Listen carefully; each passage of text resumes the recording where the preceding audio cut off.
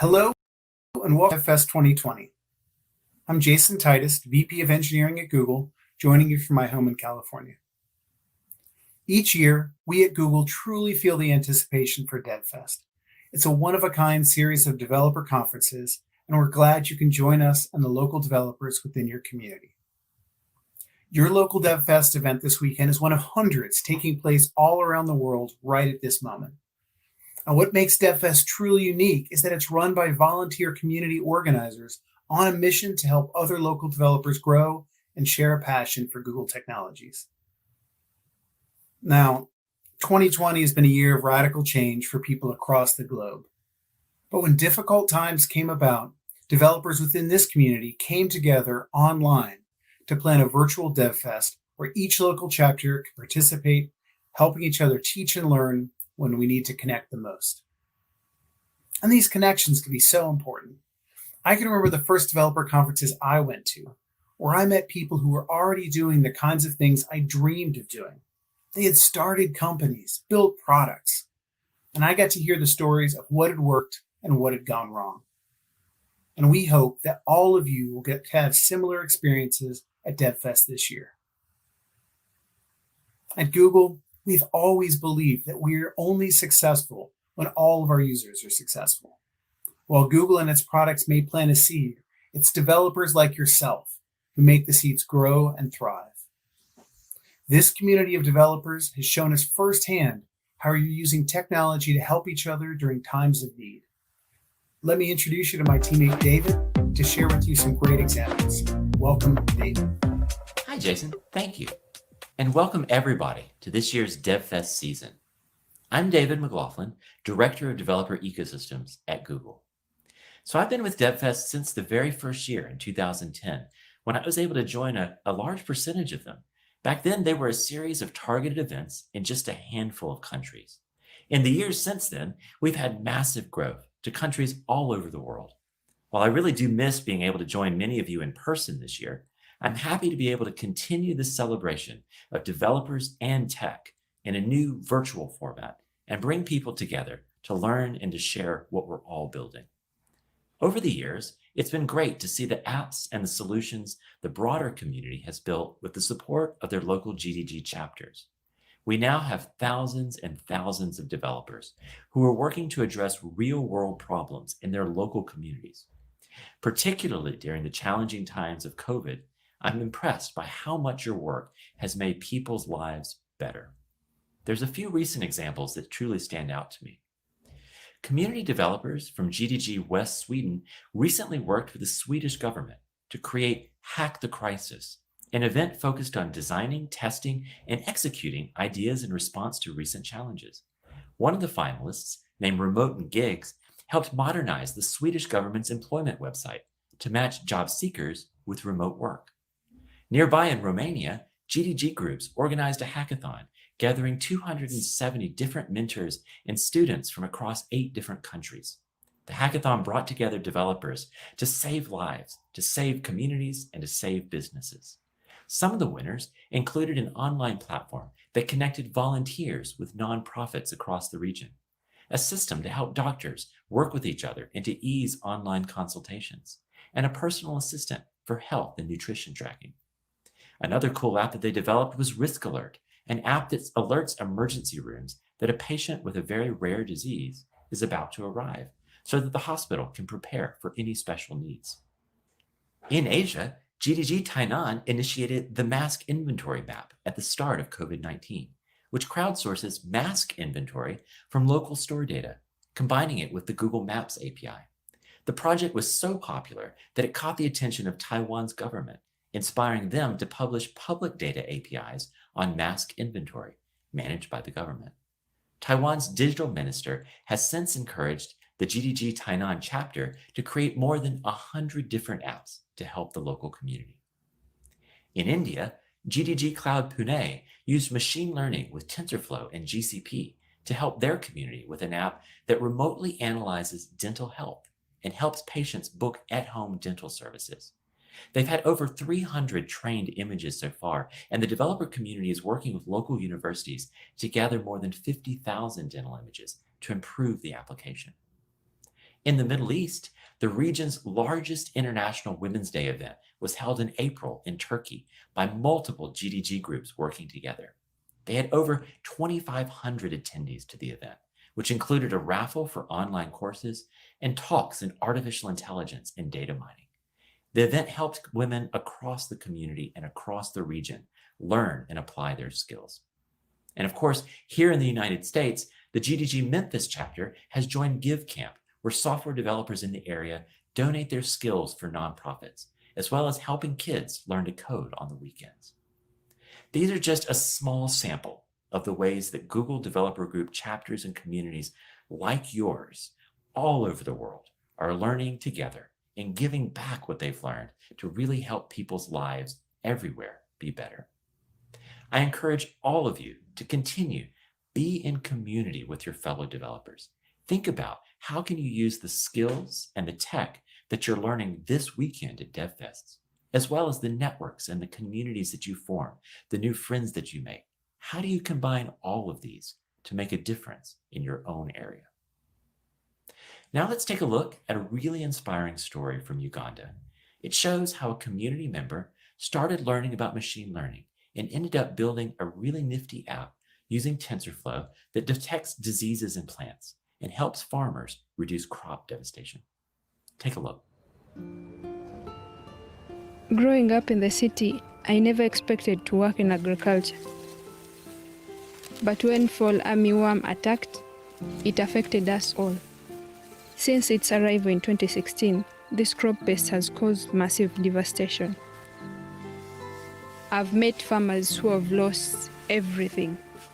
Tubadde tukozesako ddagala okulaba nti akako kulya ki kasooli naye akantu ako tekayinza kumalawo obulwadde obwo ssebo. So I wanted to use my skills as a software developer to help. At a Google Study Jam, we taught ourselves TensorFlow. We started by building an Android app on top of an open source API. The app allows farmers to spot infestations early, far beyond the capability of human eyes, and suggest an effective treatment. When I was younger, I didn't know what I wanted to do, but then I discovered app development, and I was excited to show people something they never thought possible. Machine learning gives us the advantage against fall armyworm, ultimately saving harvests and reducing pesticides. Kunkyusizaamu kubanga taata oba jjajja teyalina ennyumba y'ebbaati. N'ebbaati nazimba ennyumba yange nga tetoonya. Tulina essuubi ne tufuna embeera ennungi mu kulima. We are just getting started, and there are so many other sectors like health and education that machine learning could really improve. Farming is a crucial aspect of life in Uganda, and I feel proud I'm part of a team driving to ensure our culture can continue.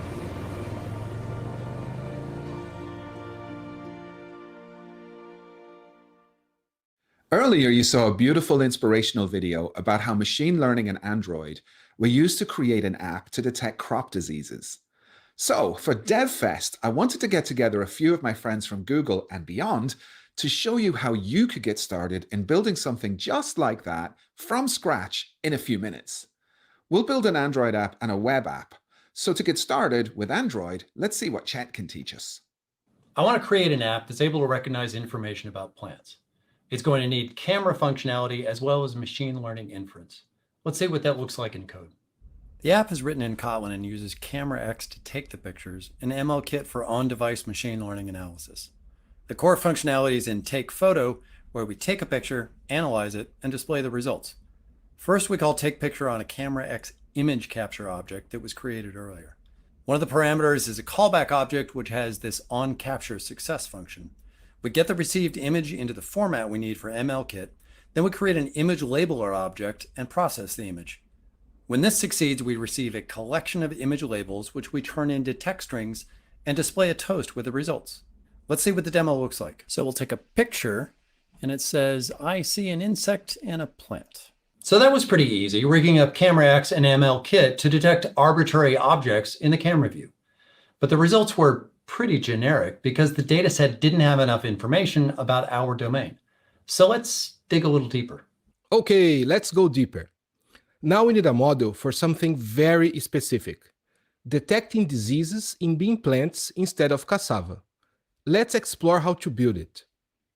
On this guide, we'll use some of the great TensorFlow tooling available. Let's start with Colab. You can understand Colab as a cloud-hosted development tool. We will do all our coding on it, and you will not need to install anything on your machine. Let's start with a new notebook. Let's just turn the title to beans. We will need to install some packages that we are going to use later. These packages are not installed on your machine. They are on a cloud machine that was created for your Colab. Nice, it finished installed the packages. Let's download the data and do some visualization to understand how our data is separated. Perfect. We download the data. Let's take a look on some of the images so we can have a better understanding of what we are doing here. Here they are. These are some of the images that will be used for training our model later. Now we have the data. We need to create a model. We are not going to create one from scratch. We are going to use a technique called transfer learning. TensorFlow Hub is a repository for TensorFlow models. You can find all kinds of models here. Let's start with this one. Let's go back to our Colab. Let's define a model handle. Nice. Now we have the data and the base model. How can we do transfer learning? To do that, we are going to use one of the tooling that I mentioned before called Model Maker. Model Maker makes your life way easier when you need to do transfer learning. Let's create the spec for our base model. Let's create our train variables here using the dataset beans that we've just seen. And now we are going to put everything together with Model Maker by defining a model with the training data and the spec that we got from TensorFlow Hub. This will take a couple of minutes. It finished training. And as you can see here, our accuracy is at 87%. Of course, let's evaluate the model with some data it didn't see yet and see how good it is. Nice, 95%. The TensorFlow Lite model Gus just created contains all the metadata Android Studio needs to recognize it and automatically build classes for it. To get started, you can update your build.gradle file to include the following TensorFlow Lite dependencies. Then, you'll want to import your generated TF-Lite file into the ML folder of your project. Let's check out the details of our imported model. From here, we can see an example of how to use the model in our app. Let's move over to the main activity class to take advantage of it. Inside of our image capture callback, here on line number 78, we create an instance of our model. Next, we use it to process the captured image here on line number 84. And finally, here on lines 92 through 98, we display the results of consuming the output inside of a toast message. Let's run our app. Now, instead of telling us it's looking at a leaf or a plant, it can actually tell us if it's looking at a bean leaf and give a diagnosis. Sweet. So this concept works, but it's very much a raw demo. What if we want to make this a more successful app? Well, we'd probably need to add services like authentication so our users can sign in, analytics and A/B testing so we can find out how our users are really interacting with our app, some crash reporting or performance monitoring, and an easy way to save our users' data to the cloud. Luckily, that's where Firebase comes in. Now, the new and improved Firebase plugin in Android Studio makes this simple. I'll start by adding some analytics so I can find out exactly how our users are interacting with our app. And the plugin does most of the work to get the library integrated into my project. Now that I've done that, well, we can get an instance of the library up here, and then we can log what kind of results we're getting from MLKit. And then once we've done that, there's a lot of ways to get at this data. It'll start showing up here in the Firebase dashboard, but I find one really fun way of viewing this data is to use Stream View, which kind of gives you a real-timey sample of what kinds of analytics results we're seeing. Looks like I've already recorded several of these select content events, and I can dig into these event properties and see what kinds of results our users are getting, and I could start using that information to maybe refine my MLKit model or A/B test different alternatives. Firebase helps you build better apps, and analytics is just the tip of the proverbial iceberg.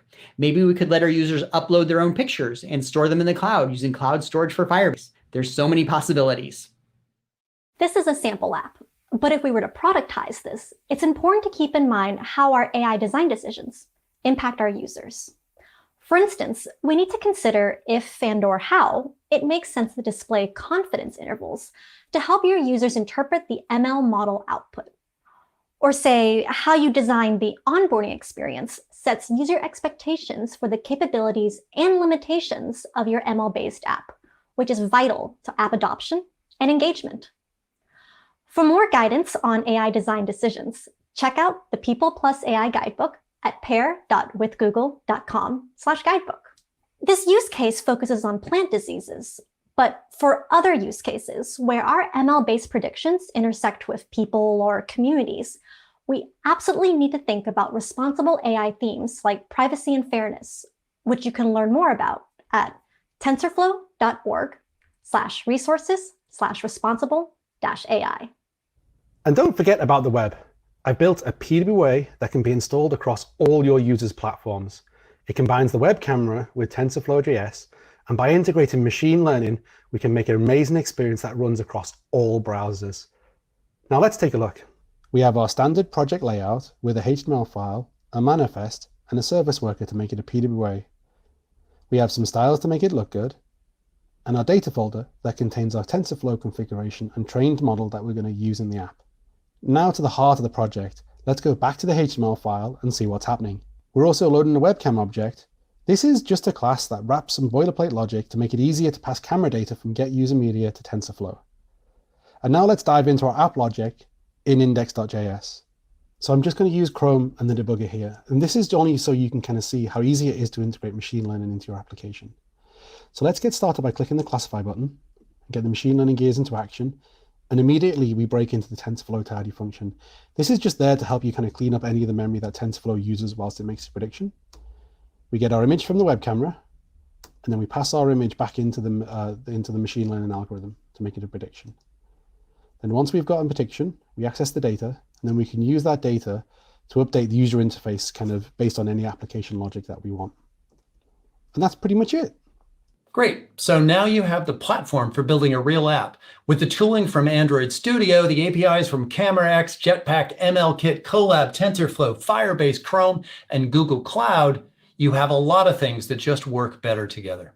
This isn't a finished project by any means, just a proof of concept for how a minimum viable product with a roadmap to completion can be put together using Google's developer tools and APIs. You might also want to open source this project too, so developers can suggest improvements, optimizations, and even additional features by filing an issue or sending a pull request. It's a great way to get your hard work in front of even more people. We'd love to help you with this, and you can learn more about the process at opensource.guide/startingaproject. Indeed, we've already open sourced the bean disease sample we discussed in this video, so you can have a great place to start. Thanks, Pooja. And as you mentioned, open sourcing a project is a great way to make it grow and inspire people to adopt and extend it. If you want to learn more about what you've seen in this video, please visit us at developers.google.com. Hi, developers. My name is Annie Jean-Baptiste, and I'm the head of product inclusion at Google. The demo you just saw shows how Google's products can come together to create an amazing app. But what about product inclusion? You may be wondering, well, what is product inclusion and why is it important? At Google, we believe that giving power to new voices is the core of innovation. When we bring an inclusive lens to the product design process, we amplify underrepresented voices and allow all users to feel seen and validated in the moments that matter for them. We look beyond ourselves and seek out diverse voices to shape the products that we build. We also believe that we have a responsibility not to disappoint our users, no matter who they are, what they look like, how much money they make, who they love, how old they are, or anything that makes them them. And when we make difference the new normal, we will usher in new opportunities to grow our business by earning the love of all of our users. So whether you're 1 or 105 years old, live in a city or a remote village, on Wi-Fi or cellular service, Google is there for you to make sure you have the answers you need when you need them. Product inclusion is exactly what it sounds like. bringing an inclusive lens throughout the entire product design process to create more inclusive products for our users. And so when you're developing your own apps, I challenge you to incorporate the principles of product inclusion into the design process, because we believe that you can do well and do good by being intentional about including underrepresented voices at key points in the product design process. Remember, those closest to the problem are also closest to the solution. You can learn more about product inclusion at Google by visiting accelerate.withgoogle.com. Thanks. Hi, everyone. My name is Jen Cole, and I'm the Global Developer Communities Program Manager at Google. Now it's time to meet and hear from your local developers. So, what can you expect next from your local DevFest? We'll have technical talks, breakout sessions, networking opportunities, and more. These sessions will cover a variety of technologies such as Android, Google Cloud Platform, machine learning with TensorFlow, web, Firebase, Google Assistant, and Flutter, with speakers from Google, women tech makers, Google developer experts, and your local community. Be sure to claim your badge for participating in DevFest 2020 by going to google.dev/DevFest2020. You can earn even more badges by mastering different Google technologies available on developers.google.com/learn. As a reminder, one of the most important parts of DevFest is providing an inclusive and harassment-free experience for everyone. As an active participant of DevFest, today, we can all agree to treat everyone with respect and to speak up if we see or experience harassment of any kind. Together, we can create an environment that is welcoming and inclusive to everyone with us here today. Follow @GDG on Twitter for highlights from DevFest around the world, and try out the DevFest AR filter and avatar. Share what you're learning or your favorite part about the event on social media with #DevFest. And lastly, don't forget community is all about getting to know one another. Use the virtual breakout rooms and chat feature to connect with other developers near you with shared interests. We hope you enjoy DevFest 2020.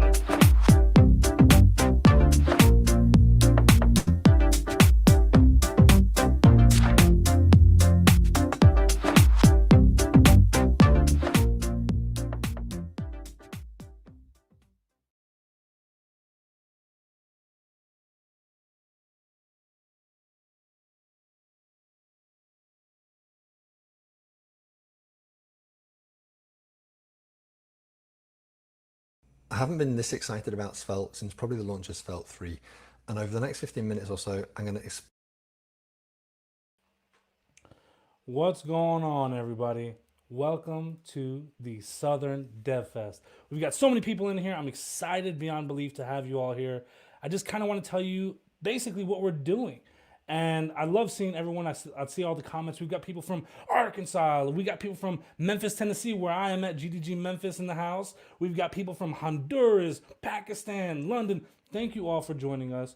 The main goal of today, honestly, is to showcase that there is tech talent all over the United States and the world, but there's viable, phenomenal developers located here in the South. You don't need to go to a coastal city just to find a solution. We've got incredible developers here, and we want to showcase that. And I'm so grateful for all of the amazing speakers that have taken the time to be with us today. It means the absolute world to me that we're all coming together. We've got over 100 people in here. We're growing rapidly, so thank you all for being here. I think we're going to have somewhere around 1,000 people here today, so that's incredible beyond belief. Am I right? Thank you for coming. Thank you. Thank you. I see some amazing people in the chat. Just want to highlight. We got the amazing Stacy Davino. If you don't know about her, check her out. Awesome. But regardless on that, I kind of want to showcase a little bit about what we're doing and the things that we're trying to strive for. And today's event, we've got 15 speakers. When I was reaching out to all these speakers, I said, my ultimate goal is to make sure we're bringing tangible, valuable resources to the people that need it and want it most. And I want to make sure that if anyone attends this event today, that at the end of it, we're leveling up in one way or another. Whether we're learning something new, we're learning a new skill, and you're only going to get that by having a phenomenal community behind you. And the great thing about this DevFest is we've leveraged communities all the way from Texas to North Carolina to Florida and every state in between, and we've brought us all together. So if that doesn't tell you how incredible today is, I don't know what else will. And I want to go ahead and share my screen a little bit to talk about what we're doing. And I'm sharing this right here. And I believe it's this one. If it's not, we're going to find out together. All right. And so we're sharing that. And so let me go ahead and start presenting this. There we go. All right. So if you are unaware, these are all the speakers that we have today. And so we've got the amazing Lawrence Lockhart, we've got Nader Dabit, we've got Valerie Phoenix, Diana Rodriguez, we've got Josh Holmes. Nader is from Amazon, Josh Holmes from Microsoft. We've got the incredible Ali Spidell. She has one of the best blogs around that gets over 1 million views a month. And she's going to talk about how she made her tech blog and how you can do that as well. Because I'm a very big believer in you need to learn in public. And the reason for that is, number one, if you're making a mistake, someone can point it out. But number two, you're going to build your following that way. You're going to build a lot of momentum. You're going to put yourself out there with the world. We've got Ricardo, we got Michael, we got Joseph Banta out of Nashville. We were having Brett Kuntz, but due to some scheduling conflicts, he will not be with us today. We've got Bobby Davis Jr., the amazing YouTuber who learned how to code and actually started a code school in North Carolina, and he teaches others how to code. Phenomenal human being. Definitely check out that talk. We've got Samuel Taylor, we've got Robert, we've got Mark, we've got Debbie. And I know what you're thinking. We've got 15 speakers. Well, 14 because one isn't showing up.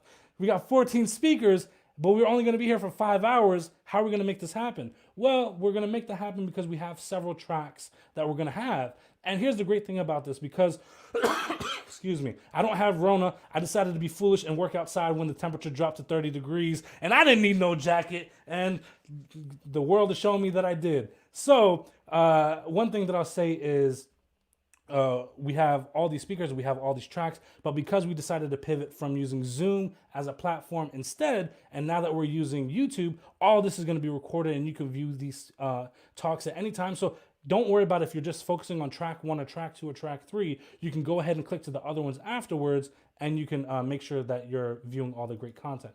So I want to showcase some of our great groups. We have this group here, GDG Miami. Phenomenal people. If you're in the Miami area, definitely check out their meetups. And, you know, we're just showing our unity together. And then we have the great group, GDG Cloud Auburn in Alabama.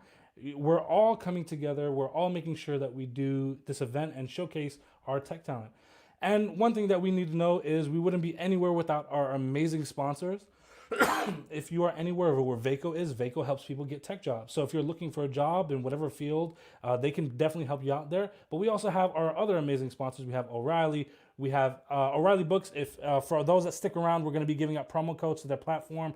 Everyone will get free access to their platform and make sure they learn, grow, and get some real resources that they can hold on to. We also have Vector AI. They're an artificial intelligence company that are making amazing solutions. We, of course, have Google. We would be nowhere without Google. And we have Cadota Tab 9. Tab 9 is an amazing tool that you can, it's a VS Code extension, and you can actually use it, and it helps predict the text that you're going to be writing out. And it has AI backend, so most of the text is predicted to a 90% accuracy rate. You can definitely check them out. They've got them for a free tier that you can check out. And then after that, you can go ahead and make sure that you have what you need to have. And so one thing that we're probably going to need to look at, and I don't know why I don't have this already synced up, we need to have our tracks. So let me open these images. And so right here, we're going to go ahead and share this.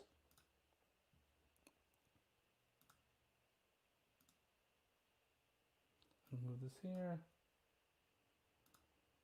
Excuse me 1 second. I thought I already had this synced up.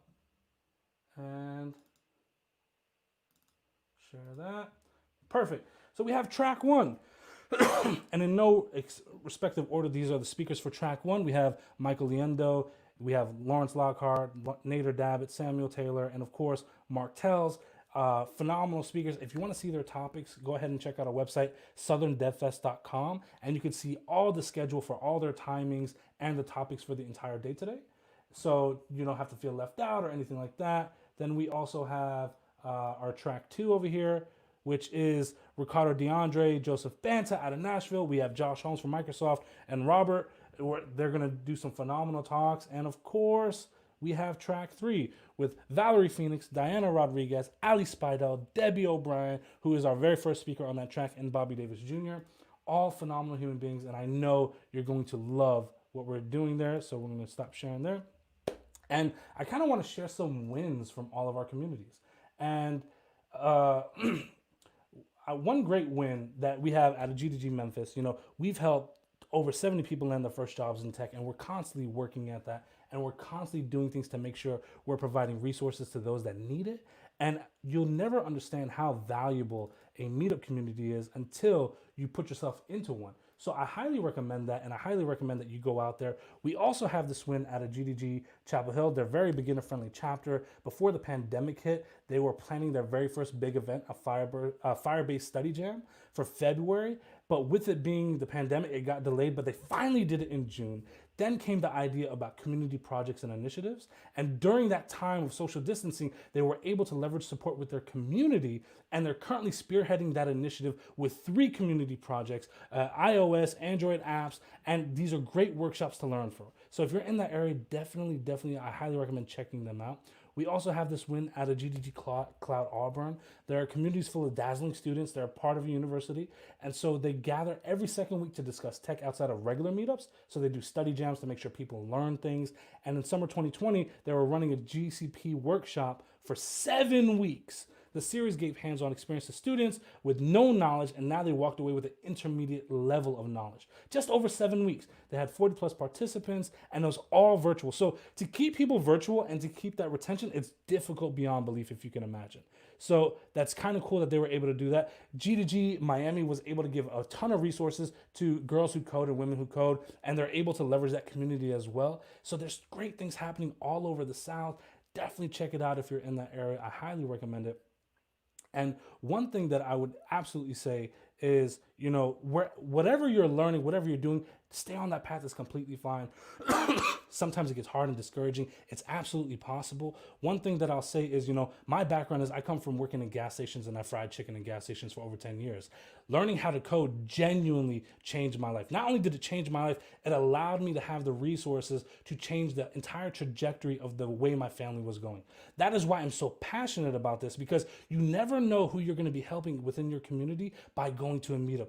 Go talk to people, get to know people. Here's one thing: if you're afraid of getting to know new people, literally by going to that meetup, people are there with the intention of meeting new people, talking to them about tech. So even if you're nervous, just know that they're ready to have a conversation. Go there, network, talk, meet new people, meet developers, find out what's valuable in town. What are these companies learning? What are they doing? Make friends within the community.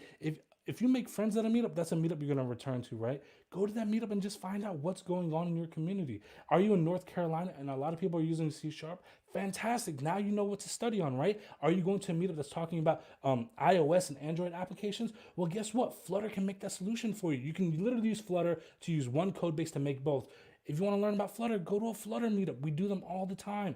There's so many resources at your fingertips that I highly recommend you check that out.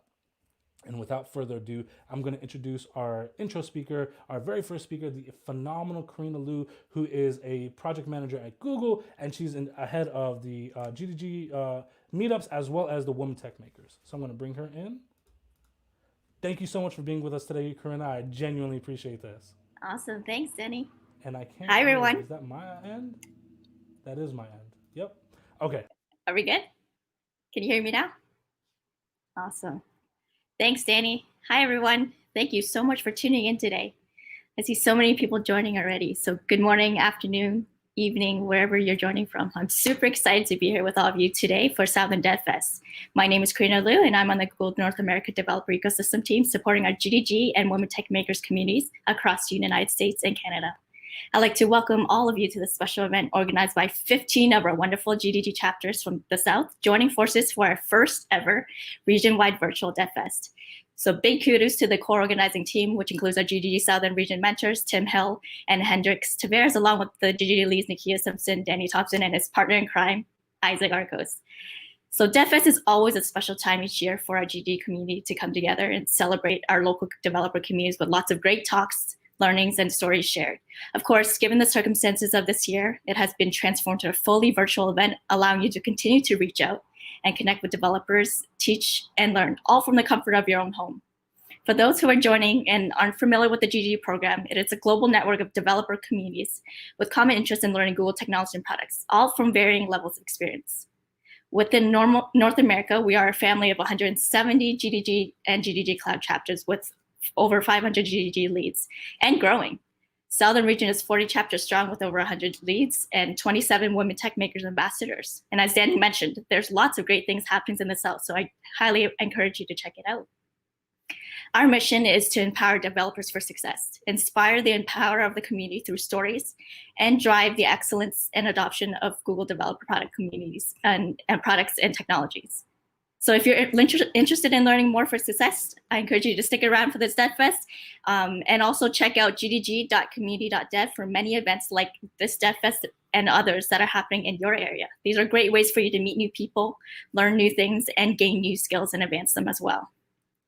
All right, now who's ready to get this DevFest started?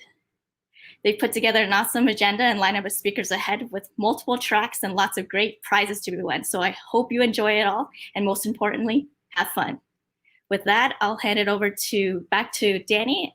Feel free to reach out in the chat if you have any questions. I'll be sticking around. Thank you, everyone. All right, and I am back. Okay. And I'm going to go ahead and bring on a couple people to say a couple words before we get this thing started. I'm going to first introduce one of our hosts right now who's going to be with us for the entirety of the conference, Mr. Hendricks. I don't think he knew I was about to pull him on, but I'm calling an audible and we're going to make that happen. Go ahead, Hendricks, unmute yourself. There you go. All right, I'm here. How's it going? Good morning, everyone. It's really a pleasure to be with you today. This is an incredible event, a lot of effort by our organizers and our community. First, I want to talk about what the mission is for DevFest, Southern DevFest. And the main thing is, if you kind of just a short sentence, is to bring the community together, to expand our ecosystem, and to help our region. I mean, to show what the community could do when we work together. It's kind of the main tenets of this event. And on that vein, as mentors, Tim and I, which are the mentors of the region, our main mission is to help your community grow. We serve as a bridge between you and other resources that you might need to help grow your community. One of the things that we love to do is connect to people that are willing to sort of put the effort to grow the community locally. And if you have those interests, please reach out to myself or Tim. And with that, I want to introduce Tim. He has some great numbers to show us and what our community have been able to do by growing together. Welcome, Tim. Hey, everybody. Thank you for showing up. Wish I could see everybody from South Carolina, because I've kind of pushed a little bit here in our local region. There's a lot going on in the South region. We are one of the fastest growing regions in North America. To put this in perspective, we are, the South region is comprised of 12 states. That's from Texas all the way up to Virginia. We have currently 40 GDG chapters and over 100 GDG leads. And of those leads, we have 25 WTM ambassadors. So if you don't know about WTM, Women Tech Makers, Google them, you'll find out that's a great group that you can join if you're interested in Women Tech Makers. So those are our current stats. We're constantly growing. That 40 chapter number increases, I would say maybe two or three are added a month. So it's constantly growing, and we're always doing pretty good things. So that's all we have for this. Hendricks? Yeah. So with that, I will let sort of Danny take over to talk to us a little bit about logistics. So how are we setting this up, Danny? I know there's 3 tracks, the multiple links that we want to share.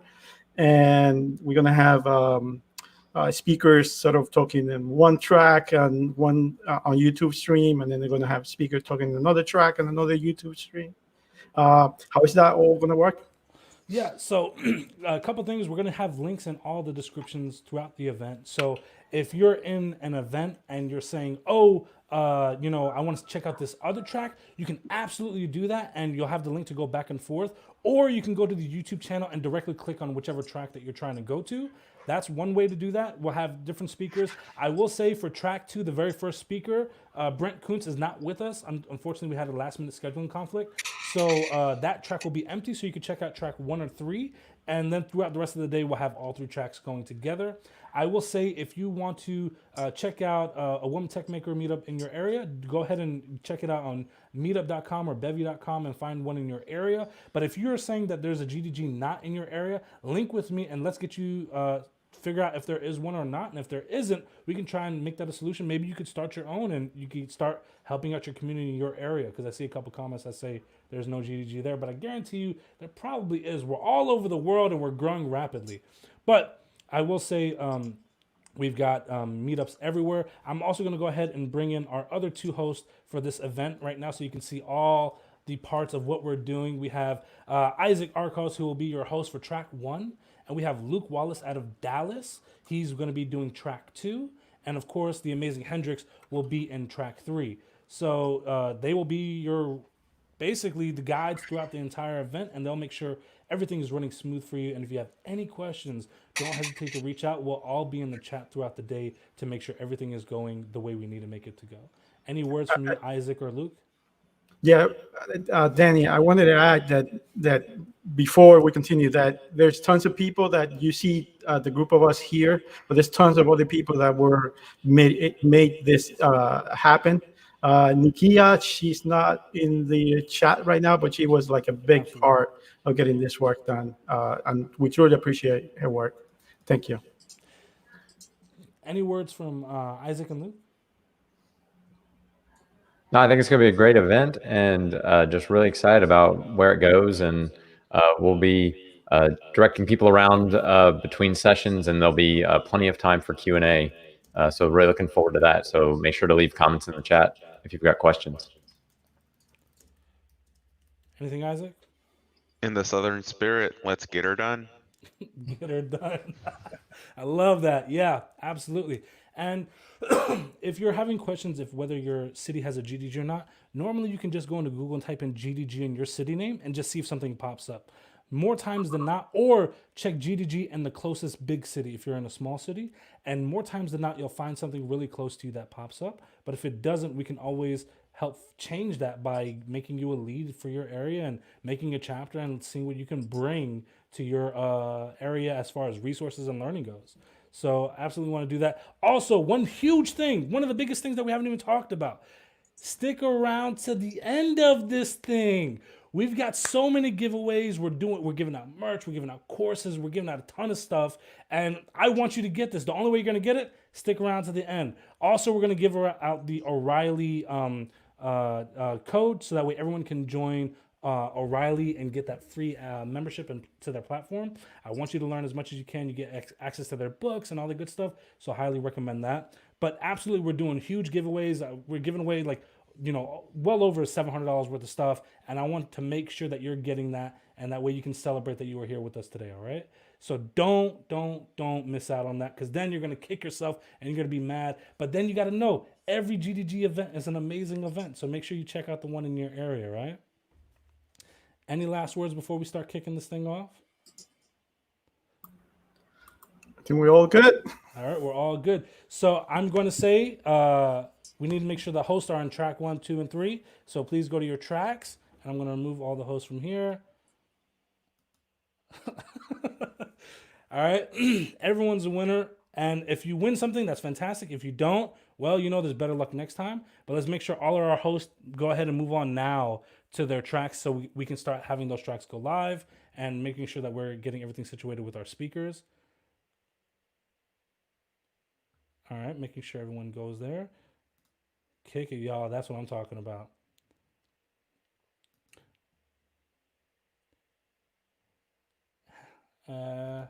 All right, and I'm going to go ahead and bring our host in, Isaac. All right. And 1 second. Let's move this.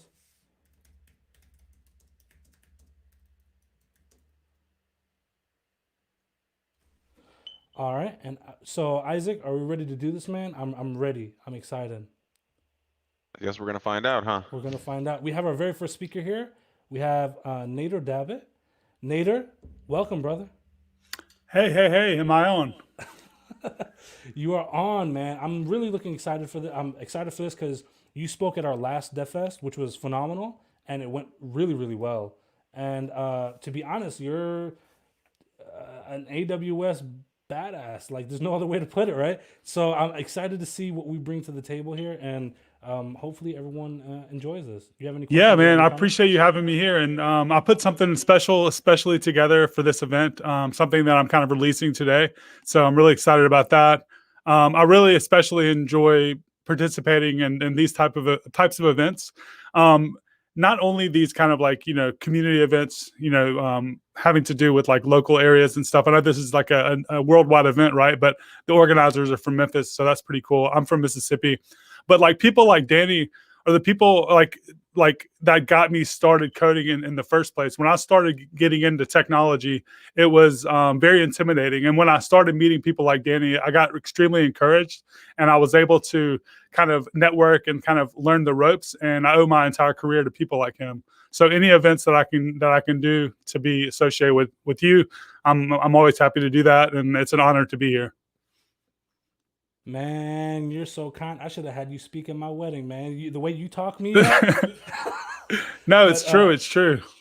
Yeah. So I'm going to go ahead and pop out of here. One thing I will say for the chat, and this is for all tracks, if you want to go check out any of the other speakers, the other tracks are on. We're going to have people joining throughout the day, and we're going to have some little surprises throughout the day as well, as far as showcasing like great things happening in all the communities around the South.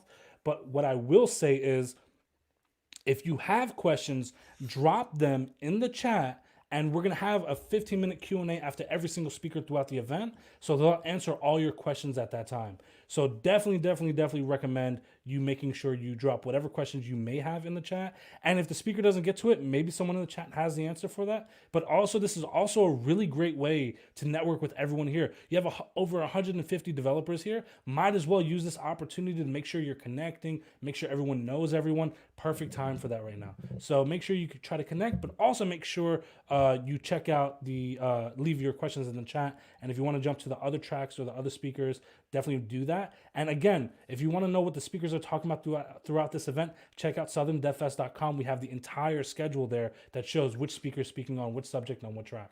Now, I'm not saying that for you to disappear from Nader's talk, but I'm just saying throughout the event, we're going to have some beginner JavaScript talks, which if you're a beginner and developer, that's perfect for you to start learning that craft. We have talks on TensorFlow and all the good stuff. So I definitely recommend you checking out the other tracks as well if that's something that interests you.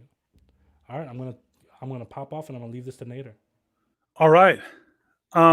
Thank you so much. Thanks, both of you again for the intro. I'm really happy to be here. It's Saturday. I had a lot of extra time to prepare for this talk, and I have a lot of new stuff to show you. So I have a new project that I'm going to be kind of, it's more like a workshop actually that I'm going to be kind of like releasing today here live, for anyone that wants to take it. I also have a brand new talk that I'm presenting here. And if anyone's ever followed me on Twitter, or they've read any of my books or anything like that, or they kind of know like what I'm into or interested in, I'm really interested in the most efficient, most impactful, kind of like most concise way to get the most done with the least amount of effort. Not being lazy, but trying to find the best abstractions, the best learning mechanisms, the best tools, the best frameworks, even the best people and networks to get the most done with the least amount of work. So I think that a lot of the stuff that I've focused my career on also shows that. And this talk is kind of the ultimate, succession to all of the stuff that I've kind of been working on. And it kind of builds upon a lot of the stuff that I've done in my career, both in the last few years at AWS, before that in my consulting career, and even before that as a software engineer at different startups and stuff like that. Now, I think that it's really helpful when you're learning something to kind of have that right mix of what is interesting, what is going to keep you happy and engaged, but also what is going to actually turn into something that is lucrative. It doesn't have to be monetary, but for me, that is. So I typically try to find things that are interesting to me so I can continue learning them and kind of deep dive on them. But also, what can I do with this technology to actually make money? Is it something that I'm going to be able to apply to my career? So really everything that I focused on usually falls in those two buckets. And that's kind of what my talk is about today. It's about combining some very popular tech that is very sought after, things that you can actually take and get high-paying jobs, not only on the market, but even as a consultant or as a freelancer. So yeah, I really hope you enjoy what I'm talking about today. And then I'm going to leave you with an entire workshop that you can actually go and run on your own. All of the code is copy and paste. It's there for you to take for free, do whatever you want with it, example project and everything. So if you kind of like the stuff that I'm talking about, you can then go and actually build something and hopefully continue learning in the future. So with that being said, let's go ahead and kick this thing off. So I'm going to go ahead and share my screen, and I'm going to go ahead and start my presentation. All right, so I believe my screen is being shared. Yes, it is. So my talk today is on Jamstack on AWS. And this is something I've never done before. I've never done this talk before. This is all brand new. But I've done stuff that is Jamstack on AWS. I've just never actually done like a complete talk on it. So a couple of the things that I've released in the last year are Jamstack e-commerce and Jamstack CMS, which are both full stack Jamstack applications that combine a front end and a back end. Now, this is a very powerful kind of combination, and I hope that you kind of learn something about it during my talk. Again, as an intro, my name is Nader Dabit. I'm a senior developer advocate leading DevRel at AWS Amplify, or the AWS mobile team. I have some amazing people on my team. I also work with the even more amazing group of engineers and people that do not kind of get out there and get all the credit for all the awesome stuff that I get to talk about. 100% of the praise and all that stuff goes to these engineers. I'm just and developer advocates in general, I think, are in a really good, fortunate position where we can actually go out and build cool stuff and talk about this stuff. But in reality, I think a lot of the praise and stuff goes to us, when in reality, we're really just kind of showing people how to use the stuff that the actual engineers are building and then driving feedback back to those people. But as a developer advocate, that's kind of what we do, and that's kind of what I'm doing now. I'm also an author of a couple of books. My most recent book is Full Stack Serverless. This book goes into a lot of the stuff that I'm talking about today. So if you're interested in that stuff, it's available on O'Reilly, on Amazon, Barnes & Noble, all those different places you'd expect. So when we talk about Jamstack and we talk about Jamstack on AWS, there's a lot of stuff that goes into that. So let's quickly kind of go over some stuff about Jamstack in the modern era. And when you think about Jamstack, you typically have a couple of different areas where you're talking about it as a differentiator from a typical web framework that is not, or a different method that isn't applied into this Jamstack idea. And when you're thinking about actually building in this way, you have two different things to think about that do differ. First is the deployment of a Jamstack app or a Jamstack site, and then is the interactions that happen within a Jamstack app. Because when you're dealing with traditional web frameworks that are single page application frameworks like we've been used to in the past, calling an API is going to be the same typically across Angular or React or any of these other areas, in the sense that we're just calling it from a client, we're getting some data and we're doing some stuff. But in these highly dynamic and variable hybrid type of situations, like a Jamstack app or maybe something like Next.js, you might be calling an API from a client, from a server, from a statically generated page, from an API route, and all of these different environments differ. And the deployment also differs as well. We're going to look at that in just a moment. But I think one of the key differentiators in Jamstack is this idea of pre-rendering HTML. So when you think of something like React, you have this idea of client-side rendering. So when you create a new React app using Create React App, or something like that, or maybe a new Vue app or a new Angular app.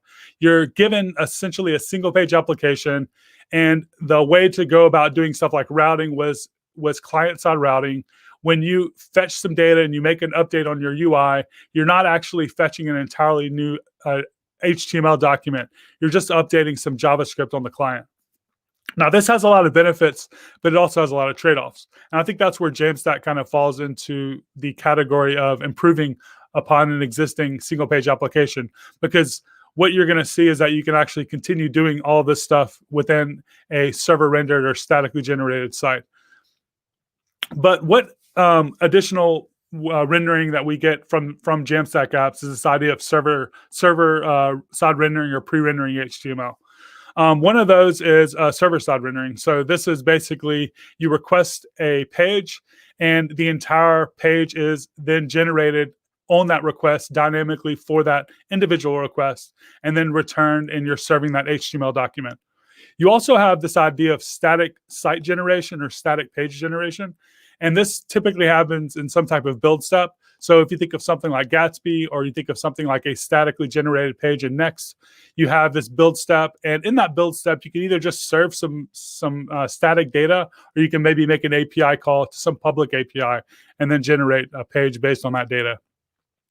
And then even more recently, though, we're kind of falling out of this Jamstack area, in my opinion, into this new hybrid area where you have incremental static generation and incremental static regeneration. If you look at a lot of the more recent stuff that Next.js is doing, they're very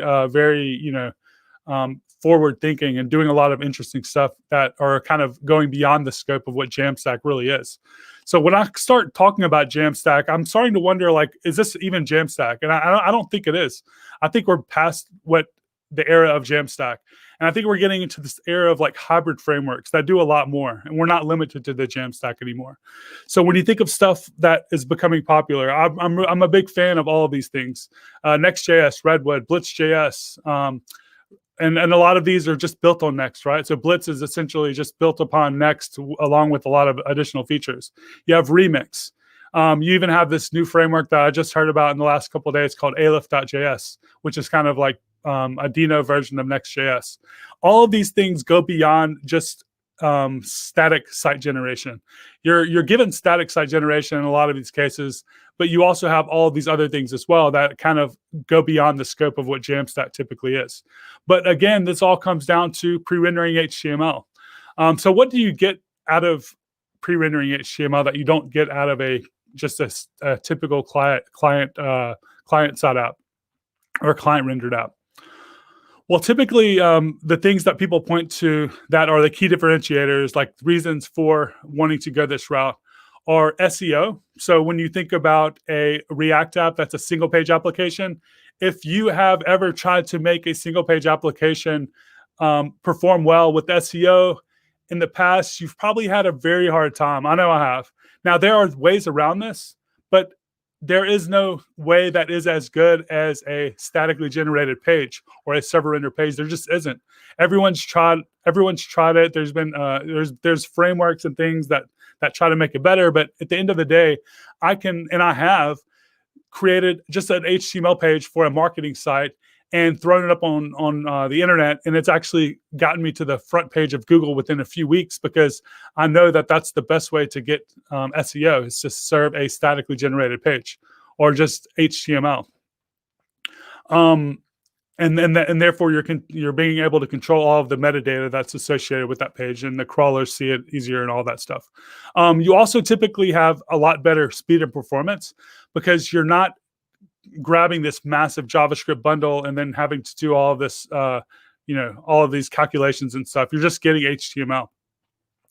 Also, in the speed and performance area, you can actually cache an HTML document in a CDN at some edge network using something like Netlify or AWS or Vercel or whatever, and you can serve this across all these edge locations around the world, and they can be cached. So if you deploy your app, it gets served at these hundreds of locations. Someone across the globe fetches it. You end up serving them for the closest location that they're at, and therefore the latency is very low, and it's just a lot better of an experience. And because you have a lot less code calculations happening, you typically are going to have a lot better security. These types of apps scale better as well.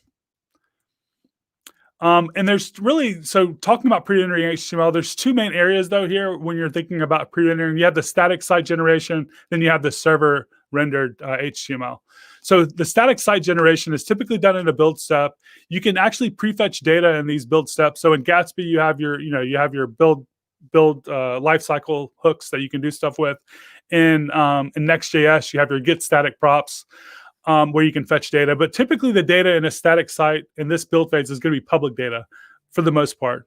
And you can serve, again, these pages from some edge network via some CDN for performance reasons, performance gains. So that's static generation.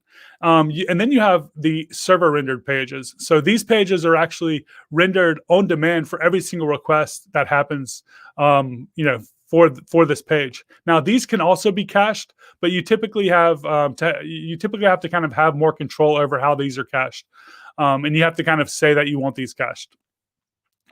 But because the whole point about server rendering a lot of times is that you want this to be dynamic. So why are you going to cache it forever, right? Because if you want it to be cached that long, you might as well just be statically generated. But typically these are more dynamic pages or data. This data is typically more dynamic than a statically generated page. And for this to work, for a server rendered page to work with a server SSR, app to work, something like Next.js with API routes or SSR routes, or something like that new framework Remix, you have to have some runtime execution, and this can be either in a server or some serverless function. And you're typically seeing a lot of people go the serverless function route, from what I can tell. So this starts to get confusing. Now you have all this stuff going on. So how do you choose between a server-side rendered app or a statically generated page or a client render or this new incremental static rendering or regeneration? The way I kind of typically look at it is this is a very big generalization, but I think it's pretty close. For highly dynamic private data, you will typically go the client-side rendering path or route. Think about something like a dashboard where you're logging in and seeing like a profile. You do not want that data public. You don't really care for it to be showing up within SEO, right? It shouldn't be searchable. So this is a perfect example, like some profile where you can kind of update your username, your password, stuff like that. So typically that type of stuff is going to be client rendered. SSR or server-side rendering is good for more highly dynamic data that needs to also be public. So think about something like a e-commerce site. That might be possibly a good example, even though that's probably a better example for a static site, a statically generated page. And I see a lot less use cases, in my opinion, for server rendered pages versus statically generated pages, because if it's that dynamic, a lot of times you can then just do the client side rendering. But that's kind of where, in my opinion, it falls into place.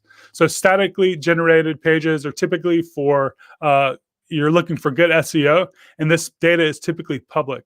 So for instance, again, e-commerce is a perfect example for this. You want someone to be able to search for your product. You want your site to be fast, and you can actually mix this statically generated page with dynamic data on the client. So think about an e-commerce site where you have your pictures, you have your title, description, all that stuff is static, but maybe your inventory is dynamic. So a perfect use case would be to statically generate that page, have the user load it up, and then you would as the page is loaded, you fetch and check what inventory is there, and then you can show that to the user. Then you're combining like the best of both worlds. Incremental static generation and incremental static regeneration serve a purpose that goes beyond static or public data for the most part, in my opinion. So think about something like, again, let's go back to our e-commerce example. Imagine you have a site with like 100 pages, right? not that big of a deal. You run a build, it takes a couple of seconds, you regenerate your site whenever you feel like it. But what if you have 1 million pages or 100,000 pages? That build process can end up taking an eternity. It can take forever, it feels like, right? So what if you could do some analytics and you find out that you have these 500 best-selling items and you want to make sure that those are rendered immediately and they have very good performance for that first person that falls upon them.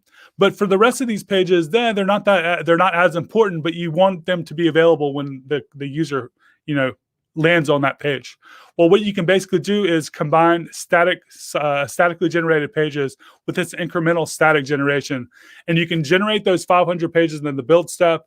And then when someone lands on a page that has not been created, this page will be created for them dynamically. Next.js kind of introduced this, and they do it beautifully. And that's kind of the example that I'm going to be showing off later. So typically, this would be a good use case for data for pages that you want to be searchable. You want them to be performant. This data is dynamic, but it might be something that needs to be done in this way for, in my opinion, mainly for either something that's dynamic that you don't want to rebuild your page every time a new item is created, or your build step is just going to take too long because you have too many items there. Another answer to this might be to kind of look at Vercel, like their Next.js docs. This is what they say, and I think this is this answer is more for the question of SSR or SSG, server rendered or statically generated. I think this is the answer. This isn't really going into anything on the client, but they say we recommend using static generation over server-side rendering for performance reasons.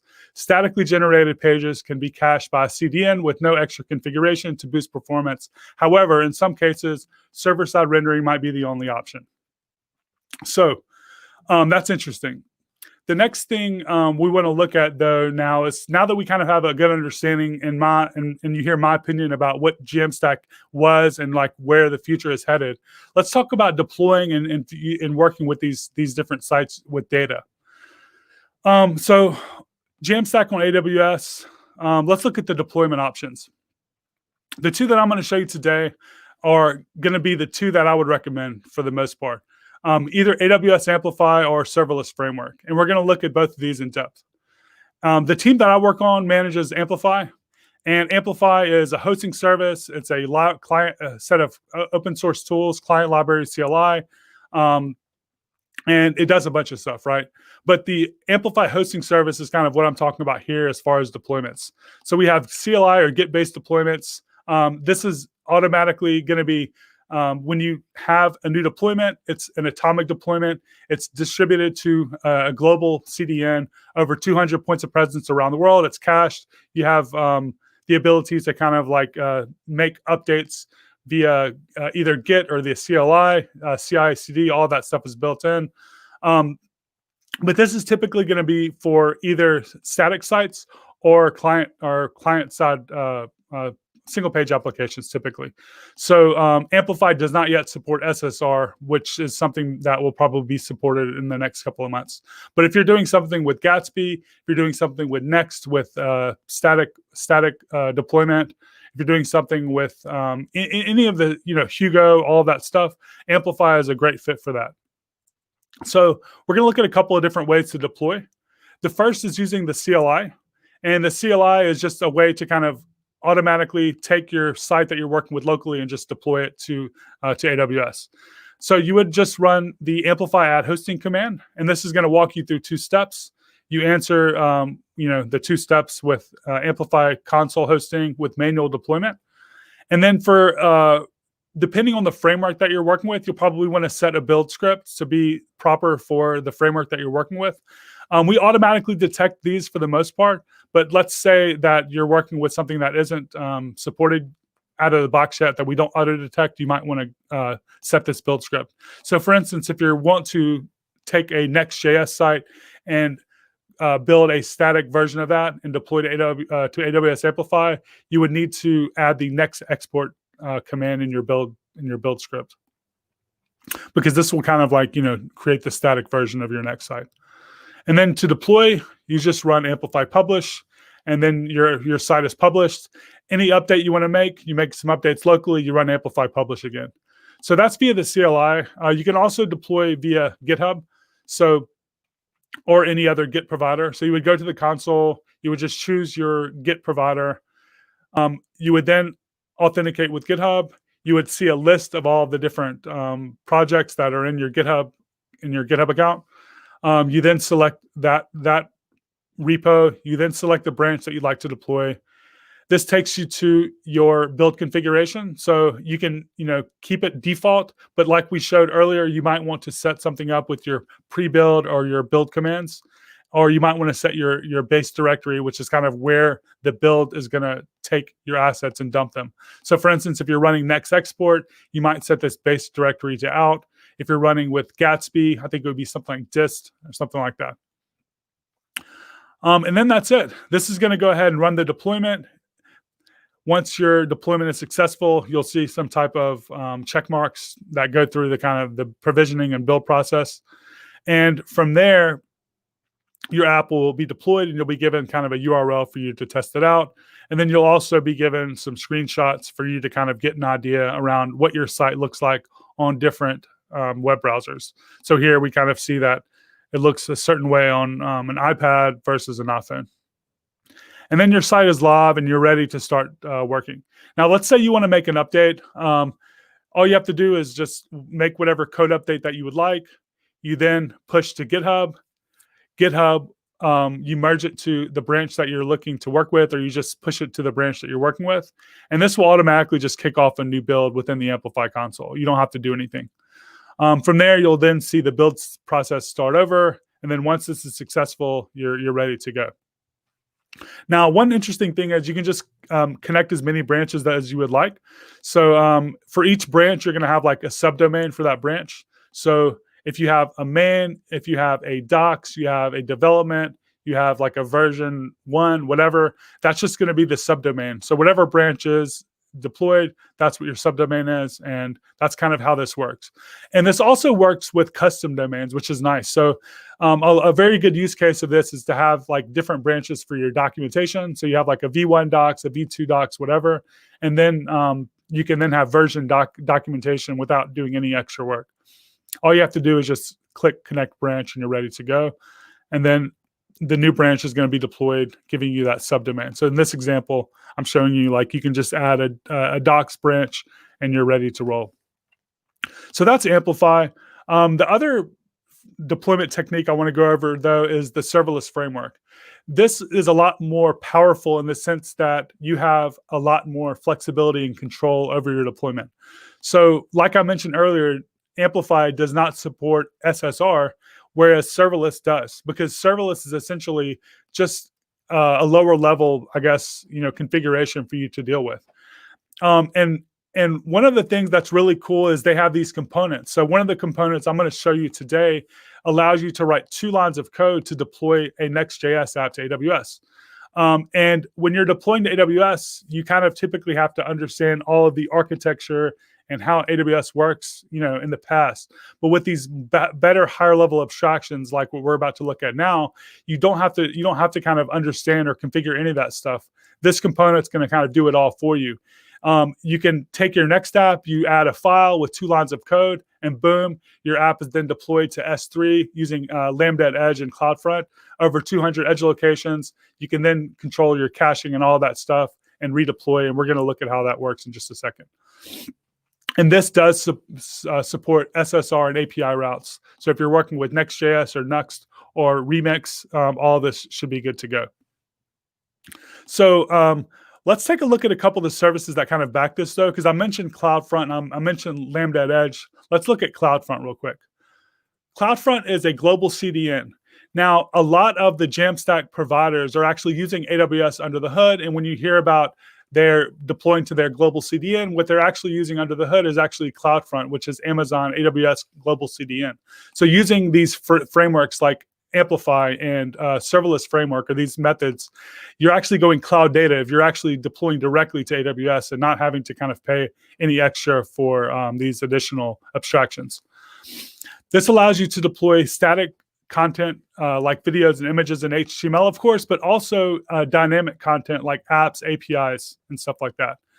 Massively scalable, like I mentioned, there are over 200 edge locations at the moment, and this number just continues to grow. Paired with CloudFront, you also hear about Lambda at Edge. And Lambda at Edge is what allows us to deploy the SSR and API routes, because these are essentially serverless functions that need to be cached. And Lambda at Edge allows you to do that combining CloudFront. So Lambda at Edge is an extension of AWS Lambda that allows you to run Node.js code at global edge locations. Again, here paired with CloudFront, you have over 200 edge locations, and the Lambda at Edge functions are actually triggered by CloudFront events that are also managed by CloudFront. So kind of they go hand in hand. You deploy, we're going to take a look at that actually now. Let's look at how this deployment works. You choose the region that's kind of closest to you to make your initial deployment. So if you're on the West Coast, you might choose US West. If you're in Frankfurt, Germany, you might choose EU Central. There's these regions all over the world. You pick the one that's closest to you, and then let's say you deploy your app using something like the serverless Next component, or just a function in general, maybe. If you're using Lambda at Edge, you'll automatically have your function replicated across over 200 edge locations again, and it will then be cached, and anyone that then comes to interact with that function again will be served the closest version of the CDN that they're currently requesting from, and they will also be served the most recent version that you've deployed. And when you make an update, that update gets deployed across all these or replicated across all these regions as well. So that being said, let's take a look at how to actually use this with the serverless framework. All you have to do is just create a serverless YAML file for this example, Next.js, and your root of your app, and you add your component name or your app name. In this example, it's my Next app, and then you set the serverless component as the component, and that's it. And after that, you can just run npx serverless, and this will go ahead and deploy your app. You can also add additional configuration. So for instance, a lot of times you might want to set a custom domain. In this example, we're setting, a domain name that we've configured here as mycustomdomain.com. All you have to do to make this work is go to your DNS provider, have access to the name servers, then open up the AWS console and add a new domain there, which will give you the name servers. You place the name servers there, and once you've deployed using the Next.js serverless component, then it will start being available after the DNS propagation, say 30 minutes or so. You can also have additional control over caching. So for instance, you may want to cache certain routes. It's with different cache policies. So let's say we want to set the time to live for 10 minutes as the default, and then we might want our API routes to have a different time to live, as well as our other pages like let me go back. Our other pages like about or blog. We can have complete control over that with not very much configuration here. You can also control the caching of public and static directories. So for instance, in this example, we're kind of setting a max age for all of the images, videos, and things like that. So you have full control over that as well. I'm going to do one thing real quick. Okay, cool. I just want to make sure that we're still connected because I've been talking for a while. And what we're going to do next is, I know so we've been about 30 minutes. I'm going to be showing you a couple of more slides, and then we're going to jump into a demo. So we talked about the deployment process. The next thing we want to talk about, though, is API interactions. And when you start thinking about API interactions, you start thinking about calling databases, authentication services, different APIs in general. And one of the things that we have been working on, and my team in general, is kind of building out this unified data layer that works across all of the more modern stacks. So not only on client apps, but also within SSR routes, on the server in general, statically generated pages, and serverless functions. And what we've come up with is some updates that we've released over the past few months. So the categories that Amplify currently supports in general are authentication, API, storage, databases, machine learning functions, hosting, interaction, and push notifications. This is not even a comprehensive list. There's a few more that are supported, but these are kind of the most popular ones. Now, when you look at this list of services, you can start thinking about when some of these might be useful for a Jamstack app or when they would not be. So for instance, you probably would not need to upload an image from a statically generated page, right? That's typically going to be done on the client, but you might want to fetch an image, right? So things like that. And you also think about stuff like, push notifications. Like that probably doesn't make a lot of sense, I would say, in most Jamstack sites. So keeping that in mind, we've gone ahead and we've made some updates to enable SSR configuration and SSR support across many of our categories. So you can now use your Amplify APIs across SSR, statically generated pages, all this stuff for multiple categories. So right now we support authentication, a couple of different ways to interact with a REST and a GraphQL API. We have a data mechanism allowing you to interact with your data store. We also support machine learning, and this is all going to be kind of made available now across all of these different data layers without you really doing a lot of work. And let's take a look at how this works. So when you configure your Amplify app, you now have this option to set an SSR flag. And if you set your SSR flag to true, then your app will now be SSR aware. And you can start using some of these APIs. So for most apps, you're going to be working with auth and data. So let's take a look at those two examples. The first one we're going to take a look at is data. So when you're working with data, you can now use these APIs just without making any changes, actually. So the APIs now work out of the box with no other changes in this regard. So for instance, you want to interact with either a REST or a GraphQL API, you just import the API category. You then call your API function or your API method, either api.get, api.put, or if you're working with GraphQL, you call api.graphql, and then your data comes back and you're ready to roll. So you can make this API call on the client, on the server, or in a static build phase. Now, there is a new area where you might consider that this might not work, though, because what if you are working on the server and you need to make an authenticated request on the server? So let's say a user is signed in and you need to check that user's authorization on the server. How do you get that to work? Well, that's one of the things that we've built now into this new with SSR context helper. Using this with SSR context helper, you can now destructure the APIs that you would like to use on the server and automatically have the user context or the user session configured within that environment. So you would import with SSR context from Amplify now, and instead of importing API directly, you then import with SSR context, passing in the request context. And this is going to give you the user session based on the currently signed in user that's going to be read from the cookie. So now we can make API calls, and these API calls are going to be authenticated. And this is the only difference that you have to do for these authenticated calls using with SSR context. The same thing goes with interactions with authentication. On the client, you typically are going to just import auth from Amplify, and to get the currently signed in user, call auth.current authenticated user, and you're good to go. But on the server, this isn't going to work because what it's basically going to be looking for is local storage, when instead you need to be looking for cookie storage, which is enabled now when you set that SSR flag to true. So now all you would need to do would be to import the with SSR context helper, and then you can call with SSR context, passing in the request context.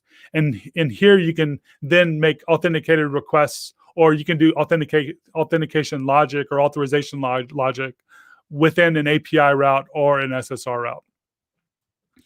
So let's take a look at how this actually looks in code. This is an API route in Next.js. We would import with SSR context from Amplify. We would then destructure the auth class in this example. And then we would be able to check if the currently signed in user is signed in. If they are, we would be able to kind of do some logic and maybe return some value here. If they weren't, this would throw an error. Oops, go back and just double check that. Yeah, so this would throw an error if the user was not signed in. The next thing we'll look at is combining authorization and data, or authentication and data. So a lot of times when the user is signed in, you want to be able to kind of make an API call with the headers for that signed in user, and then do some authorization on the server. So how do you do that in an API route or an SSR route? Well, with the new API that we've deployed or we've released, you can do this both in API routes and get server-side props, which is kind of what Next.js enables for SSR support. And this looks like this. You would just import the with SSR context helper again. You would destructure the API class off of with SSR context, passing in the request. And now this API call will be aware of the currently signed in user. So if the user is not signed in, then the headers will be null, and this will be not sending any headers across. But if the user is signed in, the headers will automatically be sent. So if you have an authenticated API request where you're going to be doing some logic on the server checking for that signed in user, you don't have to do anything else. You just make the API call and everything is sent and everything just works. So here you're going to be able to have the identity token of the user available on this within this API call. And you don't have to kind of do anything else, and everything just works, which is really nice. It's just a lot less code, and it's a lot more secure than kind of writing a lot of this stuff from scratch. So that was a lot. So we covered a lot. What I'm going to do today is I'm going to release these slides on social media and share them with everybody. But what I want to do now is take a look at a demo. What I've done today is I've released this Next.js Amplify workshop. And this basically, I've been working on it, and I've, made some updates over the last few hours. The last update was about an hour ago. So this is like, but I just made this public a few hours ago. And this workshop allows you to kind of walk through from scratch, building out a Next.js app. And what I want to do is show you how the code works. But basically, you have a markdown editor, you have a way to view a post, you have a profile area, and this is using Next.js with get static props, with get static paths, and a fallback route, meaning that we're going to be kind of taking advantage of all of the new stuff that is kind of available within Next.js. So I'm going to kind of walk through a project that I've already kind of built out this workshop, and I've put the demo code here. And what we're going to do is we're going to go ahead and add Amplify to this. We're not going to walk through the whole workshop because that would take a couple of hours, really. But I just want to go ahead and add the back end. So I'm going to run Amplify init, and this is going to allow me to kind of walk through deploying the back end. So you run Amplify init. It's going to walk you through these steps. Let's set the source directory for a next app to the root directory, because there is no SRC folder. And this initializes the Amplify backend. And then from here, what I'm going to do is we're going to add authentication, we're going to add an API, and then we're going to deploy this to AWS.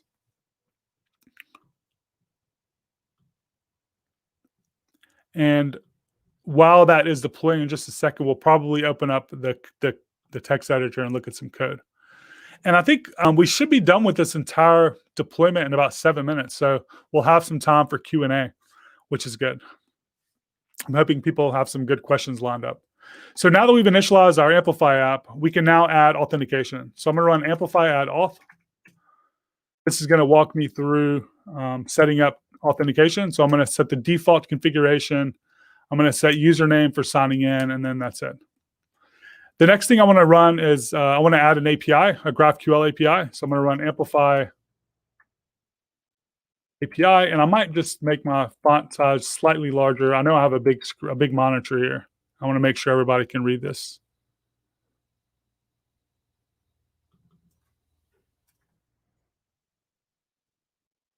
So let's try to increase that.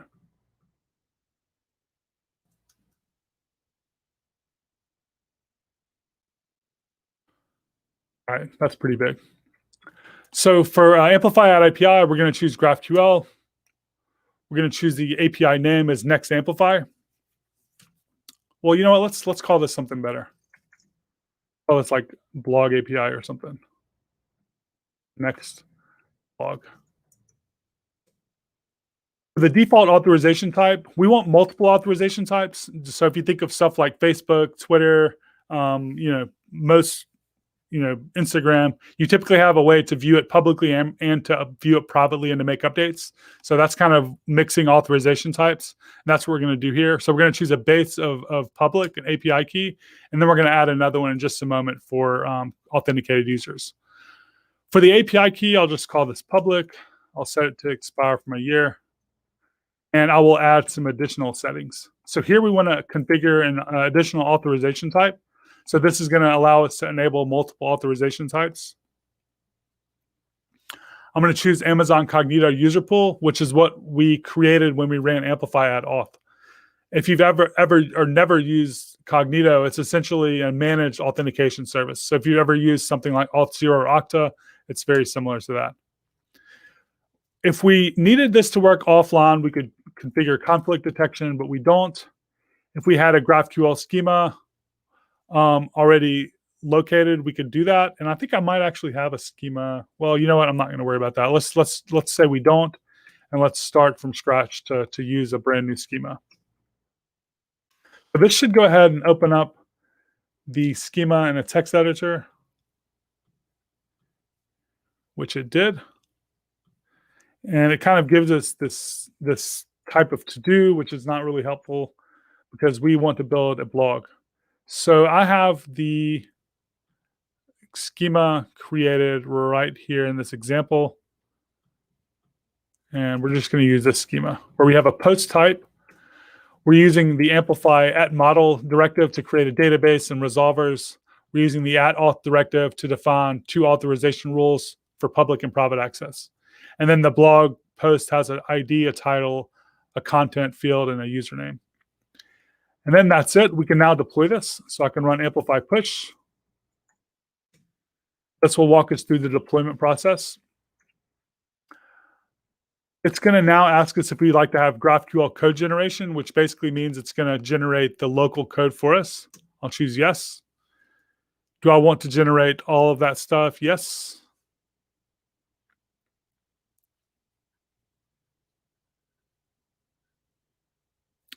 And it looks like we're good to go. It looks like it's building this stuff out for us. So what we can do now is go ahead and open this up. And let's take a look at what is, in my opinion, the most important page here. So if we look at the design of this app, I have a couple of screenshots here. We have a home component.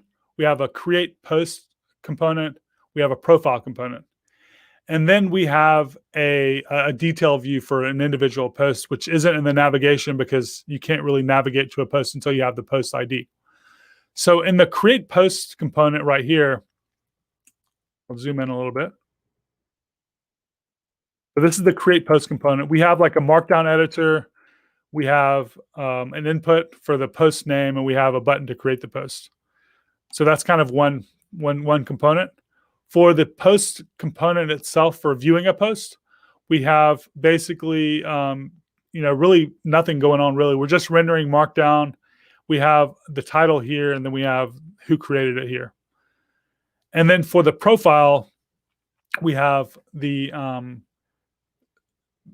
username of the person that signed in. We show their email, and then we have a sign out button. So really not a lot going on.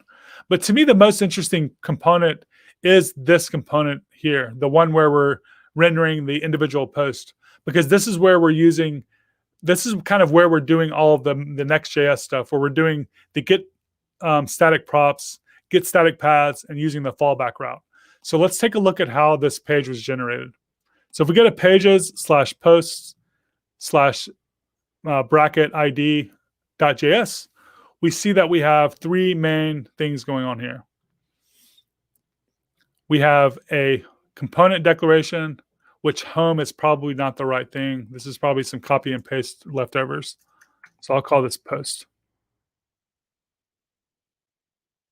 So we have our main component here. We have get static paths, and we have get static props. So basically, when this component, when this build happens, the first thing that's really going to fire is get static paths. And this is going to call our GraphQL API. And it's going to return, and it's going to basically be returning an array of paths. And we're setting fallback to true. The way that we build those paths is we call the GraphQL API, get some data back, and then we create an array based on that post data. And the array needs to basically have a data structure of paths.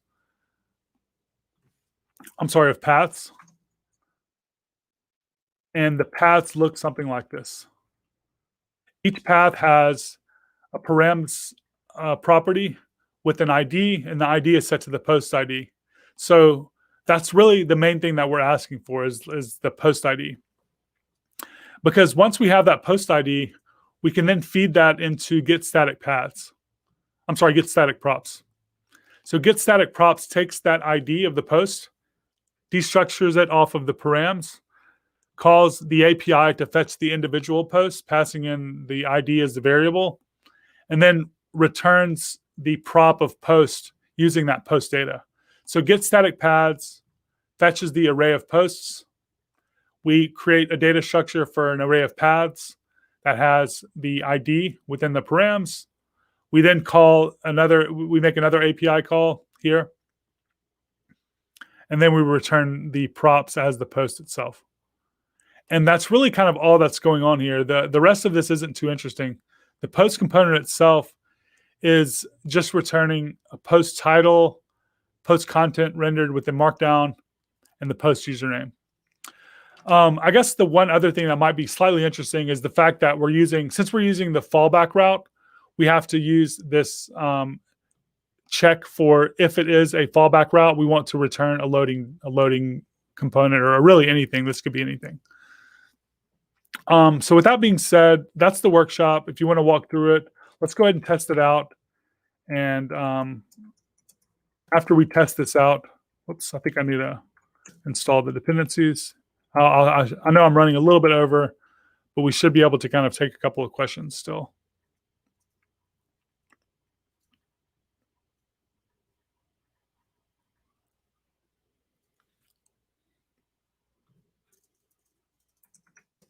You'll notice that after the deployment is successful, we're given some output here with the GraphQL endpoint and the API key.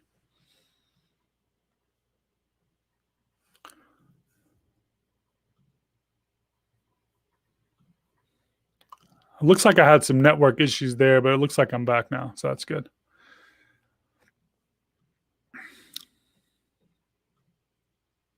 So once our slow yarn installation is done, well, let's try restarting this. It usually doesn't take that long at all.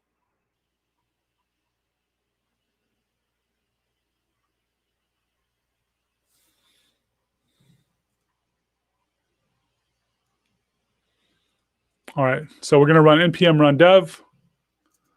Oops, looks like I have that port already open somewhere. Try that one more time. So I'm going to go to localhost 3000.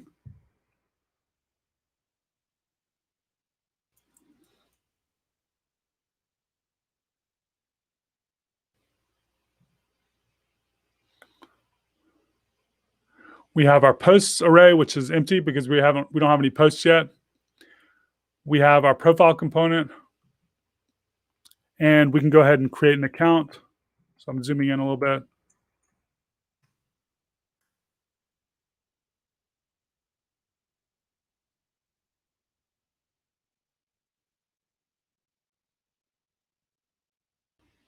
So I'm going to confirm my MFA.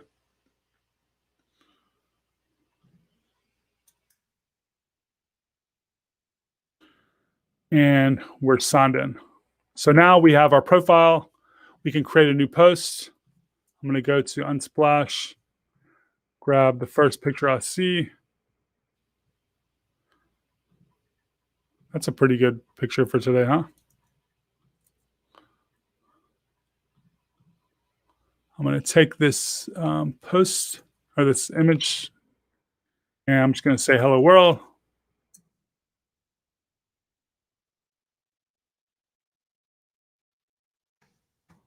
And we're going to throw this image in there and create post. After the post is created, we should be redirected to kind of see the post. And if we go to home, we'll see the list of posts. We click on this post and it's created. So we're using that fallback route for actually rendering the post because this build didn't happen yet, right? So if we ran the build, we would see it. But since the build didn't happen yet, it's kind of using that fallback route. And that's it. I'm going to go ahead and wrap this up. If you're interested in all of this stuff, that's kind of what our focus is, building this unified data layer. We've come a long way. We still have a lot of work to do. If you want to learn more about Amplify, docs.amplify.aws, you can check me out at dev.to, youtube.com/natterdabbit, or github/dabbit3.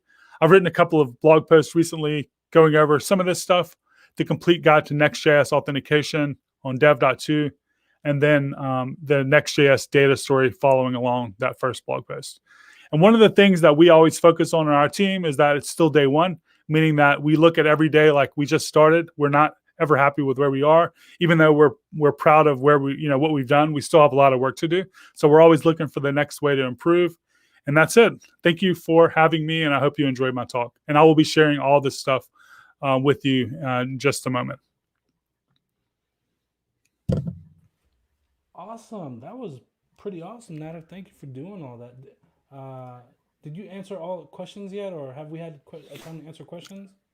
That was, we have not looked at questions yet. That was a lot of, I know we went over a lot of stuff here. So I'll see if we can answer some of these questions. Do you want to call any of these out in particular? Yeah, so we have this question here. So do both Amplify and serverless frameworks are geared to handle SSG sites? How about database backend and dynamic stuff?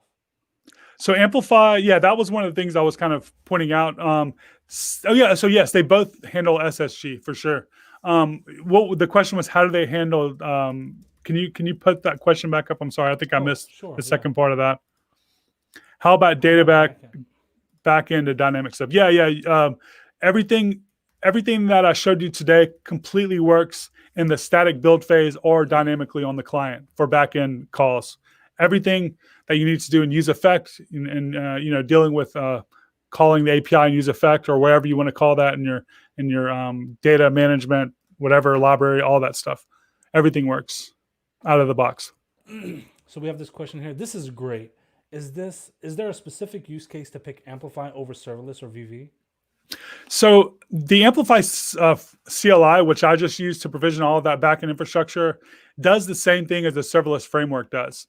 So they both are infrastructure as code providers. They just take a different approach.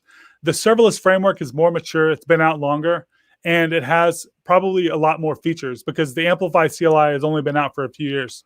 The Amplify CLI, though, is a lot easier to use.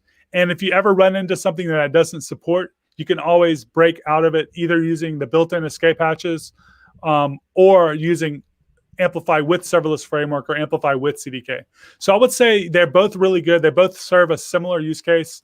Amplify CLI is a cleaner, or I wouldn't say it's a cleaner abstraction, but it's easier to use and a faster abstraction. Serverless framework is a more extensible abstraction today. Okay, and we have this question. What does pre-rendering mean? I've heard rendering from graphic tools, like doing digital interior design to enhance, and I'm guessing that's something that you used as well. Right. So that's a good question. It's actually hard. It was hard for me to understand at first when I started hearing all this stuff, because I'm like, what are they talking about? But when you think about when you run create React app, you create a React app, right? You run npm start, you push it up, you test it out, you land on that localhost 3000, or maybe you deployed it live somewhere. When someone lands on that URL, you're basically taking an entire JavaScript bundle and then you're rendering it to a single div. And everything in that app is located in that JavaScript bundle. That's it. There isn't anything else.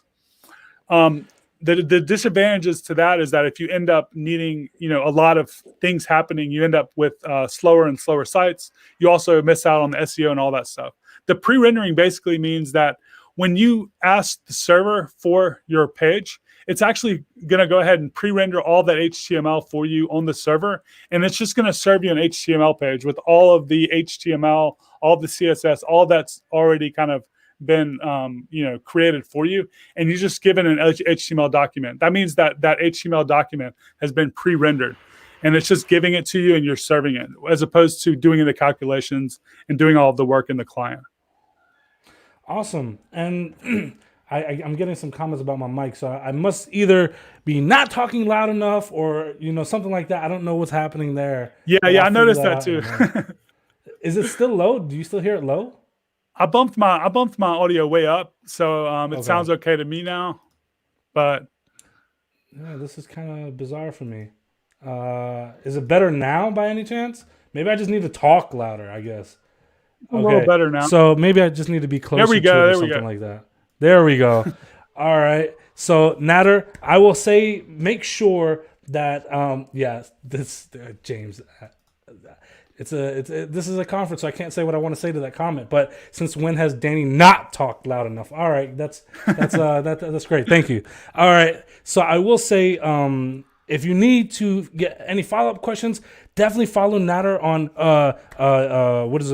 Twitter at Dabbit3. I'm gonna share the slides and this Amplify Next.js workshop on Twitter in just a second for anyone that wants to download all this stuff. We did definitely cover a lot, so I know people might want to come back and go over this stuff. 100%. Yeah, so definitely go to his profile. He'll have all the links to all the slides and all that good information he shared. Also, one thing I'm just going to plug for him, check out his latest book that I had the pleasure of going through and reading. Absolutely phenomenal. Actually, I've got it here, but it's too far away to grab. But I definitely check out the book. Insanely informative and phenomenal, and highly, highly, highly recommend that. Nader Dabbit, thank you so much for being with us today. I genuinely appreciate that. Thanks, Danny. Thanks for having me. Good luck with the rest of the event. All right, and I'm going to remove him, and I'm going to share one thing, and I just want to kind of showcase that we were able to do this event because we're teamed up with so many communities all over the South. And here are two examples of GDG Dallas and GDG Houston. And I shared some in the beginning as well. But I just want to show you that these communities are doing so many great things for developers and for people that are learning in their area. Definitely check them out if you're in your area, but also check out to see, there's a lot of virtual events going on with all of our groups. Check out if there's one that interests you, and you'll never know if you want to join that. You can network with those people there. You can learn about what's going on there, and you can learn about tech stacks that they're using. Highly recommend that. If you want to learn about Flutter, we got Flutter events. You want to learn about doing some backend stuff, we got some backend stuff. We've got all kinds of things. And to further showcase that, and we have GDG Dallas, GDG Houston, but we also have GDG Columbia, and for whatever reason this is showing GDG Suncoast. So there's groups all over the South. Definitely check it out. It's because of people like this that are literally volunteering their time that we're getting all of these resources in our communities. I cannot recommend it enough. And to further showcase that, we have another group, GDG Miami, a photo that I shared earlier. They're joining us to speak for a couple of minutes about some of the things that they're doing in their community. Layla, Farzad, thank you for joining us. Hi. Hey everybody. Hi, Danny. So excited. So tell us about some of the great things that you're doing in your community. I'm going to give you the floor and talk about some of the wins that you guys are going through. Well, I don't know. It's kind of hard actually to have okay, I'm going to backtrack. Wins are going to be described differently, right? We were doing so well, and with our DevFest last year, and then with this global pandemic and having to shift gears and try and keep our community motivated and engaged was one of the biggest challenges. But I think we were pretty much able to overcome that with a lot of the support and collaborations with other GDG chapters, especially down here in the Southern region. And actually, I'm just going to highlight some of that. So you can see some of the fantastic work we've done this past year. And I wanted to show that with our DevFest. So we have, just starting off with our DevFest last year, we had a great collaboration with Wix. They were gracious enough to show to host our DevFest. And you can't see my screen, can you? Yeah, I'm not sure. Everybody can see this. I don't think. Stop sharing. That's odd. Go ahead and add it again, and I'll bring Let's it back see. in. I'm gonna try it again. Sorry. Application. Entire screen. Share. Oh, I guess I have to click that. Whoa. This one? Still no? Sorry, Okay, I can see guys. something. All right. It was there it there. goes. You see Okay. your screen, yeah. All right. Sorry, guys. Technical difficulties. Okay. So, anyways. Oh, okay. Got it. So this was a fantastic collaboration last year. We have the wonderful Wix.com. Their office is in Miami Beach. They have an amazing space. It's a very technical tech space. And we had a collaboration with GDG Cloud Miami, which we actually do have down here. And those are fantastic two guys on the side, Jesus and Yahima. And we had massages, and we had a chance to collaborate with the Girls Who Code of South Florida. They were amazing volunteers. They were so engaged. They were able to learn a lot and ask questions to people working in the field so that they can figure out what it is that, kind of narrow the scope of what they want to go into. These are high school age girls. I got such positive feedback. I think a lot of them decided that they wanted to go into, if not computer science, some STEM related field. So that was a huge success. We had massages, and we had a lot of giveaways. It was also a really great opportunity to get some of our smaller tech startups down here in South Florida. A lot of people may not know this, but you think Miami, you think like a party city. But there is a lot of opportunity in South Florida, and a lot of tech growing. It's definitely, it's growing, and there are more startup companies. Like some examples, OfferUp recently opened an office in Miami. Chewy has been here for a few years in Dania Beach, and obviously Wix, but some of our smaller groups too. So Co-Build Lab, these two guys on the right, were also our sponsors, but also gave a talk on product development with Firebase. So they use a lot of the Google Cloud and Google products in their day-to-day.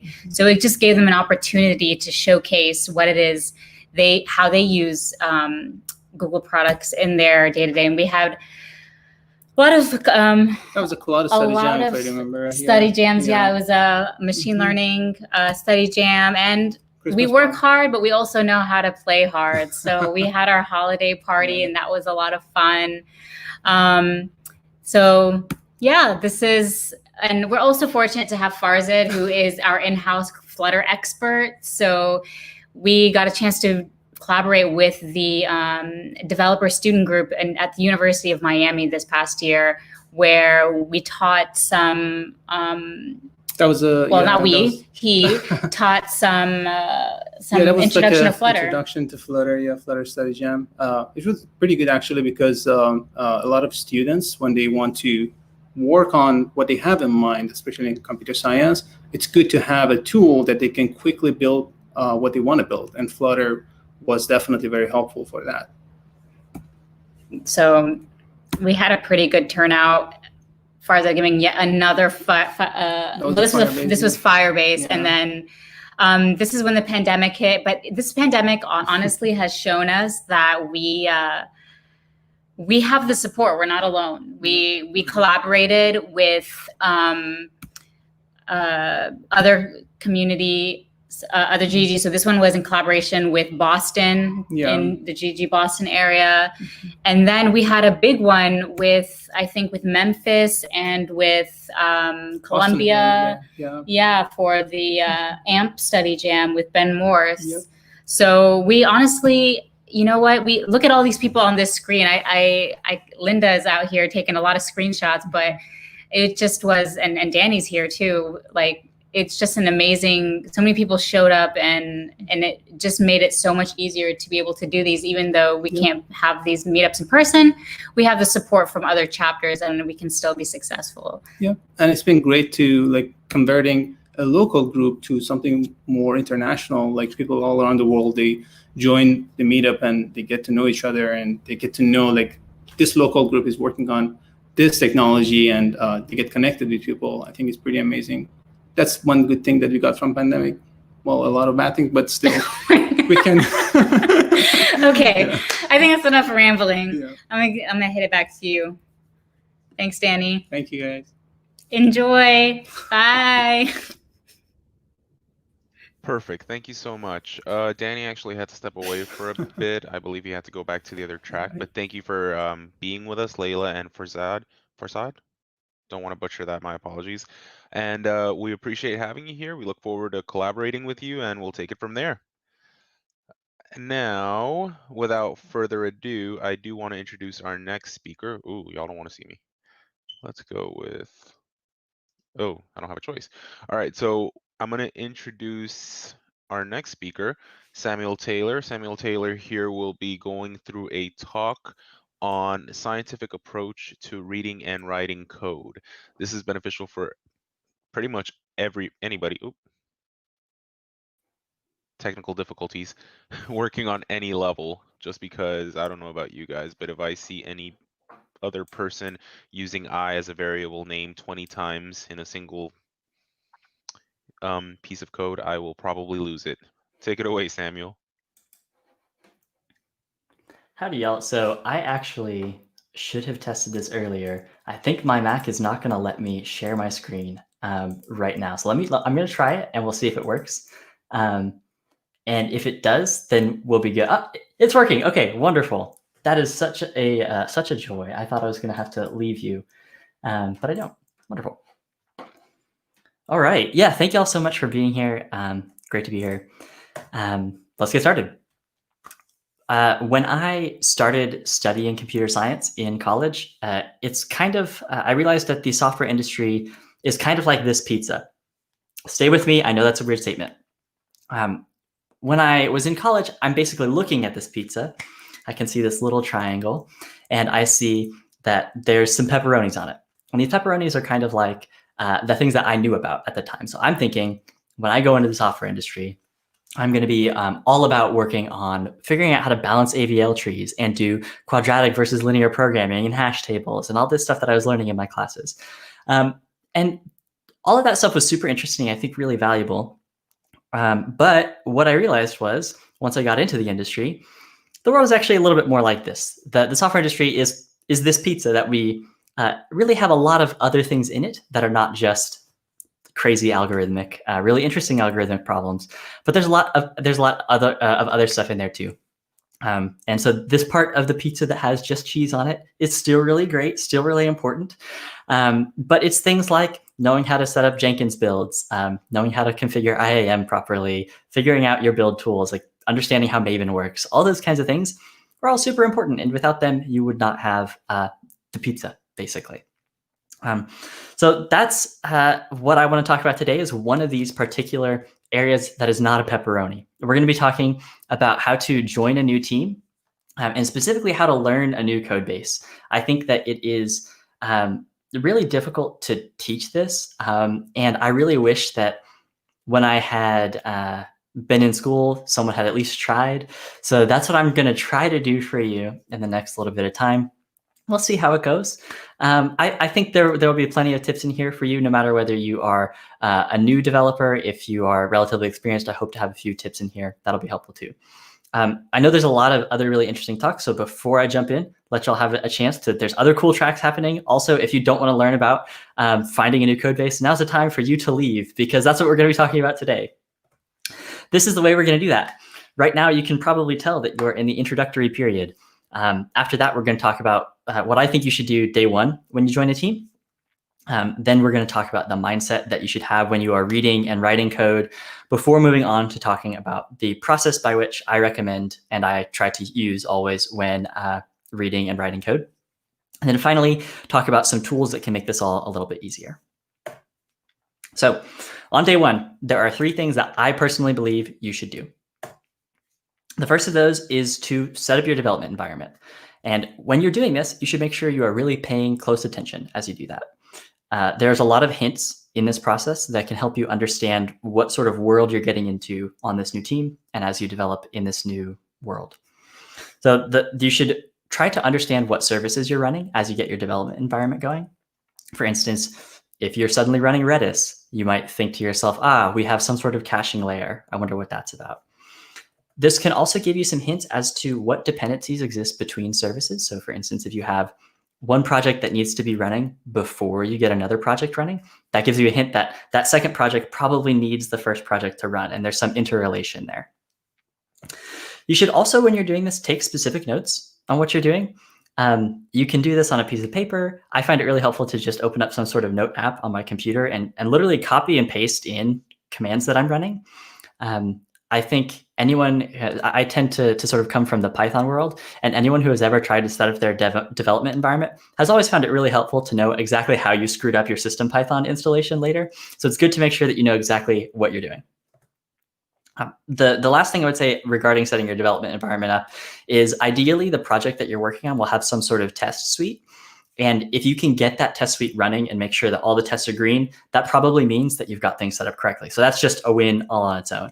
But once you've got all those green tests going, the next thing that you should try to do is break those tests. Literally open up a random file in the project and just delete some lines and see what tests break. This will start to give you an understanding of what pieces of code relate to what other ones.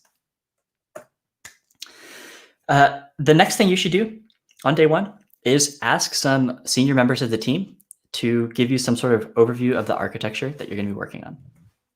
The first thing that you can do here is try to find some sort of document or diagram. It doesn't always exist, but ideally there's some sort of wiki page that you can go to and see a drawing of kind of the way that things are laid out.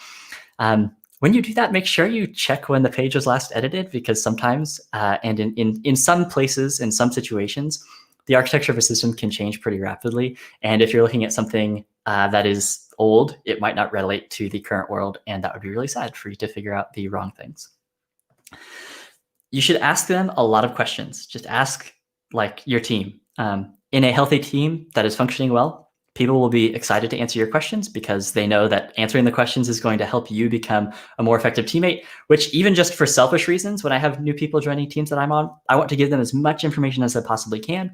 So that way they can start doing some of this work and I don't have to do the work. That's the whole goal. So don't ever feel bad about asking questions. A few questions you should think about asking. What repositories do we own? What things are we working in frequently? Are there any repositories we share with other teams? How is this all structured? Another great question to ask is, how does a feature get from running on my laptop to actually being visible in production? This will give you some really good insight about sort of the deployment pipeline, which can be really helpful to know about depending on what size of company you're in. You may need to know a lot about that, or you may not need to know very much about it at all. You also will want to ask what kind of vendors, what APIs are we relying on, so that you can get a sense for what those things are. A really helpful early win you can provide to the rest of your team is to, at the end of this process, create a new architecture diagram, or at least update the existing one if it does already exist. This is a nice way to sort of build some early goodwill with your team. If you can roll up to everybody and say, hey, I made this architecture document. I believe it's accurate based on what I've heard. Here's what I have. And this can be something that's really helpful, not just for the other people on your team, but as well for new members who will probably join your team in the future. The third thing that you should do on day one is figure out what the business does, because if you don't, you are completely doomed. You will never be successful if you don't understand the business, at least to some degree. It's good to know what the mission of the company is, what sort of products it offers, and the goals that it has. Different companies will do this in different ways. They will use different goal setting frameworks. But it's really nice to know, what are we trying to do as a company? Once you know that, you need to know how your team is going to contribute to that. So is it, we work on this part of the product, which helps us achieve this specific goal. And the way that we can achieve that specific goal is to, improve conversion rates over here, something like that. Great questions to ask include, how can we impact the goals of the company? Who will get mad if our code breaks just horrifically? This is a really useful one because it not only tells you who relies a lot on your software, but it can also give you a sense for how careful you should be. Obviously, it's never a great idea to break production, but it's definitely good to know if I have production for 1 minute, am I going to lose the company 1 cent or $1 million? There's a significant difference between those two things, and understanding those trade-offs and the context in which you're working is very important. Okay, that's day one. The next thing that I want to talk about is the mindset that you should use when you are working in a new code base, particularly in a new team. This can all be summarized as learn by doing. There's a book that I read recently that I really enjoyed called Ultra Learning by Scott Young. This book is sort of about how to teach yourself things. Scott Young is this sort of autodidactic figure who has spent a lot of time thinking and writing about productivity and learning. And he's done a bunch of crazy things, including going through all 4 years of an MIT computer science curriculum in 1 year.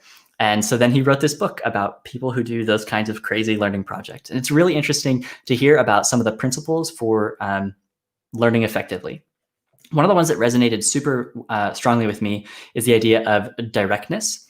Scott Young says the easiest way to learn directly is to simply spend a lot of time doing the thing you want to become good at. In this case, we want to spend a lot of time working on this team. We are joining the team to produce valuable software. And so what we should do is just start doing it, start working on the software, start building the stuff. That's the best way to get better. When you are making an impact, that's the best way that you're going to be able to gain any kind of deep understanding. What you want to make sure you're doing as you develop and read and understand is understand the code that you are trying to work on well enough that you can make the change that you need to make to have the effect that you want to have to make an impact on your team and on your product. What you don't want to do is read every single line. I think this is a trap that can be sometimes easy to fall into, is thinking, I need to understand every part of this program. I need to understand every part of the architecture before I start messing with things. And that was something that I sort of felt like at the beginning of my career, and now understand that you will gain that understanding over time. And actually, sort of counterintuitively, the fastest way to gain that understanding is going to be by doing the work itself.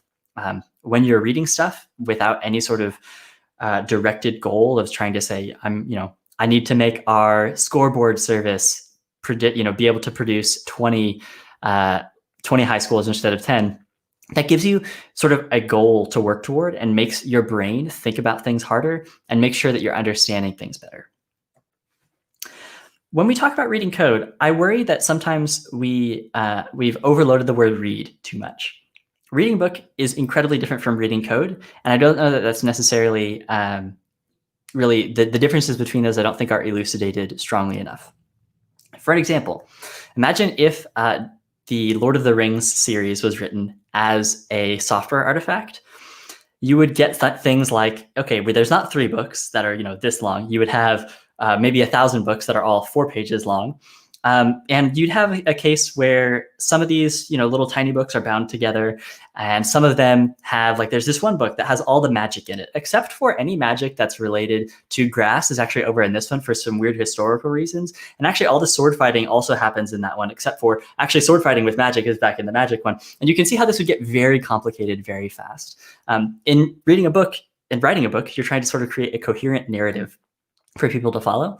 And ideally, when you are writing code, you are also trying to create a coherent narrative, but the structures we have for doing that are dramatically different. When we're writing code, we don't just have one very long file, ideally. If you do have just one very long file, that's not a great time. Ideally, you're able to break these things up into smaller units that can then be understood more easily. And that's something that I think is an interesting concept, that your knowledge will grow in sort of a recursive way. So you start at the top, and on day one, you're getting this architectural overview. You're understanding what the various services do. And then you're going to get a ticket, ideally. Ideally, your team has sort of queued up something or teed something up for you that would be a good fit for a new person to help them learn some pieces of the system. And you get this new ticket. And so now you need to figure out, okay, I'm going to have to modify this service in order to be able to get this thing done. And then you're going to dive into that service and say, okay, here's the sort of modules that are in that service, or here's the little, however the service ends up being organized. These are what these different things are, and sort of more or less what they do. And you can try to understand, okay, I think I'm probably going to need to modify this particular module. What are the classes that are in here? What are they all doing? And you can sort of progress down this path until at a certain point you get to an individual line of code. And I think if you're writing code, reading a single line of code is probably very easy for you, unless there's some like weird syntax that you're not familiar with. Reading the line is relatively self-explanatory. You can see a line and say, this line is incrementing I by 1, or you can say, this line is creating a new database access object. That's not particularly complicated. It's all the steps above it that are hard. And what I would like to say is that what you can do in this sort of recursive pattern is when you get down to understanding the level of individual code, the next thing you should be doing is creating chunks. And what I mean by chunks is this concept out of neuroscience, where chunking sort of refers to the brain's ability to bind detailed information to a concept that is easy to remember. So for instance, I don't have to know that a particular function call gets a handle to the database and then builds a query that it wants to run, includes certain parts of the query based on the parameters passed to the function, runs the query, handles errors, comes back with my result, modifies it in some way. There's all these very detailed steps that are happening inside this function call. But ideally, at the end of the day, I can see the function and say, okay, I now know what all the detailed steps of this are. I know that this function is getting high scores. And that's a much easier concept to remember and think about and reason about and stick inside of a human brain than trying to remember 12 detailed steps, 12 individual lines of code all at once. In other words, what we're trying to do here is make sure we can see the forest for the trees. We don't need to focus on every individual tree, every individual branch on that tree, every individual pine needle. What we need to see is that's a tree. What we need to know is this function gets high scores. The last tip I have in terms of mindset is to think about this in 2 different ways. There are a couple different ways to think about this that I at least find useful. The first one is to think about it in terms of code paths. And so you might think, okay, the first step is that somebody makes an HTTP request to /puppy. And then that calls my getPuppy method that I have, my routing set up to go to. And then getPuppy uses my puppy manager object to get a random puppy. And then inside getRandomPuppy, we're actually running this query through our database accessor. This is one way that I find really helpful to think about these things. And it is also really helpful, again, to draw these little diagrams as you're going along. It can be really useful. The other way to think about this is the sort of the way that data flows through the system. And different systems will make more or less sense to think about in one of these ways or the other. And so when you're in a situation where you're not sure, try to do both and see which one helps you the best is what I would recommend. When I talk about data flows, I mean, maybe we think about the scores living in some database, and then that flows into a score data access object that happens to know information about scores. What's interesting to think about is what objects know what things at what point in the program, and how does that data flow through the system? So maybe scores are known about by the score data access object, and then the score controller might use score data access objects, and then finally that information might end up getting passed through to some sort of front-end client, a scoreboard.js, for example. This is a bit of a contrived example, but hopefully the idea is clear. So that's more or less the mindset. Actually, before I talk about process, there's one more thing on mindset that I forgot to make a slide for. Sorry, just have to listen to my dulcet tones. One last mindset thing is you might not be wrong. I think sometimes when we join teams, or at least I know that I have struggled sometimes when I join a team to assume that the team I'm joining has gotten everything perfectly right and they've thought through everything super well. And any suggestions that I might have are foolish in some way. And I think that is a bad instinct to have for a number of reasons. Firstly, because no one is perfect. And so the team might actually have just made a bad mistake. And you being able to bring up, hey, is there a reason we're doing this in this way? I've been used to seeing it this other way, can be really helpful. And it can help spur really good discussion, and can also help lead to new insights. For instance, if you have like some particular way you really think is the best way to implement a singleton, and you bring that up with your team, and they're like, oh, actually, we've been doing singletons this other way, then at least one of you gets to learn something by the end of it. Either you learn that your way is not optimal, or they learn that your way is optimal. But either way, there's learning happening, and that's a good benefit. So don't think that you're always wrong about things. Definitely bring up your concerns and your thoughts and try to learn stuff. It's very helpful. Okay, let's talk about process. The short version of this is that I think the scientific method is one of the most impressive sort of achievements of the human species, is being able to understand how to gain knowledge about the world in a scientific way. I think is incredible that we have figured out how to do that. And so I think we would be remiss not to use that same process when we are reading and writing code. So when we get a ticket in, this is roughly the process that I think we should follow. The first step is going to be to find out what code is relevant. So if I'm trying to work on something about a scoreboard service, I probably don't need to worry about user authentication. That just isn't particularly relevant. So what we need to do is identify what that relevant code is. The next thing we need to do is form a hypothesis about what we need to change. In order to do this, we're going to have to understand the code that we're looking at and working on well enough to actually form this hypothesis. The next step is going to be to test your hypothesis. So make your change and see if it was correct. At this point, if there's any people who are really into test-driven design in the YouTube comments, I'm sure you're blasting off about how like test-driven design is the coolest thing ever and it's really useful. I completely get it. There's a school of thought that says even before you make your change, you should write a little test that makes sure what you think is going to happen is going to happen. And I completely agree that that is a really useful tool to be able to quickly understand whether your hypothesis was correct. And even before you make your change, it's nice to have that specifically written out. Still, at times, it can be difficult to do this. And so it's also completely acceptable, in my opinion, to just make your change and then manually verify whether it worked. Now, just because you verify that it works doesn't mean that you're done. The last step is to improve the quality of whatever it is that you've just written. So if you didn't write a test at first, writing a test now is super important. If you avoid writing tests for your code, the code that you write immediately becomes legacy code and very difficult to maintain. What's going to happen if you don't write these tests is later something's going to change and you're not going to know that things are broken when you should have already known that from automated testing, or you're going to need to refactor and it's going to be a huge pain. Write tests, please. And then other things like improving the legibility and maintainability of your code, I think are really important to do at this stage. Make sure that because code is read far more often than it is written, make sure that you're optimizing for the reading case. I know that it's sometimes convenient to write code and leave variable names as I, or like have really short abbreviations for function names.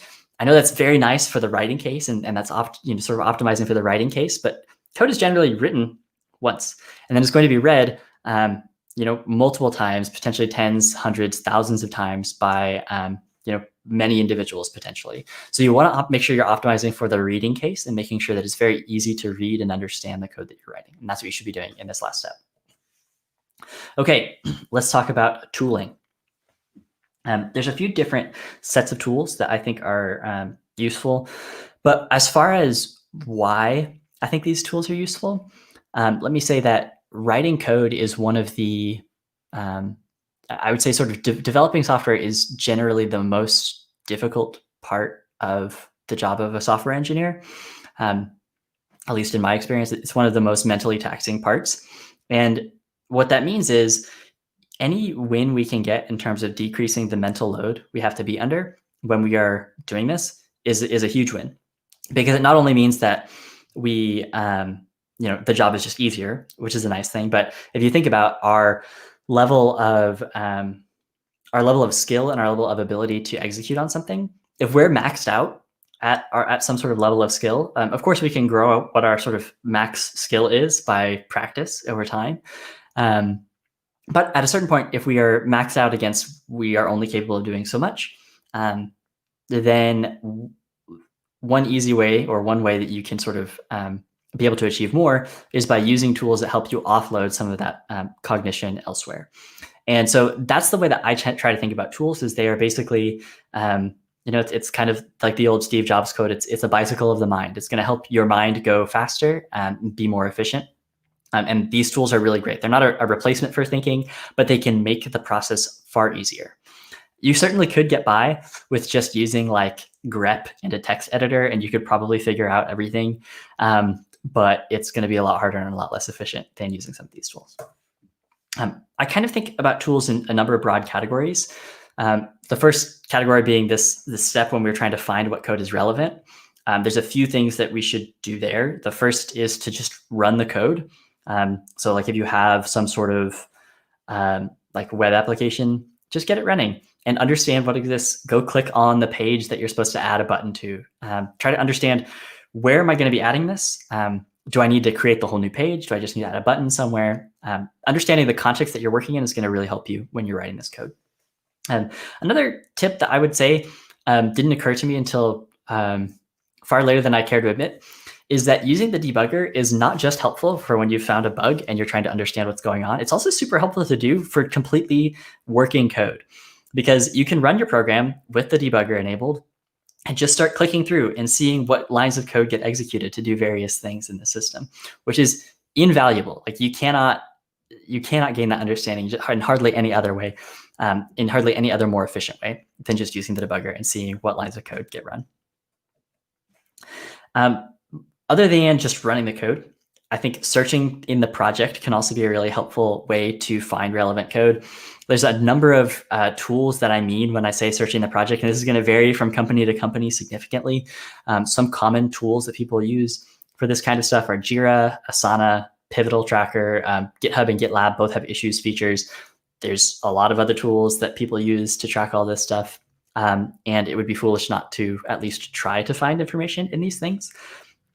Generally, a lot of times we are standing on the shoulders of giants in this field, and we are able to leverage some sort of amount of past work in our current work. And what's useful to be able to do is understand what has already been done before you're in this situation, so that way you know what you can reuse. This will help you, again, get further along than you would be able to if you were just starting from scratch. I cannot tell you how often I have heard other engineers and developers say things like, oh, the only reason I was able to get this done so fast is because I saw someone else in the company had done a project that was similar to this, and I was able to copy the config that they had for their Spark job, and that enabled me to get my Spark job running a lot more easily and not have to run into all these weird errors and things like that. So searching the project is super helpful. And one way that looks is to just literally open up Jira. I went to the Spark Jira because it's an open source project and it's all available. So I'm allowed to show you it. But if you just search for like, hey, I'm working on a ticket in Spark about date times, like let me just search date time in here and see what comes up. And then you can sort of change the way that things are ordered, understand what's happening in any given ticket, and sort of give a glance over some of these things and understand what work has come before you. Can be super helpful. Also helpful to find out, sometimes you'll get a ticket and it will like be something somebody has already done. And you can sometimes find that by doing this. This is what the GitHub issues UI looks like. This can be really helpful for you understanding what problems people are having, what people are working in sort of what areas. In large companies, that can be particularly valuable to know. Sometimes you don't even know who to ask about something. And if you can figure out who has been working in this area, they can often sort of help you along and guide you along the path.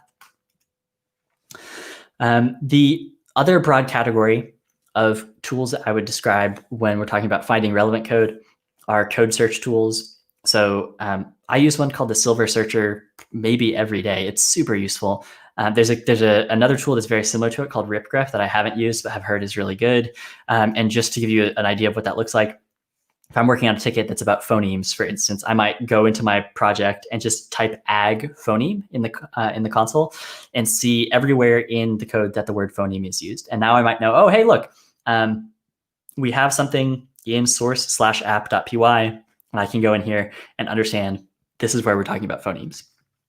It's a really good way to just figure out like, where is this thing even being used or talked about in the code base, and can help you find those relevant services, modules, classes, etc.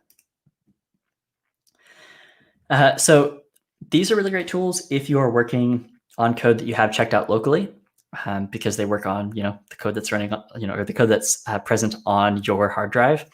But they're not as great when you have a large number of projects that might be spread throughout the company. You don't necessarily have all of it checked out onto your laptop, and you might need to know, hey, like I'm going to modify this thing in our service, but I want to make sure it doesn't break everybody else's. This is where these other tools can come in handy. Things like OpenGrok or SourceGraph. are really helpful because they can let you search the entire code base of a certain organization, namely your organization. GitHub and GitLab both also have a feature where you can search code within your specific organization. You can also search issues within your specific organization, that kind of thing. This is what OpenGrok looks like. I found this screenshot on the internet. What you can see is happening here is that this person has searched for util with anything before it and anything after it as a definition. And so this will look specifically for places where a class that has util in the name of it is defined. And so, this person can now see, hey, file util defines a file util, form util defines form util, etc. This is a really useful way to understand what code is relevant again. When we talk about understanding code, that's sort of the next step in the process. I would highly recommend using an IDE. Again, you can totally get away with just using, a text editor and grep. Even if you want to use sort of superpower yourself with those search tools, that's also really helpful because you can do things like, hey, suddenly I'm using, this code is calling file util dot something. What does that method do? And you can search, pull up Silver Searcher and search for file util dot whatever and find it. And that's really helpful. I think that's awesome. No qualms with that. But in my experience, using an IDE has been super helpful. I'm a big fan of JetBrains. I'm completely unaffiliated with them. But for instance, one thing that they have that's really nice is the ability to command click on things. This is a little recording I took just so I could show you what that looks like. I sort of hear when you command click on something.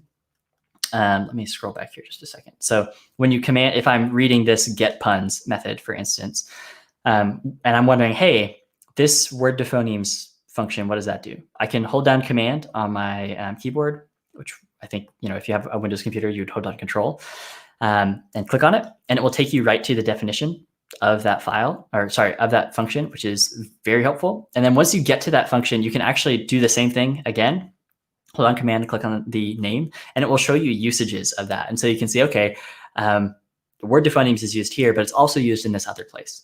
This is beyond useful if you're using some sort of common methods. If you're trying to find out, like, how do people instantiate this object? You can just go to the object and see where people are using it, which is, I'm going to be honest with you, you could read the documentation or you could read the code, and the code is going to be a lot faster. As you're doing this, reminder, create chunks as you're going through this. We need to make sure that we are able to see the forest for the trees. We do not need to care about individual trees. We do not need to care about individual lines of code. What we need to be doing is understanding word to phonemes well enough that I can, in my head, say, okay, this method takes a word and turns it into a list of phonemes. And that's enough for me to then use that function effectively. If you're trying to keep around all of the lines of code that you've read in your head, you are not going to have any success. It's going to be very difficult to do this. As you're doing this, one way to help guide your thinking and sort of offload some of the work is to take notes, draw little diagrams. Again, this can be as simple as just getting a piece of paper out and drawing little stuff with a pen. That's completely legit. You don't have to, break out Lucidchart and start doing UML diagrams or anything like that. You can just use a pencil and paper. It's completely fine. I am consistently shocked at the amount of productive work that you can do when you get enough people around a whiteboard in a shared space. And that is one of the great tragedies of the pandemic, is that the lack of ability to talk through problems on a whiteboard. But whiteboards can be super helpful for this kind of thing as well. I personally really enjoy using a digital note-taking app for this. Even if I've drawn a little diagram, sometimes I'll take a picture of it and save it into my notes app, so that way I can have it later if I'm working on the same thing. Another thing that can be really useful as you're doing this, just in that same notes app, just write out what you're working on. This is a pro tip for those people who feel like they get interrupted by meetings a lot. If you are like getting interrupted, having those notes is really helpful, because you can go back and look and say, this is what I was working on at that time. Finally, again, make sure you're asking for help if you run into trouble. Obviously, try it for yourself first. Spend 15 minutes trying to work through whatever problem you have. But if you don't know what it is after that, you should ask, because you're wasting your time at that point. And a tool that's really helpful for this is something called Git Blame. This is a screenshot of a Git blame for a particular file. of a particular project that I have used and liked. And what you can see here is over on the right, we have a source code basically. And then on the left side, we have the information that has like who's been working on that particular line, which is helpful because you can then know, hey, if I'm wondering about get var type, I need to go talk to Romain X. I don't know how to pronounce that name. Sorry, Romain X, if you're in the audience, let me know. Finally, when you're working with libraries, these are very common, obviously, and they often have documentation that's pretty good, and I definitely recommend reading those if they're good, but sometimes they're not, and you have to use Stack Overflow, and that's completely legitimate. One of the more recent things that I have discovered is super helpful is being able to use GitHub search effectively. Because so many people use GitHub and they allow you to search through all public code, you can learn quite a bit about how to use libraries just through that. So what that could look like is, if, for instance, if I'm trying to set up a BigQuery job, I'm going to be using this query job configuration object. And let's say I'm reading through the starter page on like the GCP docs, and it gives me a good starting point. I understand where I'm going with this, but I need to know, are there certain parameters that are commonly used on a query job configuration? That kind of thing is really helpful to know sometimes. And GitHub search is amazing for this. I'm a huge fan of it, and I highly recommend it. Just go to GitHub, type in the thing, and see what comes up. Really useful. 2 pro tips on this. The first one, change the sort order. This is completely anecdotal, but I have found that sometimes adjusting to do most recently indexed is for some reason, gets me better results. Don't know why, completely anecdotal. And then also choosing what language is really helpful, because you'll find language specific examples that help you sort of get a better hit rate in terms of what you're actually looking for. So this is that same search, but if I'm looking for recently indexed Java files that are using query job configuration, I could search this and see, okay, these people have some sort of free tier billing service that uses query job configuration. And now what I can do is click specifically on this line that says 250 and see, here's the query job configuration builder that they're setting up, and I can see what options they're using. And that gives me a better understanding of how to set up that builder for myself, which is beyond useful. That was a lot. I'm gonna take a deep breath. I'm gonna drink some water because I want to. Everyone, calm yourselves, and then we'll talk a little bit more.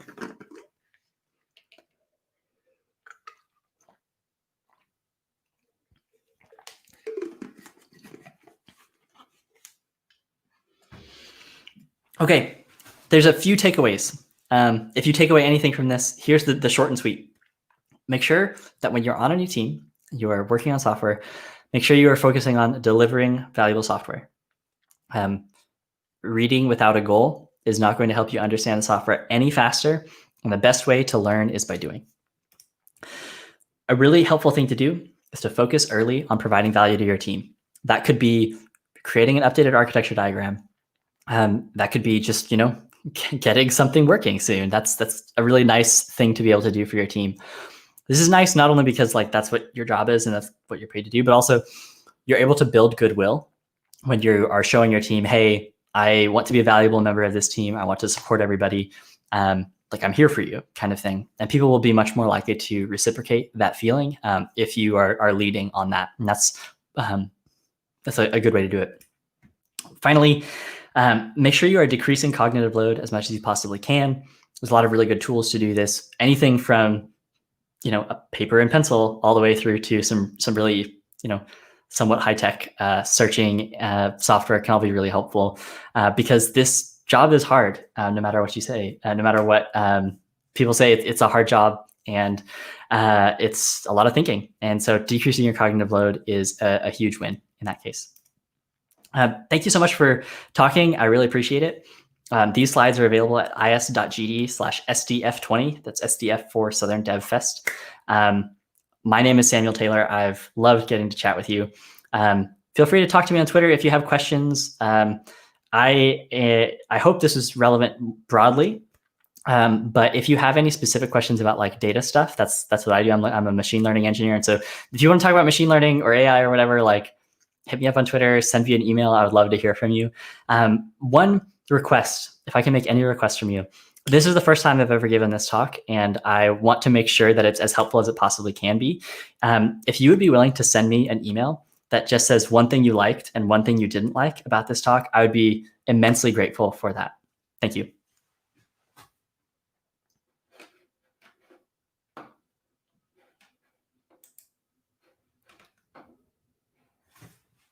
Suddenly I can't hear anything. I'm so sorry.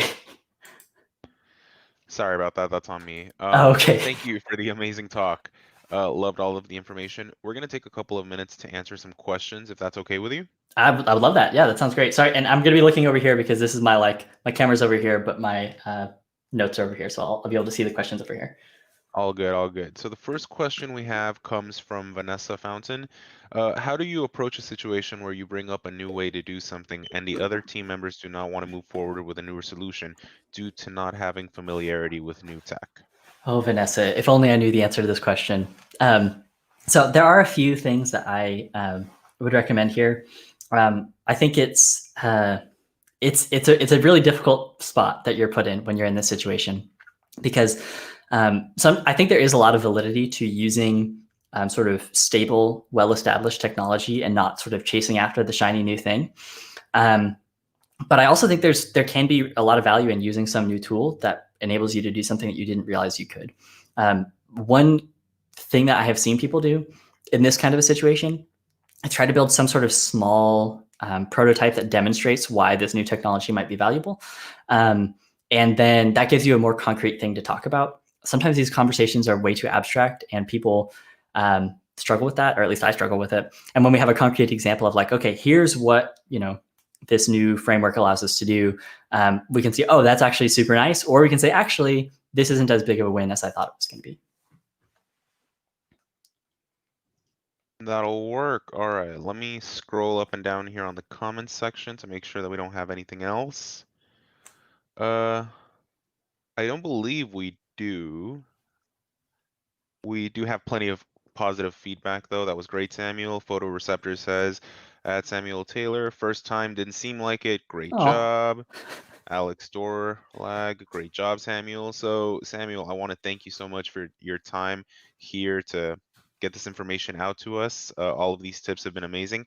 Would you do me a favor and post that very last, oh, here it is. Let me post that up there. I'll throw this up there. So everyone in the chat, can we just make sure that we do Samuel here a favor and send him the email to, is your email sdf@samueltaylor.org? Yes, sir. So send him some That's also feedback SDF there. for Southern DevFest. So yeah. Perfect. So send him some feedback here. If you can, follow him on Twitter at SamuelDataT, and just a round of applause for an amazing talk. Thank y'all. I really appreciate it. And I hope that y'all have a great rest of your day, and it'll be fun to virtually bump into you in the hallway. Of course. Thank you so much, Samuel. All right, now next up on our agenda, I believe we have somebody from GDG Houston here to talk on what they've been doing on their side. They're actually one of our co-hosts with us. They helped us get Southern DevFest up off the ground. So I'd like to go ahead and turn it over to our amazing source. I'm not going to say her name because I don't want to butcher it, so I will just add her to the stream. Hey, Isaac. This is Rupa from GDG Houston. So how are you doing today? Hey, doing great. Just getting it done. Awesome. Let me quickly just share my screen. Perfect. Go for it.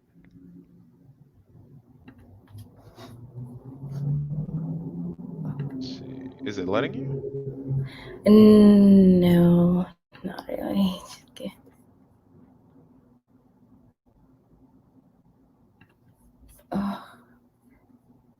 Is that? Yeah. There you are. All right. I'll turn this over to you. Thank you. So, yeah, so we're GDG Houston. We started our journey in May 2019. So with a very, it's just we're still young. Yeah, so this is our team. We have Aparna, Vishal, Trividya, Sakita, and me, and then Kaushik. So we are organizing various events across the platform. So this is our motto: share what you know, learn from each other, and make lasting connections. So with this is our their first event. So we have a really good memory with DevFest, I would say. So this is our very first event as well for the chapter. So we have actually organized our in-person DevFest last year with over 120 plus attendees. And also we went on to do many more events ranging from hack events, study jams, to our very first Women Day celebration, along with Women Tech Makers. So we grew from having around 70 members in our GG Houston to until today, we have approximately around 800 people in our community. So we're still growing. And then also the main thing we do is, we collaborate with various GDGs around the world, and then to create a very local ecosystem of programmers and hackers in and around Houston in 2020 and beyond. I want to thank each and every one of GDG community for their time and effort to work for their belief, that everybody should have access to tech, regardless of their background in the technology. So this is one of the women panel we had at DevFest, and there's a lot of food, of course. And this is one of our Cloud Jam sessions we had last year. And then with this pandemic and everything, we eventually moved into many virtual events, like one of us, which is we have ML Ops, and this is one of the Del Salvion. We had this is one of the collaboration sessions we had with GDG Houston. And in our platform, we actually have people ranging from software developers to, all the, from everyone. We have everyone in our platform. It's just not just software developers. We actually provide platform for everyone where they can improve themselves. And just please hit us with at the meetup. We have meetups. We have few upcoming events at Node.js and MLOps. Hope everyone is actually enjoying the DevFest. Perfect. Loved it. Loved the energy, and I love what you guys are doing over at GDG Houston. To everyone in the stream and in the chat, if you are near Houston, you are part of Houston, or you just like Houston, please hit them up. They're definitely doing big things, and I don't know about you guys, but I haven't had breakfast, so that food looked delicious. If you can, definitely follow up with Rupa. Her Twitter handle is at Rajala_R on Twitter. Show her some love. Make sure that you guys see, hey, I'm part of Houston. If you have any questions concerning joining that chapter, let her know. I'm sure she'd be more than happy to reach out to you guys. Sure. See, look at this. Even you're getting some love in the chat. H-Town, yes. All right. Thank you very much for that, Rupa. It was an amazing talk. Well done. Thank you. Yeah. Perfect. All right. Now, the next person that will be joining this screen needs no introduction. This man is my mentor. He was one of the very first people who taught me how to code. Whenever I get stuck in a question, I know he's the very first one to help me out. He supported everyone in the GDG Memphis chapters. And I mean, this guy's even teaching people how to code. Honestly, I can't say enough good things about the guy, so I'm going to let him go ahead and introduce himself, but give it up for Mr. Lawrence Lockhart. Thank you. Are you sure that's me? That was quite an introduction. Thanks a lot. And definitely good afternoon, everybody. Before we even get started this afternoon, definitely want to first check our audio. Are we good on audio?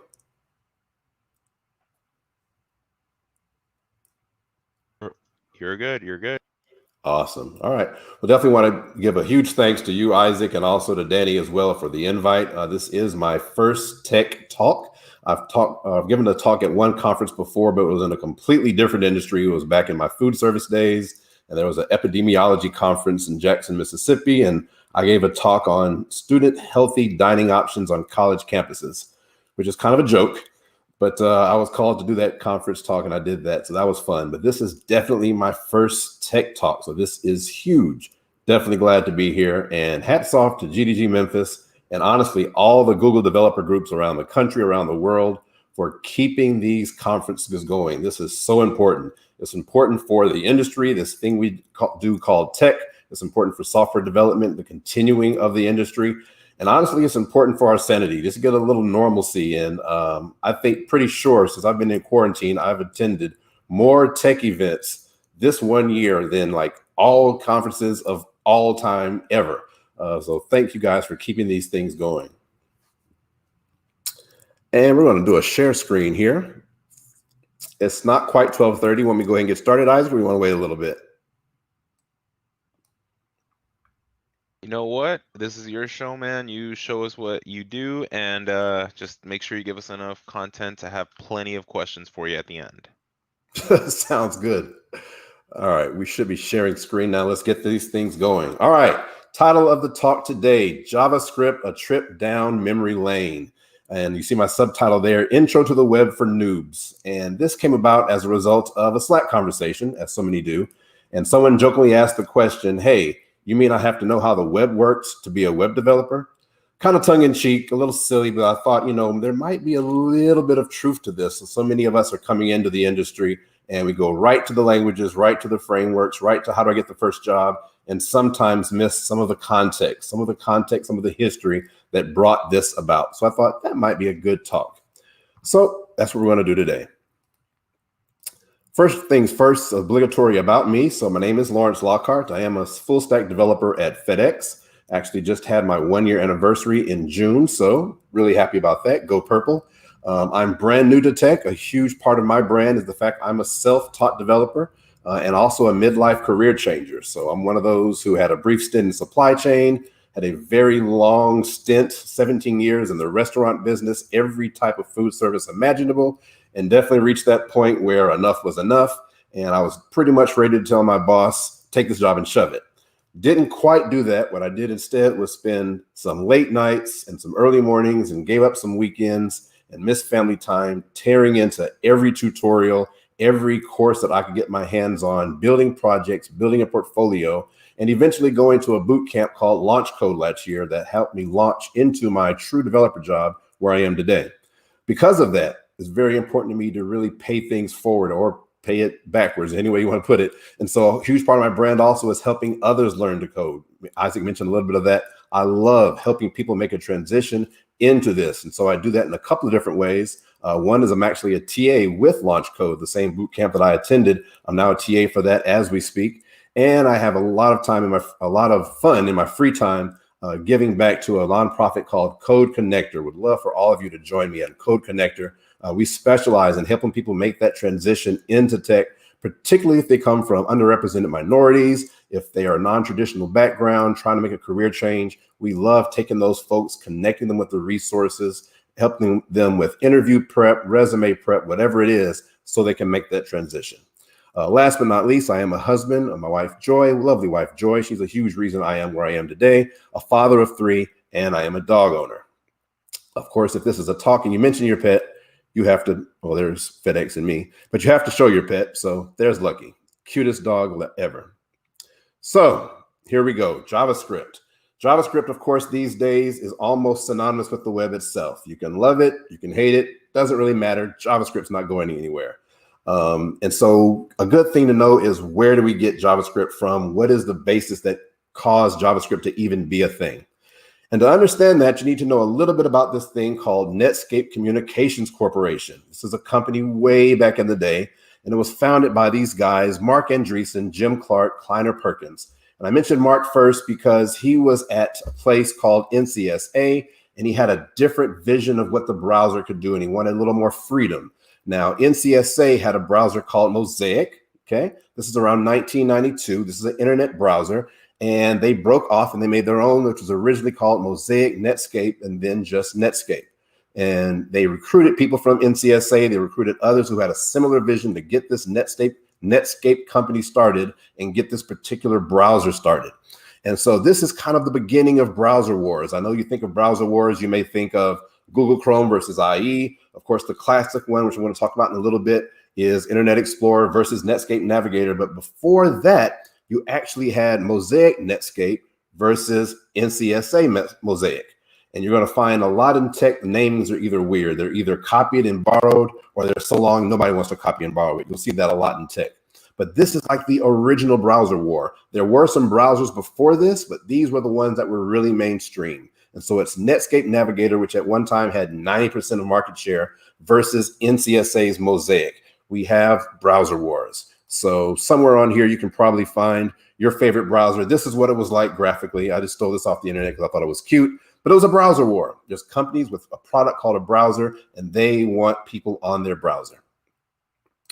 So to understand that little browser war thing, we need to go just a little bit deeper, because I mentioned Mosaic and I mentioned a company or an organization called NCSA. That's an acronym. It stands for the National Center for Supercomputing Applications. This is a research center at the time, which was at the University of Illinois, Urbana-Champaign. At that research center, they developed the browser Mosaic, a huge browser in terms of impact it had. It really helped to usher in what we call the boom, the internet boom. And that was a major thing for them, but it didn't come in a vacuum. It had some thrust, it had some legs behind it. And one of the big things that helped it to be was this act called the High Performance Computing and Communications Act. So this is one of those names that nobody would ever copy. Like, what is that? But this was an actual act, an act that passed Congress in 1991, and it did two humongous things for that time period, okay? Number one, it called for the establishment of a national information infrastructure. This is what later became known as the information superhighway, excuse me. And it called for the electronic machines, all the electronic data, the computers, the servers that were at all these different research institutions to be connected together and accessible by the public. They really wanted the United States to be able to be at the forefront of what the internet could do. Private industry was getting there. This was a congressional act designed to thrust it there, to give some legs behind it. So that was really, really big, the national information infrastructure. But that's not all it did. It also called for $600 million. That's a lot of money now. That's a humongous amount of money in 1991. It called for $600 million to be devoted to the building out of this project. And it's not going to be only the laying down of lines and things of that nature. It's going to be servers. It's going to be browsers. It's going to be a lot of technology. Some of those monies went to NCSA and went into the building of Mosaic, which we know NCSA's Mosaic. Eventually, those guys leave there, Mark Andreessen and the boys, and they create the Netscape or the browser over at Netscape. So to have an act like this, you had to be really a visionary. There's not a whole lot of people in Congress who have been working with computers and had a good grasp on tech. But there was this one guy. And this is where I kind of wish we were in person, because I'm not sure how many older tech people or younger tech people we have here, but do you know this guy? I wish I could hear you right now. He was the one that introduced the bill in Congress, and his name, well, let's just talk about a few things that he did. He was a representative. He was a senator from Tennessee. He was a vice president under Bill Clinton. Al Gore. He ran for president himself in 2000. Big controversy there with votes down in Florida and hanging chads. It was a huge deal. The Electoral College had to be decided by the Supreme Court. No resemblance to anything going on today. He went on to win a Nobel Peace Prize, an Emmy, a Grammy. I'm not sure why I put Emmy twice. Ignore that. But he was a visiting professor at many universities and an acclaimed environmentalist. Pretty much, he was an overachieving nerd, right? He fit in totally with us. But the main thing is he had a vision for what the internet can do. Now, unfortunately, many of you may know him for being the guy that said, I invented the internet. Okay, full disclaimer, full stop. He did not invent the internet, right? Didn't code anything, but he did introduce this bill. And the bill came with language and it came with monies. And a lot of times technology needs that kind of backing, needs that kind of thrust to make things happen. So no, he didn't invent the internet, but yes, he sponsored the bill. But we can go a little deeper than that. Do you know this guy? If you don't know him by face, I'm really hoping you know him by name. If you work anywhere in software at all that touches the web, if you're a web developer, I hope you know this guy, because he can claim a little bit more of the web invention thing than Mr. Al Gore did. So if you feel like you know the web, you should know Sir Timothy John Berners-Lee. You got to know this guy. And that's why I'm doing this talk, because he's a huge part of the history of why we get to do what we do here today. He got the Sir because he was actually knighted by the Queen for his pioneering efforts in electronics engineering and in computer science. But most of us just call him Tim Berners-Lee. He worked for a place called CERN. CERN's a physics laboratory over in Switzerland. It's close to Geneva. You may know CERN being the ones with the Hadron Collider. They split atoms, they spin atoms and protons and things in the loop faster and faster, and they collide them to get some kind of an understanding of what life, or what, not life, but what things may have been like shortly after the Big Bang. He was there in these early years, 1989, 1990. This is a research lab, huge research lab in Switzerland. Now, at that time, computers had already been invented, right? We have these big machines, and the computers have documents on them. And those documents are needed by other research institutions to help what they do. And Tim had this idea. He actually worked at CERN twice. He worked once there as a contract role, then he came back and worked there as a fellow, 1989, 1990 period. And he had this idea. And the basis of the idea, if you've ever written a research paper, you know in a research paper, you have to have footnotes and you have to have a bibliography, right? What is the purpose in the footnotes and the bibliography besides getting an A on your paper? The purpose is, if you're writing a serious research paper, you have footnotes, you have a bibliography, so that people that use your research to funnel their research, if they need to dig deeper into the things that you did, they can look at your footnotes and go grab that information, right? And I'm talking about old school, just good old fashioned books and papers that were written. People would go through and say, hey, he's working on this or she's working on that, but they use this resource for additional information. Let me go now to a library, right? And check out the books, check out the resources, the magazines, whatever it is. This is pre-widespread internet now, so I can get deeper into that subject. But research institutions had their own electronic documents saved on their own servers. And for the most part, they were called wide area information servers, basically databases full of text documents that were accessible by some client program. And the users would basically telnet in. You might telnet into research.stanford.edu or athena.mit.edu, and you would access their records in their server. Tim said, well, if I have a document on my server, wouldn't it be neat if someone could not only log in and go through that process, what if there was a publicly available resource where people could go and see my document and simply click on a link that takes them back to all the other research that I've done?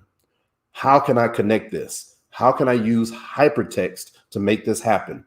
And he began to get an idea, and there's a famous diagram that I completely didn't include in the presentation. Sorry about that. But he goes to his boss and he has this awesome idea of connecting resources from different institutions in a much more accessible way. And his boss basically is like, yeah, like he gives him the total cold shoulder. There's not a lot of love there for this idea. And actually the phrase is exciting, but vague. So his boss at the time, the person who would be responsible for the things that he works on at CERN, wasn't really feeling it at first, but Tim was feeling it. This was something he was passionate about. He could see the vision. He could see it working. He just needed the time to dig into it. So he went back, and eventually he was granted the time at CERN to work on this technology. Now, I feel like I'm a busy person. I feel like I'm a productive person. I don't have a whole lot of extra time in my day. I'm getting busy every day. I imagine many of you out there, particularly those that follow my man, Danny, my good friend, Danny, right? Up at 4 a.m., going hard all day long. I feel like you're probably all a lot of hustlers and grinders out there, but you need to know a little bit about Tim Berners-Lee, because Tim Berners-Lee invented HTML.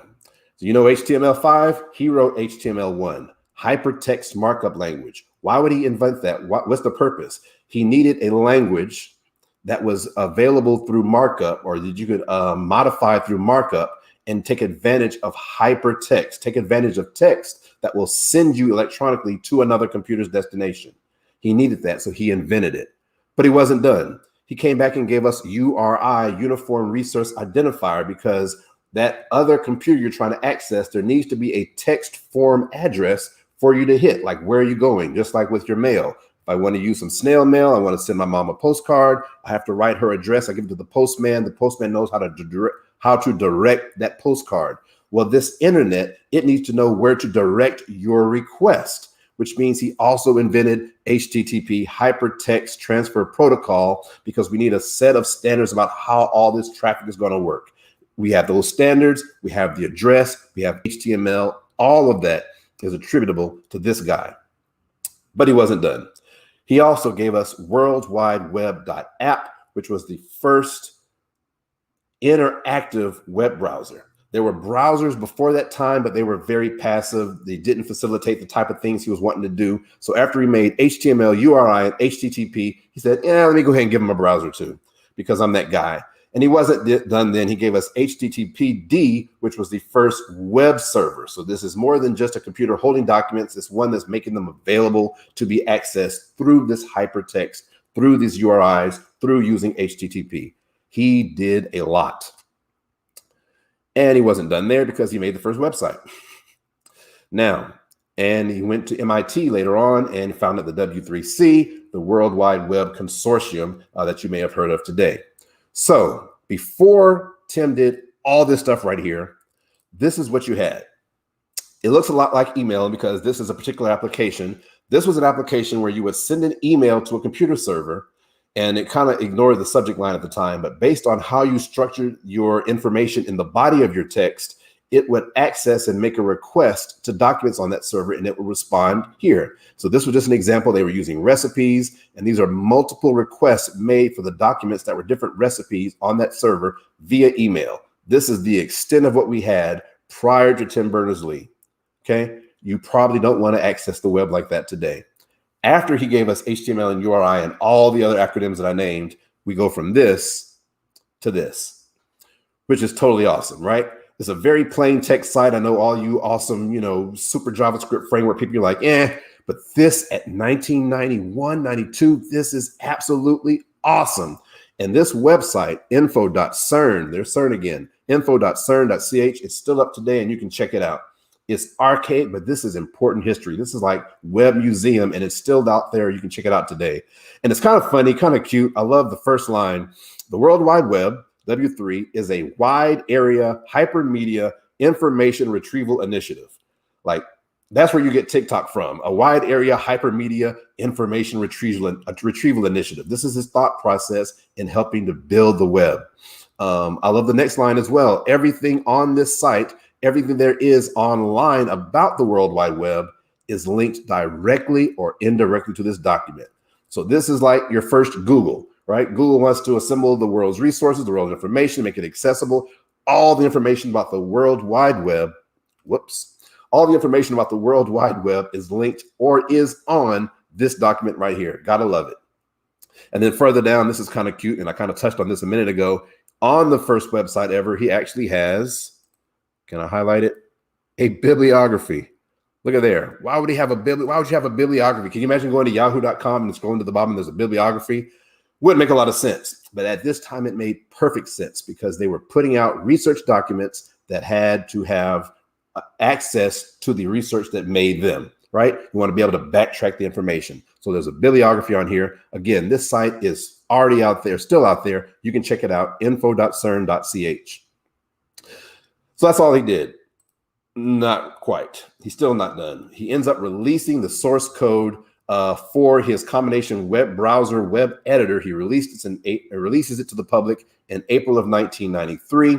And 1994, he goes from CERN to MIT, starts W3C, which is the World Wide Web Consortium, to kind of look over the web. And we owe a huge debt of gratitude for our jobs and all this stuff that we access. Me talking to you today over the web, it goes right back to this right here. So huge amount of gratitude we have for this guy.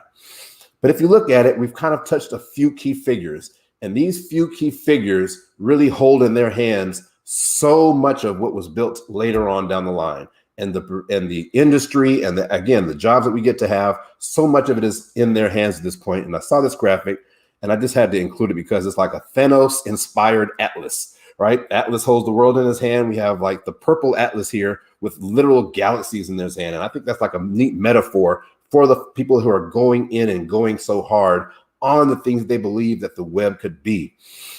If you notice, as I was talking about Tim Berners-Lee, he wasn't a person that was just chasing the next trend, right? He wasn't looking for what's the next big thing. He had a passion. He had a vision for what it could be, and he went after it. Even when he got the cold shoulder from his manager, he still went after it, and we see what the result was. And I was like, there's kind of a little metaphor, a little life lesson in that. And so I threw it in a quote. Sometimes believing in your own passions is tantamount to succeeding in the next big thing. Right? You don't have to always find out what's the hottest language or the hottest framework, which startup's going to blow up tomorrow. sometimes take a step back and figure out what are you as an individual, passionate about yourself, and what can you do to build that thing, sometimes literally from nothing or from existing resources. That can be absolutely incredible. So back to Netscape. You might be wondering, when's JavaScript getting in here? It's coming. You need to know where you get this stuff from. So hang on there with me. We're going to go back to Netscape right now. Their first product, Mosaic Netscape, which ended up becoming Netscape Navigator. We're talking in the area of 1993, 94, 95. This is their browser, but they have a desire. They have a desire to change things because this time they don't have animations and interaction and automation. They think people should have that. They think users should have access to these kinds of things. And they needed a way to interact with the different elements that are in the browser and the view layer, which we just call the DOM now, the document object model. And they don't have it, right? They don't have it whatsoever. And think about time period. Right now, browsers are written in C. There is another language on the way. Both Mosaic and Netscape were both written in C. Another language is on the way to kind of undergird that. But think about the time period, 93, 94, we are still pre-internet boom, right? Please don't try to read all the stuff on that chart. There's way too much. I just had to show you the boom. You have to understand that there was a thing called the internet boom. There was a thing called the dot-com bubble. And if you look at the years, it starts right around 95. Right, shoots up to a peak in the 99, 2000 area, then kind of flatlines and stuff. Again, don't try to read all this, but I do like this part right here. December 5th, 96, Alan Greenspan, then the chairman of the Federal Reserve, says he was warning of a national exuberance. He thought people were just getting a little bit too excited about this internet thing. Like, y'all need to calm down, quit throwing money at all these startup companies. So that was here, and we see what happened after that. I don't think anybody paid him much attention. But this time period we're talking about where they're trying to make the web more interactive, they're trying to make their browser more interactive, it is just pre-internet boom, right? And we just need a few more key ingredients and a few more key people. So who's this guy? This is like a test, right? We're in class now. Who is this guy? You've got to know this guy. You absolutely have to know this guy. His name is Java. No, I'm kidding. His name is not Java.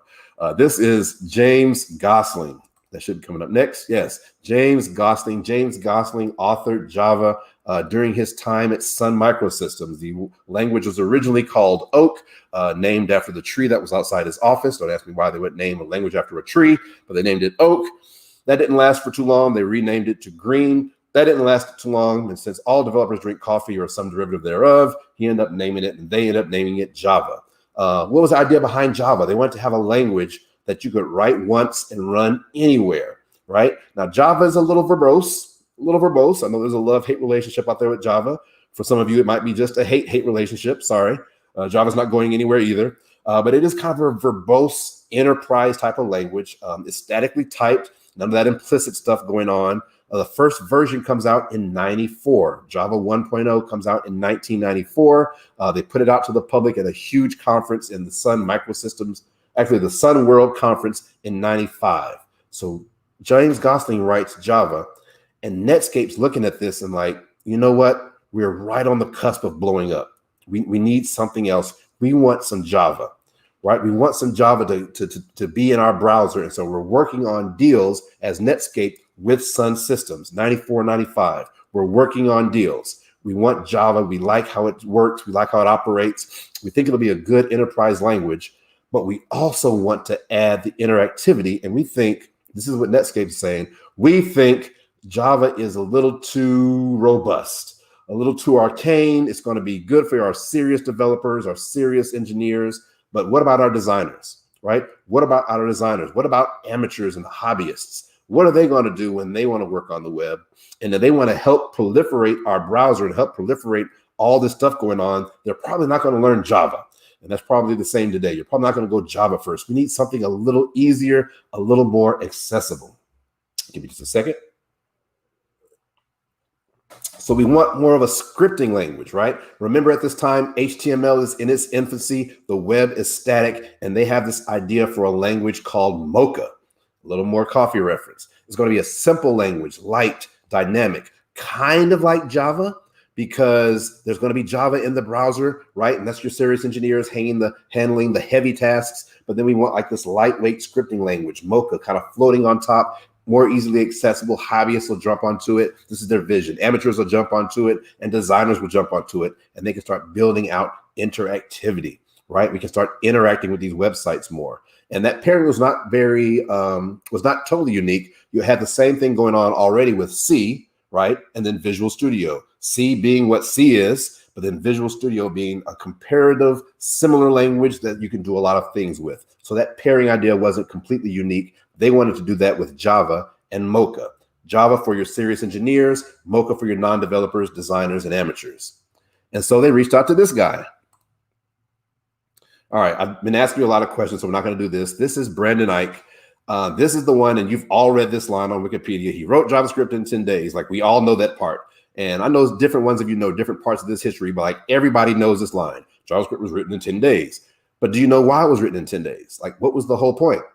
Well, they wanted the JavaScript to go in their next release of their browser at the same time that Java did. So they're working on the deal with Sun Microsystems over here to have Java, but they needed this Mocha thing to be going in the browser with it. They wanted to release it all at the same time. Again, I mentioned already, it looked kind of like Java. It was going to end up operating like Self, which is another language which that Brandon Ike actually liked. It's going to have a little pinch of Scheme in there, another language you can look up on your own. I have no idea what Scheme is, but I saw it in my research and I threw it in my document. So it worked. Brandon was down with the idea. He wrote the language very quickly, and it was integrated into the browser in May of 1995. The Sun deal went down to include Java in the browser in December 95. They renamed it from Mocha to LiveScript, kind of to emphasize the interactivity. You're right, the browser is live now. These websites are live. Things are moving and happening. We can click buttons and input text. The JavaScript is working, and then they renamed it to JavaScript from LiveScript. Again, JavaScript intended to be a scripting language for your small client-side tasks to increase interaction as well as proliferation of the web and of the browser and of the whole thing. Java, more of your professional tool for the robust web components. So how did it look? This is some Java code for all my Java haters out there. I'm sorry, Java's not going anywhere. You've got our good old main method here. We've got a console statement here. We've got a little try catch statement going on. We've got a new instance of missile silo. We're running a function here, a method on the silo object called launch missile. This is some good old fashioned Java. The same thing in JavaScript looks like that. All right. Change the wording a little bit, but very similar. We're not having to declare all this. It's going to be kind of understood. It's in the background, right? So to speak. We still have try catch methods, look a whole lot like what we do in Java. So it's very similar to Java, which means those Java engineers can pop over to JavaScript as well if they so desire at that time. And they can work with JavaScript, right? So that's how those things look. What are some of the features of JavaScript? So most of you have read somewhere or heard or already know that JavaScript is called an object-oriented language, but in truth, it's an object-oriented prototype-based language. Okay, object-oriented, but it's object-oriented prototype-based. Meaning it supports object-oriented programming, but it does it through prototypical inheritance, properties and methods. That's how it's OO. Okay, functions are just another object. Everything's an object, right? So functions are yet another object. Sorry. Functions can be passed around. They can be tied to variables. They can be thrown as exceptions. And prototypes give JavaScript power, right? It helps with the development of a lot of the libraries that's going to come along later with their own object models. And here's another statement that's sometimes kind of controversial. Classes in JavaScript are syntactic sugar on top of the prototype system. Now, many of you have read that and didn't go back and find out why do they call it sugar. Right? What's the point of sugar? Now, I did and actually found 3 blogs and authors who said it's absolutely not syntactic sugar. There are no fake classes. These are real classes. I'm not here to debate that. Don't really care one way or the other. For the most part, classes operate like syntactic sugar. And the reason they call it sugar is it's literally syntax that's been designed to make the language even sweeter for developers, right? There's a core syntax language and they massage some things around to make it either logically sweeter, logically make more sense, or visually sweeter. When you actually look at it in your editor, it looks better, it feels better based on if you're coming from a Java background or a Scheme background or a Lisp background. Syntactic sugars, it's like massaging the language a little bit. It makes the code sweet, visually or logically appearing, better for the developer. Now, You might know that JavaScript ends up being used not only for interaction, but ends up being used with the backend, being used with databases, libraries, and frameworks, Internet of Things. Like you can program your drone to fly with JavaScript these days. You can do a lot of different things, but those aren't really the most important thing to happen in JavaScript at this time period. At this time, one of the biggest things to happen in JavaScript, and by the way, that's how the browser looked at that time, but one of the biggest things to happen to JavaScript is the European Computer Manufacturers Association. Another one of those names that nobody will ever copy because it's just too long and arcane. But anyway, ECMA, European Computer Manufacturers Association, 1995. They're blowing up. They've got their deal with Java, with Sun Microsystems, getting Java in the browser. They've got Brandon cranking out JavaScript in a couple of weekends, in a week, basically 10 days. Things are about to really blow up. And so they go to the European Computer Manufacturers Association. They're basically like, help. We need some help. We need some standardization, right? Just like we talked about Tim Berners-Lee going into W3 Consortium, which works on standardization and kind of overlooking the development of the web. They wanted somebody to overlook the development of JavaScript. So they said, hey, ECMA, here's our baby. This is Java, and we want you to look over it. We need you to take care of the standards for this. And ECMA was on board, and the first version that they took over, they called it ECMAScript 262. So European Computer Manufacturers Association, the acronym for that is ECMA, and these days we just call it ES. ES5, ES6, ES Infinity. This is where ES comes from. It's a standardization organization that Netscape went to and said, please organize this thing, right? Brandon now, so it's giving you the core JavaScript. ECMA is handling the standardization, which means at this point, you could actually call JavaScript a implementation or a dialect of the standard, which is ECMAScript.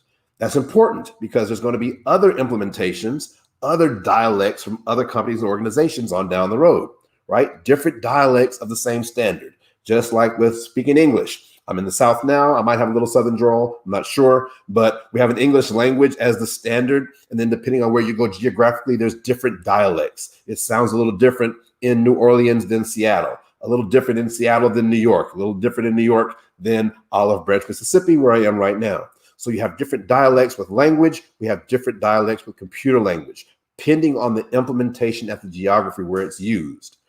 Very, very important, because a few days later, a few weeks later, these guys pop up. Back to pop quiz time. You've got to know these two guys. You've got to know, you have to. You got to, I'm saying you have to love them, but you've got to know these two guys. Now, one's kind of easy, but you can't have him without him. They go together. All right. Who does this? This is Paul Allen and Bill Gates. Paul Allen and Bill Gates, they are high school buddies in Washington State, and they love computing. Sorry about that. They love computing. They love working on computers and building things. They're just doing great together. And Paul Allen goes off to college. He goes to college for 2 years, is a fantastic programmer, ends up leaving there and going to Honeywell in Boston. That's kind of strategic because when Bill Gates left high school, he ends up leaving high school in Washington and he goes to Harvard. Well, Harvard's in Cambridge, right across the Charles River from Boston. So they still hang out. The high school buddies, they still hang out. And they're working together and they're coding together. Bill's in college. Paul's working in industry. So he's getting an idea of how computing is being used. He's seeing things, but they still work on stuff together. They work on side projects and things together, which is important because many of you might be working on side projects alone. You don't know where to start. Nothing wrong with finding a friend and say, hey, let's just code something together. Let's just make something over a weekend or a few weekends. You can do things together. And that's what they did. And what they did actually helped them to land a contract with a company called MITS. That's the acronym. It has nothing to do with MIT. It's down in New Mexico. But they landed a contract to write software in BASIC for their first microcomputers. They wrote software for their first microcomputers. All right. Paul Allen ends up leaving Honeywell. He goes to work at MITS for a while, learns some more things, and then he leaves there. And Bill Gates leaves college during his junior year. Paul Allen left school after his sophomore year. Bill Gates leaves college. He leaves Harvard during his junior year. They go off together and they start this company, based on their contract and based on the things that they see that they can do, the passions that they have, and the feeling that they have something that they can really build on. And so since they were building software for microcomputers, they called their company Microsoft. And then they dropped the hyphen and it's just Microsoft. This is 1975, right? Way back in the day. I was barely born then. Like, this is way, way back in the day. But that's the formation of Microsoft, which is important because 21 odd years later, they have an Internet Explorer browser. It was a browser, okay? But they wanted some of this interactivity stuff they're hearing about. They want some of the interaction stuff they heard about. They want to be able to grab that standard from ECMAScript and implement it in their own way. So they got some JavaScript. They didn't hit JavaScript, they got them some JavaScript.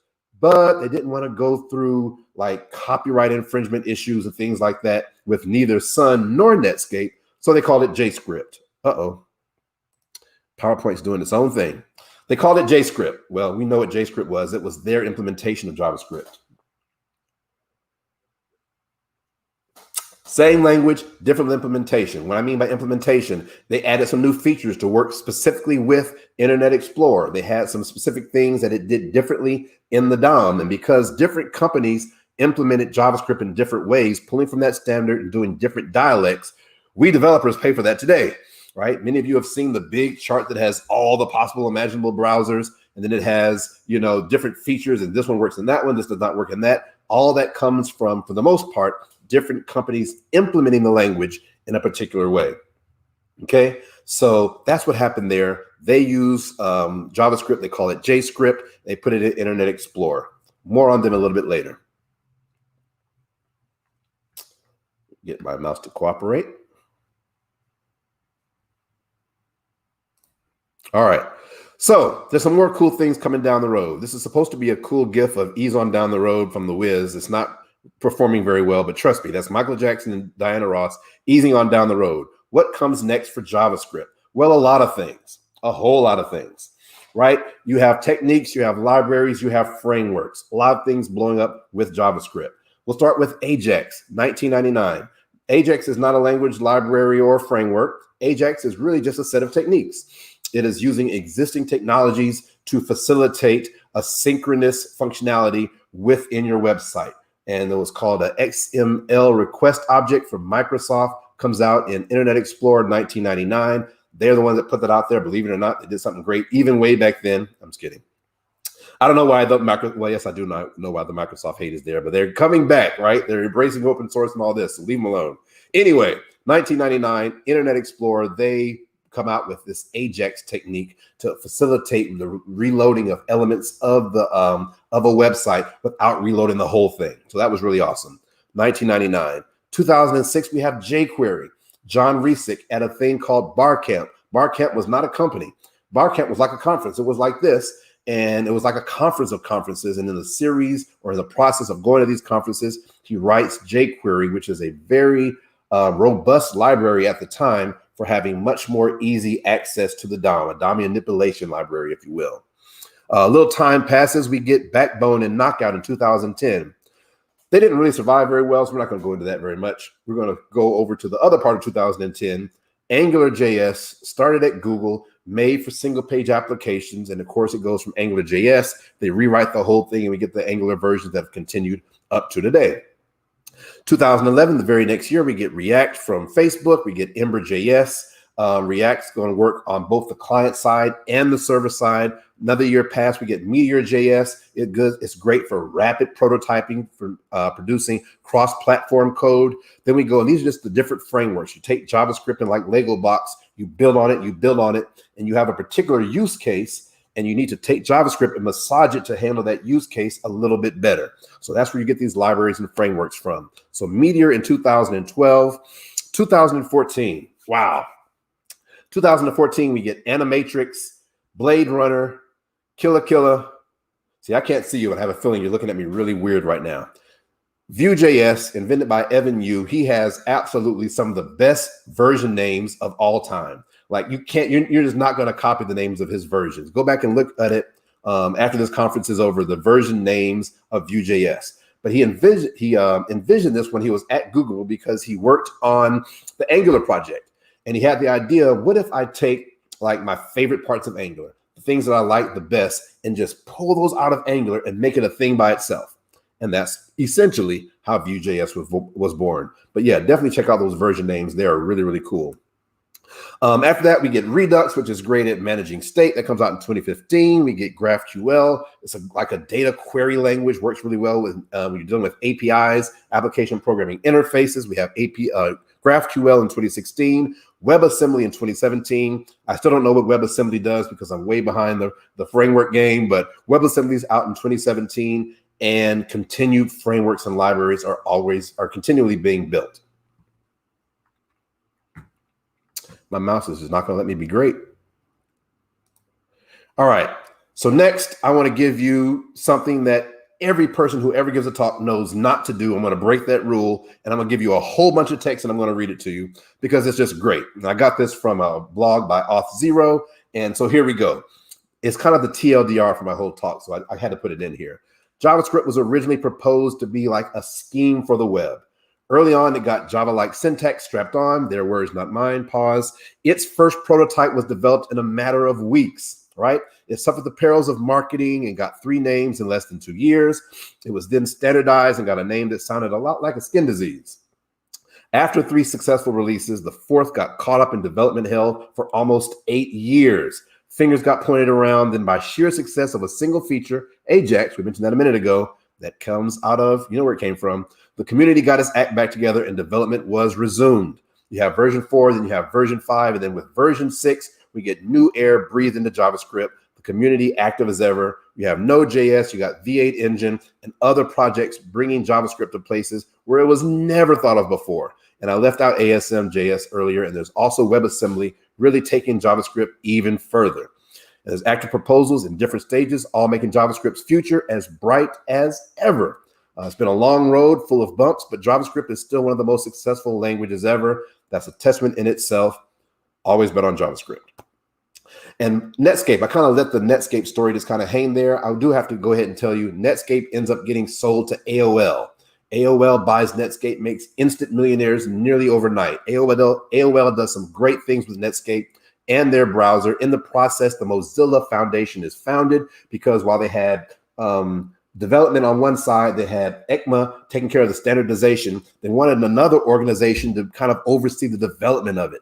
And so that was where the Mozilla Foundation, Mozilla is not a company, it's a foundation comes from.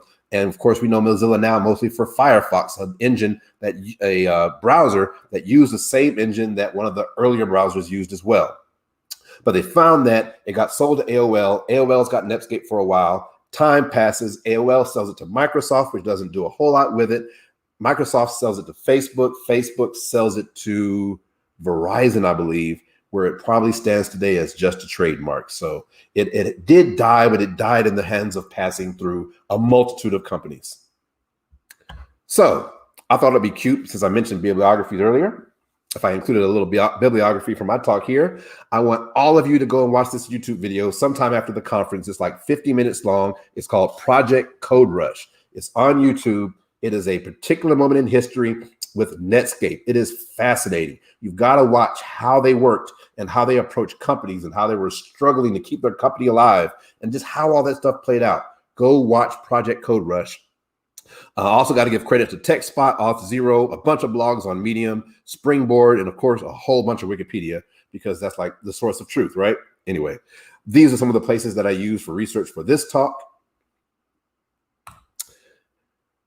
And I would love to connect with any and all of you at your convenience. I do have a YouTube channel called Coding Paths, where I talk about the different ways to get into a tech career and the different things you can do once you get here. Feel free to follow me there. Connect with me on LinkedIn. I'm Lawrence Lockhart, no special name there. Connect with me on Twitter, LD Lockhart Jr. Instagram is One Syrian. And for sure, the nonprofit that I work with, I absolutely love these guys. I pour hours and hours a day into helping people through this organization. You can get on our Slack channel, which is very active, through this website right here, codeconnector.io. And thank you for your time.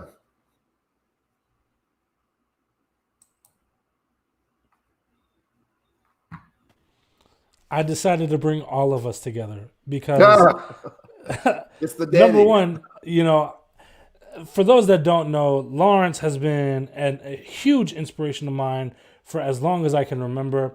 Oh, no. You're gonna tell the I story. had to make sure. No, I'm not gonna. You know what? I will tell the story. No. Actually, the very first meetup that I ever went to was because of Lawrence Lockhart, and he didn't know that at the time. He made a post on social media, and this was at that time that I was just learning how to code, and I found it on Facebook of all places. And so I go to this meetup, right? And I'm mustering up the courage because obviously, as everyone knows in the chat, then they've been saying it this whole time, Lawrence is this pool of knowledge. And like it just goes so deep. And so I'm intimidated by his intelligence. And then I finally muster up the courage and I'm like, hey, Lawrence, I saw this post that you made on your Facebook profile. And, you said you were going to be here tonight. So I came here to meet you. And I guess I was making some like crazy eyes. And he was like, okay. So you just stalked me here? And like, that was the last time we spoke for a little while. Classic moments in Memphis tech history. Literally, I'll never forget the way he looked at me. He was like, all right. Like, you just came. But if it wasn't for that post, if it wasn't for that meetup and subsequent meetups after that, and I talk about this all the time, meetups genuinely changed my trajectory in life and my life itself. And I highly, highly, highly recommend it. Whether it's Code Connector, whether it's Jimmy's meetup down the street, wherever it is, find a community that will support you. Code Connector is an amazing community that Lawrence is a part of. I go to their meetups all the time. Isaac goes to their meetups all the time. That is what we basically met everyone at. And I highly recommend checking out. They have a great Slack channel if you want to join that as well. You can go to their website, codeconnector.io, and get all those links. And Lawrence is definitely a massive portion of that. And if it wasn't for him, I don't know what I'd be doing right now. I'd probably still be in the gas station. Yeah. And I honestly, I genuinely mean that. I love this man. I'll always support him in everything he does. And honestly, I can't even say it enough. Like, he's so intelligent. He helps out so many people. Definitely make sure you're following him on social media. And we had plenty of questions. And Isaac, if you haven't figured out, the three of us are friends and we talk pretty much daily. And we've known each other for over a year and a half, almost 2 years. Wow. Now. Time flies. Time flies. Like old buds already. And what's the craziest thing is, honestly, like when we're talking about time flying, like it's amazing how I still look at you as the smartest person in the group no matter what, because you are. And number two, the crazy thing with time flying is we've all grown on our paths together and we've supported each other. I can tell you I've pissed Lawrence off so many times. I've made him happy so many times. But through that, I've learned so much. There's been times where I've had concepts completely wrong and I've mentioned it and he'll send me in the right direction. And that feedback is what the whole community is based off of. That's it. And I can't tell I can't put it into words. Like, I'm getting emotional. It's weird. Well, right back at you, man. And the way that you've gone from nobody knows you to the entire world knows you in a matter of months. I don't even know. That's like just wizard magic. That's like there's a wand behind him somewhere. He waved it and he went from obscurity at a gas station to literally everybody in tech knows Danny's name. So I haven't quite done all that yet, but thank you for the compliments. You're pretty friggin' awesome yourself. He is right. He has pissed me off many times, but because there's actual love here, that's how families work. You don't always agree. You just don't, but you get over it. You talk through it, you work through it, and you keep on. And I support him, and I have so much respect for what he does. I can't say enough of it. And the same for Isaac, man. He's an awesome guy too. Don't want to leave Isaac sitting there in the corner out of the picture. But yeah, this is like a family right here. This is the Memphis crew. If anybody's relocating, you don't know where to go, just come to Memphis. Like, we're going to show you some love. We'll take care of you. We'll go get some barbecue. Once we can go to the barbecue places again, we'll get real sloppy. We'll get you a tech job. So I will say, if you have any questions in the chat, now is the time to drop them so we can answer them while we have Lawrence here with us. I will also say, not only did Lawrence dropped a ton of knowledge on the history of JavaScript and really important things that you should know as a developer or an aspiring developer. But I would say link with him. He has some of the best content on Instagram, in my opinion. And I feel like most people don't even realize that. Definitely follow him on Instagram. I start my day checking out to see if he's posted anything there. Highly recommend that. And you know what's funny is like right now it should show you like theoretically no matter what your surroundings are you can make some magic happen because he's literally in his garage making magic happen, right? That's it. I'm the garage coder. That's gonna be my new name. So I'm going to ask you a question that I always kind of ask speakers and developers because I want to know. Oh, you're amazing, Lawrence. There you go. Absolutely. So what would you suggest as someone that wants to excel in JavaScript? What would you suggest as like main resources they need to be looking at, utilizing, growing with? Absolutely. So there's an interesting problem with that question right now, and that is the thing that we've needed so long went from nearly non-existent to just complete proliferation. There are I don't want to say too many, but there is an abundance of resources. Like if you just begin to Google search JavaScript tutorial, JavaScript course, like it's everywhere you can imagine. So among that, what I do is I try to narrow it down. There's a few things that you can do. Number one, find a person who's very knowledgeable about the subject. It can be JavaScript or any other language, and ask them, what are some trustworthy resources? Because not all resources are made the same, right? If you go to udemy.com, I use a lot of Udemy, but completely, it's a wild, wild west. Anybody can put anything on Udemy. I can just put a course about how to make towels. I don't know anything about how to make towels, but I can copy what you wrote, put it on Udemy, I got a course. So find a person you trust. It can be in person or online, and ask them resources they recommend. Things like Front-End Masters are highly recommended. Pluralsight, highly recommended. There are a few courses on Udemy. I saw somebody type about Coding Phase. I'm a Coding Phase fan. I'm one series. I'm an OG with Coding Phase. But there's a few select resources that come highly recommended. I wouldn't try to reinvent the wheel with something that was written last year, right? These courses have been around. They have a reputation. They'll typically have a lot of stars, a lot of ratings, and you can read the comments about people who've taken those courses. But the course is not nearly as important as your diligence to go through the course. You can start free code camp today. And I know we have some people who are new to coding or just thinking about, you can start free code camp today, take it front to back, and for free, for no more than the cost of your internet and your computer, you can learn a ton of JavaScript. And they have amped up their resources recently. They've added data structures and algorithms. They have a YouTube component where they take things even further with frameworks and cloud technologies. You can go very far with just free code camp. But my huge suggestion is whatever you start, finish that resource. This is an issue that I had when I was just starting to learn 2-3-ish years ago, starting a resource, going hard on it, getting a little frustrated, blaming it on the resource, and then I buy another course, right? And so then I start that one, which means I come starting over a little bit and I catch up and go so far. And oftentimes it was JavaScript that was just messing me up. And I would get so far and I would get frustrated and I didn't really interact with people at the time. And I would start another course. I have easily over 100 Udemy courses. I might have finished 6. That's not helping me at all. So my focus these days, when I need to learn a technology today, is very much what I would recommend to anybody trying to learn JavaScript. Find a recommended course and take it beginning to end.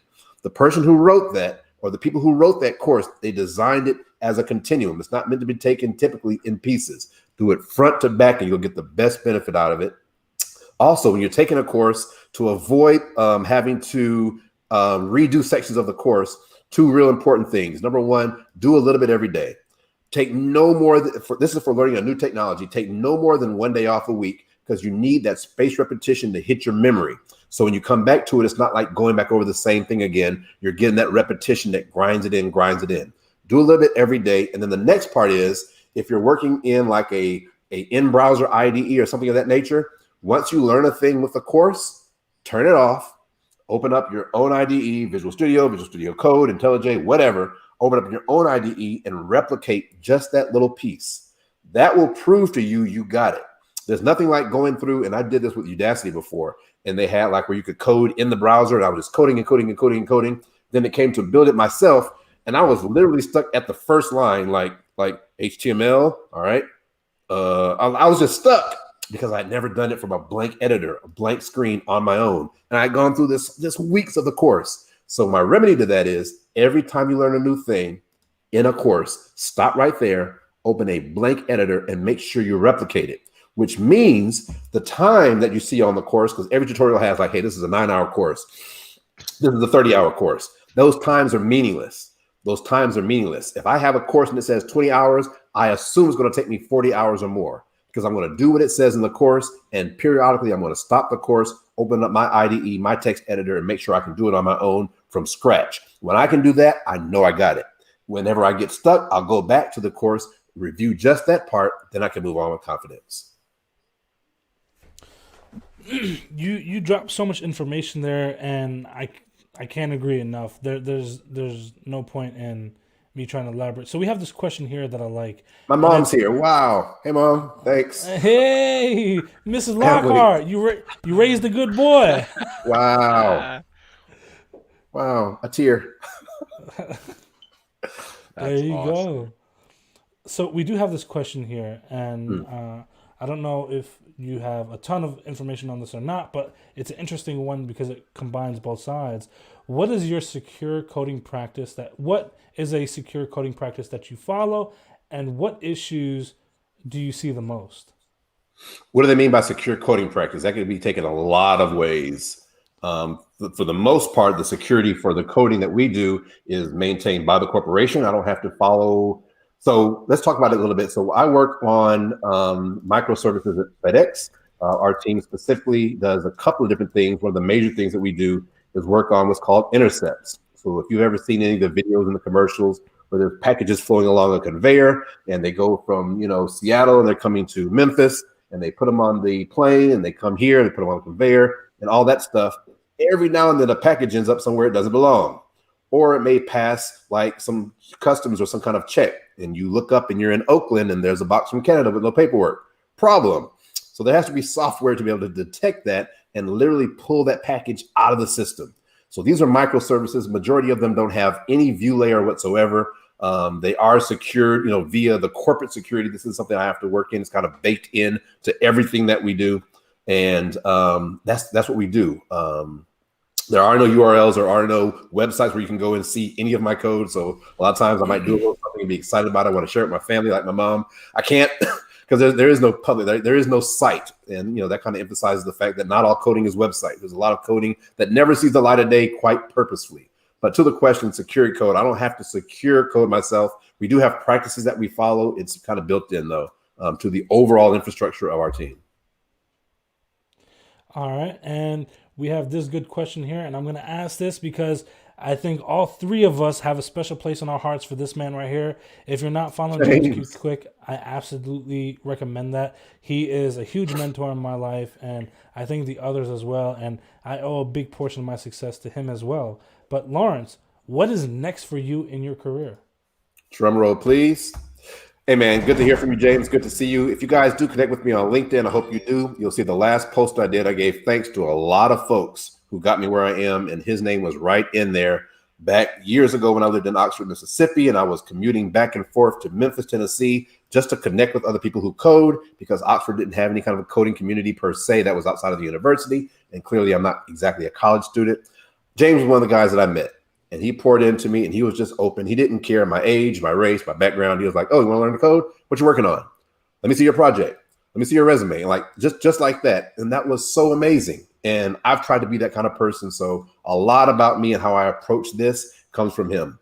In terms of what's next, that's an interesting question because I've gotten a new role, some new responsibilities at work that kind of fall into the product management type of role where I'm overseeing something and tracking the progress and reaching out to our European partners with a ground company called TNT. And that's really neat to me. At the same time, I've dabbled in some things with cloud with GCP as well as Oracle Cloud Infrastructure, OCI. Actually almost did a certification with that. That is absolutely fascinating to me, the cloud world, SRE, DevOps.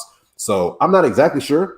Right now, I'm just making sure I'm an amazing developer where I am, try to get my name out there, my exposure out there, and continue to build my core JavaScript, my core Java skills, but maybe product management, maybe SRE/DevOps/cloud. One of those two will be in the next future, in the next 5 years or so. Okay. So, that's pretty interesting. And let me ask you this, I know being at FedEx definitely changed some trajectory on your path to where you were going. what before you joined FedEx, what were your expectations of where your career was going versus what you were able to turn it into now? Wow, man, I was just so uninformed. You know, I really didn't know, but I knew I had to get my foot in the door. I didn't have a clear path of the trajectory, and I took a lot of risks. In fact, before I was at FedEx, I was at Fred's in a kind of a marketing role, and before Fred's, I was still in the restaurant world. And I came to a point where I felt I was coding good enough to get a job, but I couldn't put enough time into the applications and the interviews and building out my projects. And I took a huge risk, not exactly knowing where I was going to go, but I took a huge risk and I just left my job. I was like, I got to go. I need to just go hard for just a few weeks and just do nothing but code and nothing but reach out to recruiters and nothing but projects. And I did that, again, not exactly sure of the trajectory, but knowing that I could do this thing. And in 30 days, I had a job. I was a web content developer. It was originally a part-time internship type of job, developed into a full-time role, got me out of the restaurant business, which was the important thing. That was the trajectory at that time, get out of burgers and dropping fries and burning my arm. I'll never forget the first day at my last restaurant. A trainer came from North Carolina. I was on fries. I burnt myself. I was like, ah, crap. He goes, oh, you think that's something? Look at this. And he showed me his arm, and there was just burn marks all up and down his arm. He goes, that's a burn. And he was showing this to me like it was a badge of honor. And I was like, what am I doing here? I'm not proud of, I mean, you know, happy for you, but I'm not proud of that. I need a new trajectory. I need to do something different. And that was the beginning of learning to code for me. And like I said, a year later, ended up at Fred's, not exactly sure of the trajectory yet, knowing I wanted to do something in code. Now that I've gotten to FedEx, FedEx is a juggernaut of a company. Like, it's hard to imagine how many hundreds of thousands of people work here. And you get exposed to things if you expose yourself to things. You get exposed to things if you expose yourself to things. So I can't stay in my cube or just my garage in my little silo. I have to talk to people and network with people and have lunch with folks. And I learn more about what they do and what capabilities are. And then I do things like this. I come to meetups and I come to conferences and I learn what are the different things that happen in the industry. And it excites me enough that that's like half of what my YouTube channel is about. It's coding paths. Yes, how do you get into tech? But then once you're here, what can you do? A lot of people have no desire to make a website. There are dozens and dozens of things you can do in tech with code that have nothing to do with websites. And so as far as the trajectory, FedEx has exposed me to a lot. GDG Memphis and all the Google developer groups have exposed me to a lot and increased my capability of understanding what the trajectories can be. You know, yeah. I mean, I'll be honest with you, you know, similar story for me with the gas stations and frying chicken. And I mean, yeah, there's nothing wrong with those jobs if that's what you want. But if you feel like that there's more that you can do, I'm just saying that path absolutely exists. Like, you definitely need to learn. You need to put in the work. I'm not saying it's easy, but I am saying it's possible. And I'm so grateful for stories like Lawrence and myself and so many others. And I see so many popping in the chat right now that worked at Burger King and Subway and all this good stuff. Like, retail. It's tough, but you know, it's a tough job. And you know what's crazy is people are like, oh man, how hard is it to make a burger? When you're making 1,000 burgers, it's hard, okay? It's not as simple as you think. It's not making one individual thing. You're doing this 8 hours a day. Not only that, you're dealing with terrible customers. Not only that, you're dealing with people that think because of who you are and what you're doing, you're beneath them. And then you're still having to force yourself to put on a smile and have customer service. It is not easy, regardless of what people think. It's very, very tough, not just from a job standpoint, but God, mentally and emotionally. Right. Absolutely right. So man. we have this one last question that we're going to go through, and it's, if you could tell yourself 3 key points when you first started, what would they be? And this could be for the whole panel, but I think Lawrence is going to kill us with nuggets of information, so we may not speak after that. It may downgrade what my talk is worth. 3 key points. Got like 2 dozen. Let's just narrow it down to 3 random ones. Number 1, regardless of the isms, I can do this. Because ageism is a thing, right? I'm 48 years old. My first, pseudo tech job, I was 46. What business do I have in this tech world with all these 20-year-olds? Ageism is a thing. Racism is a thing. I'm a black guy in Mississippi. Why am I even trying this? Like, what are you thinking about? You blew your opportunity as a kid. Besides all the isms, I can absolutely make it if I decide to pursue my passions, right? Talked about the passions earlier with Tim Berners-Lee. So despite all the isms and all the reasons why I cannot, If you decide to put in the work, you can make it. That's number one. Number two, learning in a silo is a trap. Do not go at this thing alone. Yes, it does come down to your fingers on the keyboard at the end of the day, but connect with people. There's a lot of type of people in the world. There's a lot of people like Danny and like Isaac and hopefully like myself that are willing to help you wherever you are in your journey. If it's typing your very first hello world to building your first project, there are a ton of people who want to help you. People that made the transition like me and want to bring along as many other folks as possible. Not just to stop you from doing what you're doing, but sure, there are other options. So point number two, don't learn alone. Point number three, once you get here, right? And this, I know you asked for when you start, but I'm gonna say once you get here, once you get into this tech world, look out for somebody else, right? Don't go for it that this is just me getting my bag. Who can I help? Who can I pull up of whatever race, whatever background, for wherever they are, who is interested in doing this and just needs a human resource? They got a computer, they got the internet, they got the tutorial, but they need a person to speak into their life. You can do a lot of things looking out for the next person, and that grows this amazing ecosystem, this family that we call tech. It can be mean and harsh and cruel sometimes, but you have a choice about how you approach it. That's so well said. And I will say one thing. One of my most liked tweets is the tweet that is of my experience, in that I work with he's 23 now, a 23-year-old developer that learned how to code way earlier in life. I started learning how to code when I was 30. The person that I always talk about when I write this is one of my best friends ended up learning how to code and changing his life at the age of 46.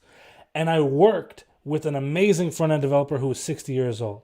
If you want to make it in this field, that path is absolutely there. I guarantee it. And here's the thing. One thing about tech, we definitely have the ageisms. Don't let anyone try and sugarcoat and say that it doesn't exist. It does. We have ageism, we have racism, we have sexism, we have all that. And I mean, the other thing with that also, it's all in all the industries as well. It is pretty tough, and there is some elitism in this culture of tech. Don't get me wrong. It is. Like, if you try to tell someone you're a developer without a degree, they're like, you're not a developer. There's a whole bunch of that crap that you got to deal with. But with that also being said, there's so much love and support. And I fell in love with tech, not because of just tech itself, but the community. Meeting people like Lawrence, meeting people like Isaac, that when I would go to a meetup, they got your back. They're trying to see you go through. And I always say, coding is such a lonely field sometimes, because I could create an application that is like so back-end logic heavy, and it's got these algorithms, and I'm trying out some tough stuff, and it does some great things, like you push a button and it makes all this stuff happen, and I'll go show it to my wife, and she's like, that doesn't look that great. I'm like, well, it's not supposed to really look too good. It's not a front-end thing, it's a back-end thing. And then she's like, well, you could probably make this look better. But when I go to a meetup and I go see someone like Lawrence, and he's like, oh man, I know that probably took you a long time. Oh man, I definitely know you spent some time on that algorithm. That love will keep you where you're going. So as far as like a couple tips that I would say I would give myself in the beginning, it's definitely number one is going to be, don't stop. Whatever you do, don't stop. I don't care if you're moving at the pace of a turtle, don't stop. Because if you stop, the only guarantee from stopping your action is your dream of tech dies. Simple as that. But if you keep going, even at the pace of a turtle, the possibility of your dream in tech is still alive. It may not come in 3 months. It may not come in 6 months. But what is the difference if it takes you 6 years and it takes someone else 1 year? What matters is you actually got to where you were going, regardless of how long it took and all the lessons you pick up along the way. So keep progressing regardless of how long it takes. Number two, find a community. I can't stress that enough. Having that support system, and it costs you nothing, is beyond value. And I can tell you this, you will network, you will meet developers, you will gain knowledge and all this great stuff from being at a meetup. And the last point I would give is, like I always say, ABB, always be building. Put your fingers on that keyboard and let them dance. There's no shortcuts to success when it comes to tech. You have to let your fingers dance on those keys and tap dance around and put some stuff. Facing those errors make you a better developer. When you're following some YouTube tutorial, the only error you're probably going to face is a syntax error from copying the code wrong. But actually going through that error of, man, this isn't working right. What is this error? What is this 504? Like, facing that makes you so much better. And, that's something that I can't sugarcoat. You have to do it. And I'm going to go ahead and bring in our next speaker since he's hanging out here. Mr. Michael Liendo. I can tell you, I am such a fan, such a fan. I'm actually going to screenshot this as proof that I talked to you. Hold on. All right. Two of my favorite people, Lawrence Lockhart, of course, Michael Liendo, both phenomenal developers, both great on social media. You need to follow both of them. But I mean, just to piggyback off that last question, Michael, what would be 3 tips that you give to yourself at the beginning of your journey or someone else starting at the time? Hey guys, just before we do that, I do want to, I'm sorry, I didn't mean to cut you guys off. I did want to post this one thing on the chat for Lawrence. You're still getting some love, man. Mama Lockhart. Mama. Hey, I'm just glad y'all put Michael behind me. I actually watched Michael at a conference in Jackson, Mississippi last year, Magnolia JS, and he blew it up. So I'm glad I'm not coming behind him because I couldn't handle it. I would just cam down like, no, y'all can read the slides. So good job, Danny. Thanks, man. I appreciate it. But no, you're a tough act to follow. So I just want to say before we start, thank you again, Lawrence. Thank you so much for being a part of this. And thank you for taking the time out of your day to join us. Sincerely, you didn't have to. And I know the entire community is thanking you for that. Appreciate it, man. Thanks again for the invite. I've now done my first tech talk. It's That's on it. Your now. first tech talk was at It's on Southern now. DevFest. There we go. All right. All right, Michael. So what would be like 3 tips? Because I think that's a really good question. Yeah, it actually really is, and it's good to get them out there and then circle back on them as your journey continues. And you guys hit some really good points on the head. I would say to highlight some things that you guys have touched on: stay hungry, find your community. That's should be number 1. Find your community, and then just reflect on why you're doing what you're doing. Why am I? Because you're gonna have those hard days. Why did I decide to go into tech? Was it because of the money? Don't let anybody tell you that's a bad reason. Is it because of the benefits? It's because I love coding and putting something out there that started from nothing. Keep all of those factors in mind, and it will just push you further along. It has, for me, and speaking from others, it definitely goes a long way. Yeah. So, excuse me for a second. Sorry about that. Whoa. All right. So one thing I'll say is I've been following you, and we've spoken many times online. I love your insight. I love the way that you break down ideas, and I was so glad that you actually agreed to do this because, of course, you didn't have to. And I know that you are a senior software engineer at EcoBind, and today you're going to be talking about async principles, understanding callbacks, promises, and async await. I'm excited to see where you go with this, and I will, without further ado, I'm going to leave the floor to you. And if you need anything, we'll be hanging out in the background and making sure we pop up. Awesome, much appreciated. I'm going to go ahead and take a note from Danny. And today, I was looking at the chat throughout the day, and I saw a recurring theme, and I'm glad that he said what he said just a little bit ago. Today, we are going to make those fingers dance. Because those of you that know me, and whether you catch me on YouTube, Twitter, or wherever, you know that I really just like diving into the code. Anytime I show a tutorial or a how-to, there's a lot of code involved, and today is going to be no exception. So I'm going to go ahead and take a recurring subject, which is going to be asynchronous JavaScript in its various forms, and just sort of go through a couple different ways that you can achieve that when working with JavaScript in the browser or just plain old JavaScript wherever it may be. So to kick things off, I'm going to go ahead and share my screen here. So let's see here. All right, so assuming my screen is being displayed, actually I should probably move everybody down here. That way I can keep tabs on you. So with this going on, a little bit of background about myself. As Danny mentioned, I'm a senior front-end engineer over at EcoBind, and I just got hired on there. And it's just been a great journey so far. First week has been amazing. They have an awesome community there, so definitely shout out to them. I am an AWS community builder, so more so on the serverless side, front-end side, but if anybody has questions on serverless architecture within front-end development, hit me up. And then virtual reality is just something that I do in my free time. I picked up during quarantine. And I kid you not, I have 3 Oculus headsets, one for me, one for each of my kids. And it's just been a blast because we're not going anywhere. And at the same time, we're going everywhere in VR. So if anybody wants to get on VR, let me know. Oh, and then also QR code here. That way you don't gotta like type in my Twitter. If you guys want to go ahead and pull out your phones, follow me that way. That definitely works. But the application that we're going to be going through is just a couple of examples on how we can work with those various topics. So callbacks, promises, and async await. I'm going to go ahead and kick things off with talking about callbacks. And the first thing that I'll say about callbacks is that that word itself is sort of being phased out. We used to see callbacks all the time, and that terminology would just come up in interviews. It would come up in just sort of online forums, coding challenges, and whatnot. But what I want to strive to you is that aside from that jargon, a callback, really what we're talking about is just a function that has been passed in as an argument. And then if you think about that, like we see that all the time in JavaScript, whether you're using like map, filter, reduce to like iterate over an array, whether you are like fetching data of some sort, like it comes up all the time.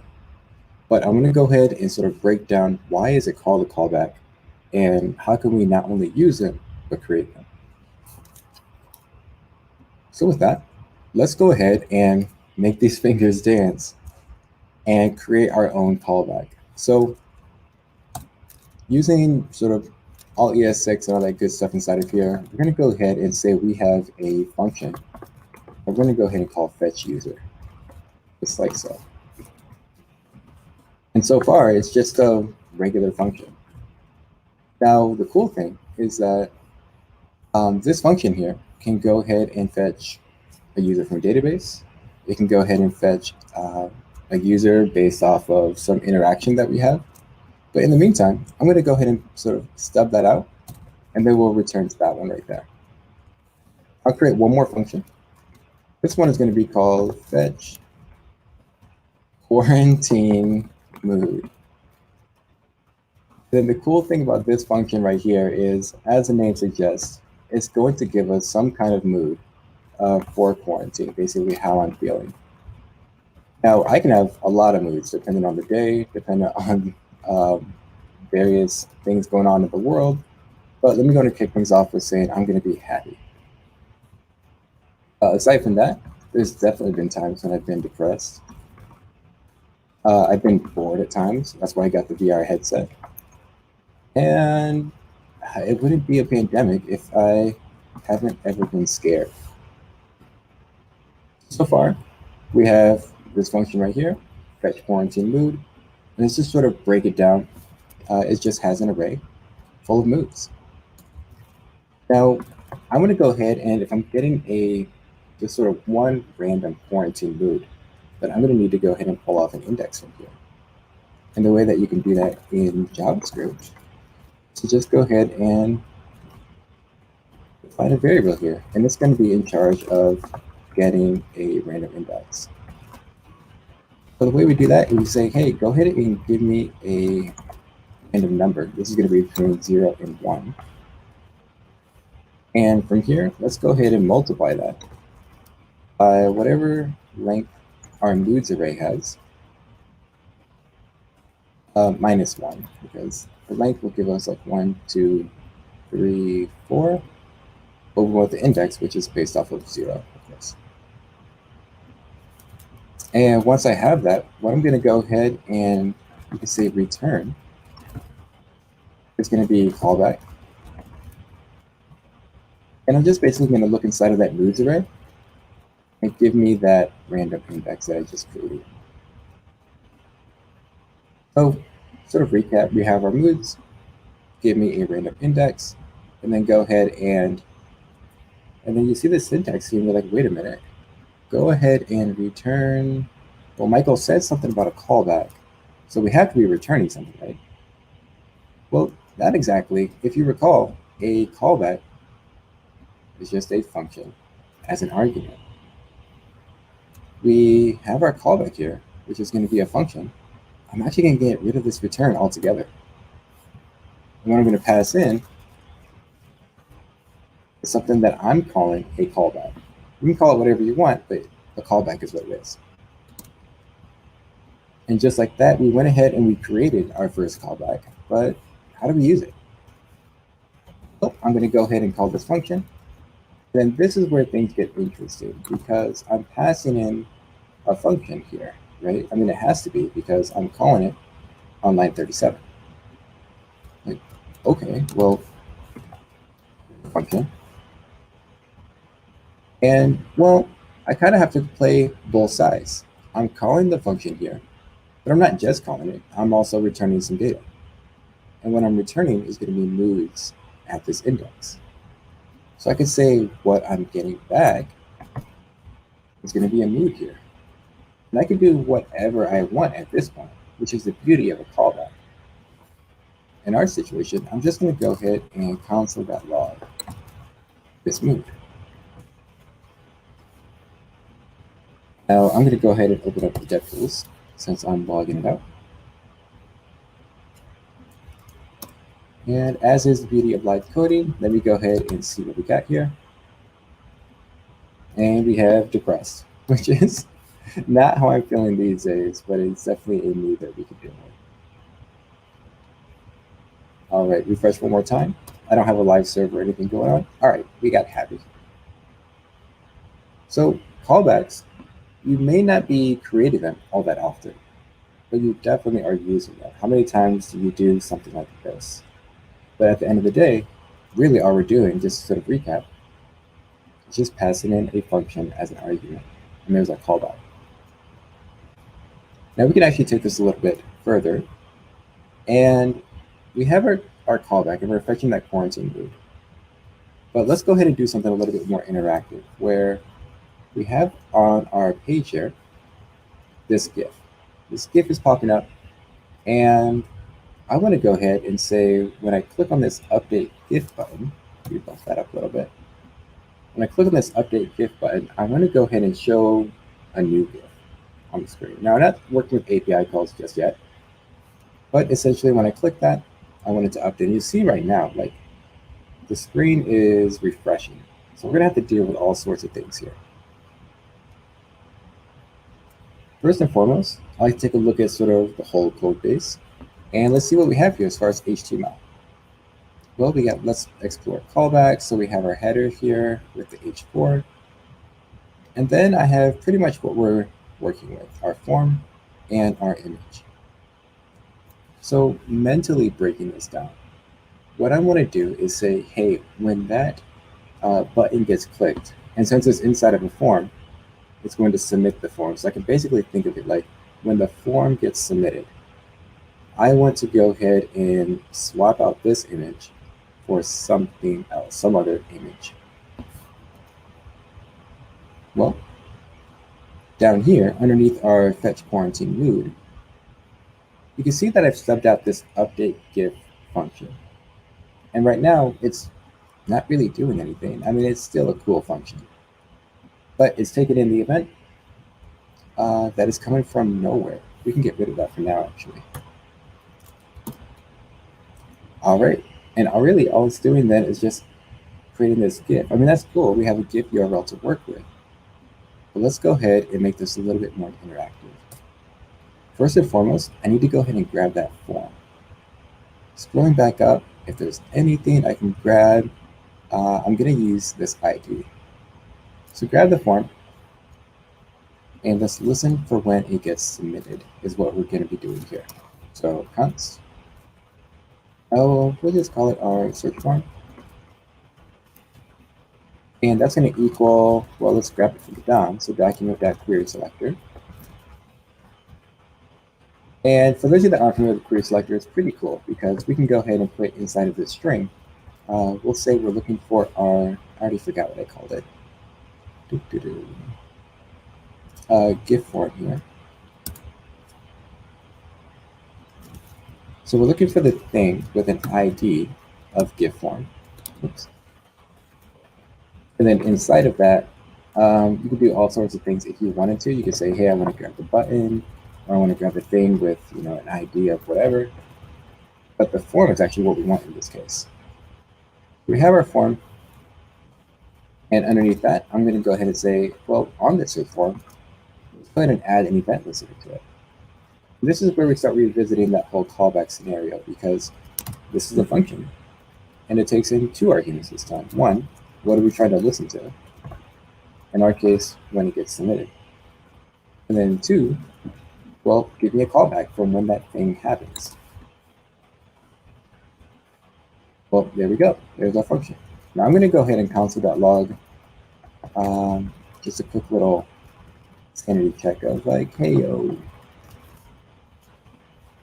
We'll open up our dev tools again and we'll see what we have to work with. So we're still bored. And if I refresh, we're bored, nothing happened. That's because it's waiting for that event to fire up. So let's go ahead and click on this update GIF. And whoa. Like, if you look like super fast, you can see like Heyo appears and then disappears. And well, that's because the browser's refreshing. Now, for those of you that haven't been around the web all that long, I saw in the chat, like there's all sorts of folks from all over the place.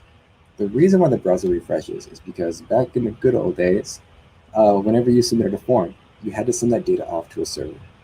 Now that's just the default behavior of how a form behaves. But nowadays, us cool kids, we don't want to do that. We want to be in control of what happens when the form gets submitted, and we don't always want to send it to a backend.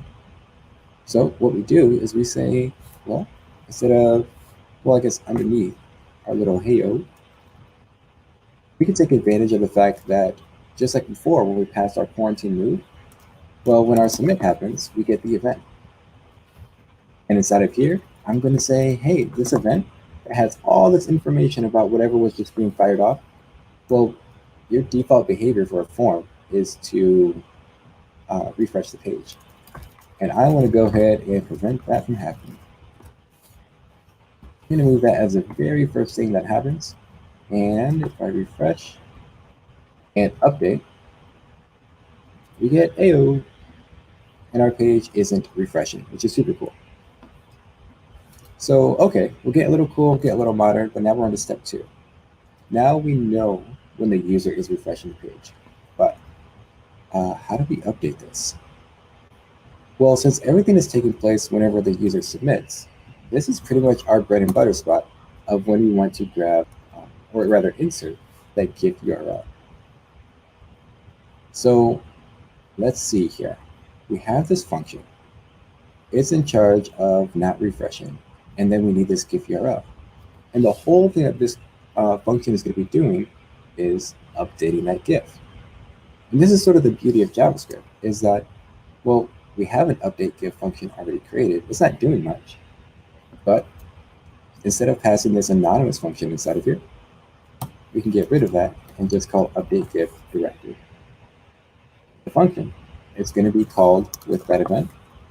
We just sort of put back in what we had previously. So prevent.prevent default. Oh. Now that we have this GIF URL to work with, we'll just go ahead and put that inside of the image tag.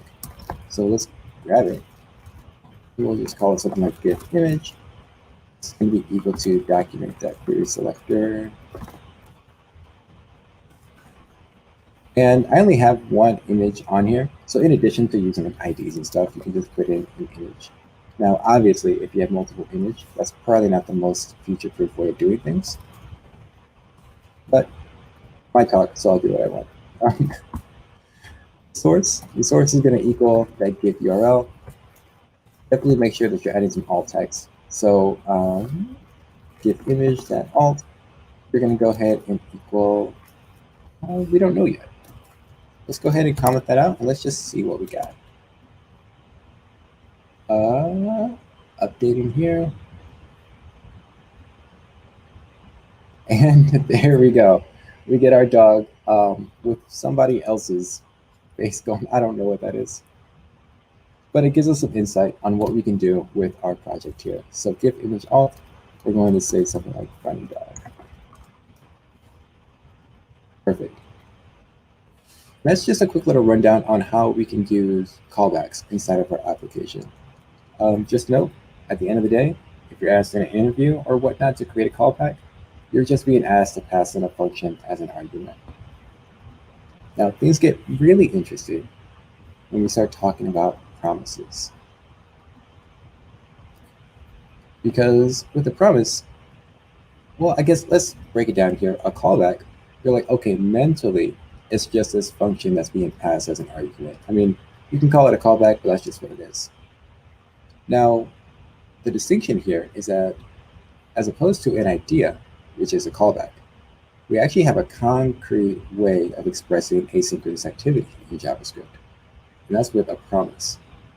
Now, a promise is something that's built in, and just like a callback, you're going to be using them a lot more than you're going to be creating them.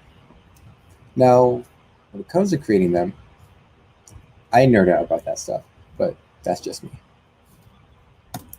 Creating a promise looks like this, and I'm going to bring back our friend fetch user. So we have fetch user here. And so far, it's no big deal. It's just a function. But things get interesting when I say, hey, I want to go ahead and return a new promise, which is a function itself. So this is sort of the heart of the matter, this new promise area. The cool thing about this whole promise syntax is that it takes in a function itself. So we have a function that's going to immediately return a promise. And then the first argument to that function is going to be a function itself. A function being passed as an argument, we have a callback. Now the cool thing is that inside of this function, when it gets called, it's going to give us two things. It's going to give us a resolve and a reject. It's like, Michael, you're talking about like fetching users and promises, resolving and reject. Like there's so much going on. Well, let's go ahead and try and break it down into sort of layman's terms. Over in our web page example here, we have promises. And the way I like to think about it is like going to a movie. Like if anybody can remember when we did that. You go to your friend and you're like, hey, you want to see a movie tonight? And they're like, oh, I don't know. Like, what kind of movie is it? Who's paying? If you have friends like mine. And basically they get back to you and it's just like, let me let you know. Like, don't call me, I'll let you know. And you're like, okay, cool, like I'll wait. Well, in that case, you got two things going on at surface value. You have, yes, you're gonna go to the movies. No, you're gonna have to like Netflix and chill by yourself. Or like in the meantime, what's happening is that you don't know. And so you're just sort of waiting for your friend to get back to you. And that's a key distinction, is that it's not like yes or no whenever somebody makes you a promise in real life. It's yes, no, and now I gotta wait for you to get back to me. Well, JavaScript promises are actually just like that. We don't say yes, no, still waiting. What we say is resolve, reject, and then in the meantime, we're pending. So we have resolve and reject here, and how this works is like saying, hey, if, and we'll just make this the case all the time, if some condition is met. So we'll just say if true for right now. We're going to resolve with Michael in our fetch user example. Otherwise, we can go ahead and reject with, instead of a name, we'll say like, no one here. Just like that. So we have our function, it's returning a promise, and then promises, yes, no, resolve, reject, can go either way. So we have that set up. Let's go ahead and use it. Now, the cool thing is that promises are what are known as venable in basic terms. meaning that I just say, hey, go ahead and fetch my user here. Well, cool, like I'm gonna go fetch the user, but you don't know when I get back to you. Well, to get that information, it's not be in that pending state. Say, well, then go ahead and let me know when things go well. And from here, we'll get our data back, and I can go ahead and console.log whatever data got back to me. Great, if I open up my console here, and refresh, we get Michael. And that should make sense, right? It was true all the time. Let's go ahead and just make sure it's working and throw in some gibberish in there. Awesome, it's always going to hit. And then if you wanted to, instead of true, you can just base that off of a condition. If the name equals Michael. Otherwise, it would go on to this reject case. And you might be wondering, like, if this function is for the good case, how do I handle when things don't go as planned? Well, it takes in another function here. When things go well, and then the second argument is when things don't go well. In which case, I'm going to go ahead and say that this is our error, and we can console.log the error.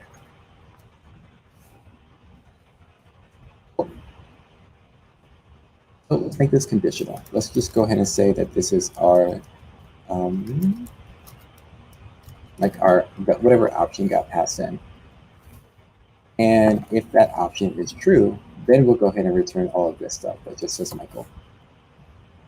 Well, I can call fetch user, and I will say true, which should give me Michael. Do a quick refresh. Great. And then if I made this false, we get no one here.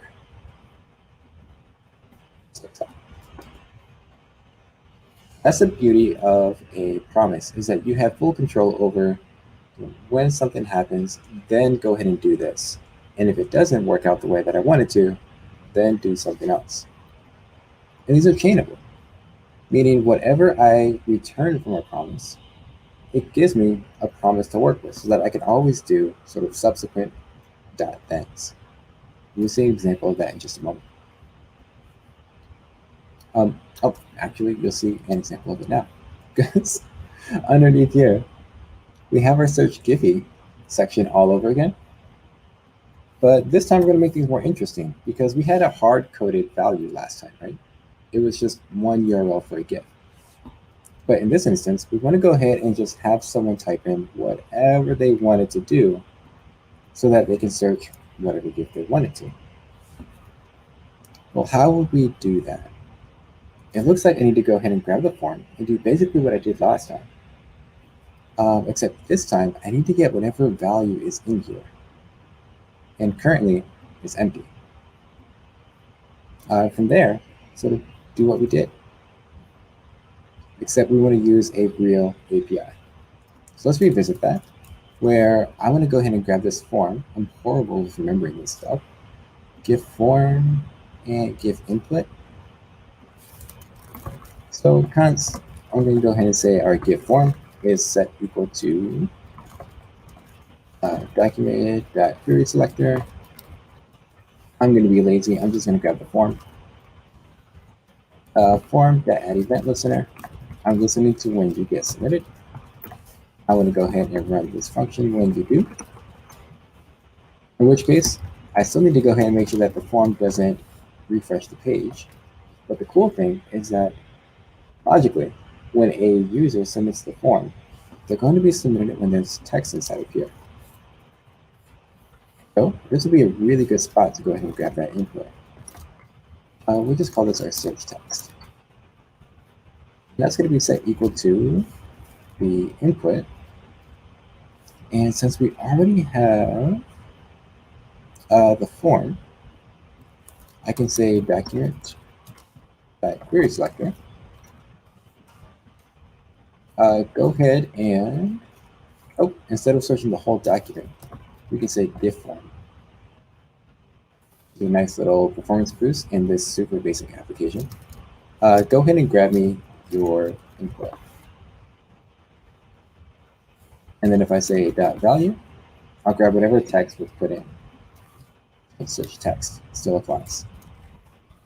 The little sanity checks are always good, especially when live coding. So let's check to make sure that we got the text. Open up the DevTools and give this a quick little refresh. We have, let's do cat. Ha ha ha, that's why we always check. Console is not a function. Silly me. Console.log. And we get cat. Cool. Well, we have that. That's fine, but it doesn't do us a whole lot of good. We can't just put a GIF of a cat text in there. And the cool thing about JavaScript is that it comes in with a built-in promise-based method of getting data from third-party sources. It's called fetch. And the way that fetch works is that it takes in an endpoint, like how I have here. And this is just coming from Giphy.com. For those of you that don't know, Giphy just got bought by Facebook. You head to their site, you log in, and their API is really fantastic and super simple to use. Where they're like, hey, here's your API key. If you want to go ahead and search for a GIF, then go ahead and give us a query to search for. I'm going to go ahead and wrap this in backwards so that I can say that the query is going to be equal to our search text. And it's like, awesome. I'm going to fetch something from this endpoint is really what it knows right now. So what I want to say is that that's something, whenever you get this response stack, is going to be parsed as JSON. And if there's some hot shots in the crowd and you know how to like tidy this up and make it the one-liner, cool. But we'll do long version for now, just so that everybody's on board. So we're going to go ahead and fetch some data from this API. Awesome. It doesn't know if we're fetching an image or JSON or whatnot. So we need to tell it we're fetching JSON. Well, I'm returning. So I could say 10. And on another one, when you get done with that, do something else. In this case, I'm going to go ahead and get a bunch of data back. So what I want to do is just console.log for now. All of that data. Now if I refresh, type in something like potato and search. Awesome. I just hit up an API. I got 3 things back. It looks like they're all objects where I have pagination, some meta information with a status code of 200. And then I have probably what I care about, which is going to be data. Data has, from this search result, 50 things, 50 different GIFs or GIF objects that I can figure out. I'm going to go ahead and just grab this first one, but let's take a peek at what's all in here. Now, I know from experience that in this object, I need to go down to images. And the cool thing about Giphy is that they have all of these different ways to look at your GIF. So if you want a static image, fixed image, original, that looks promising, and then you can go ahead and grab the URL from here. Let's see how much of that I remembered by saying, at this point, we need to grab this image here, right? Just like before. Grab the image and update its source. So instead of logging out the data, let's say const image is going to equal document.query selector. Grab the image tag. And assuming I got that, I can say image.source equals, and then sort of drilling down inside of that object, in which case I called this data. I can probably call it something a little bit more clear, like GIF data. And the reason I like doing that is because if you recall, on this object, way up top, like the first, one of the first fields on here was called data. So I don't want to confuse myself that way. So GIF data, dot data, and then drilling down. It's an array. I want the first index. I think it was .images, .original, URL. Fingers crossed, we'll see. If not, we'll revisit. And give this a quick little refresh, and let's see what we get here with, oh man, I didn't put like a rating on here, so I honestly don't know what GIF we'll get. Let's do Turkey. Okay, we did get an error. Data is not defined. That's because I renamed you. Okay. And oh man, so so that's the one. I don't even know. Danny, I apologize. I'm ruining Southern culture. What is going on here? At least it's Thanksgiving themed. So there's our image, but what is happening? Because we have one GIF here. Because that's not quite what I want. I wanted it to replace the GIF that was in there, but instead I saw the welcome there as well. Live debugging. Oh, duh. There are two images on the screen. Remember when I told you, like, hey, don't use image in case there's more than one? Yeah, guess what I did? Let's go ahead and fix this real quick and then move on. I'm just going to throw an ID on here. And yeah, it caught this image right here. So the ID is going to equal our, we'll just call it our GIF image for consistency.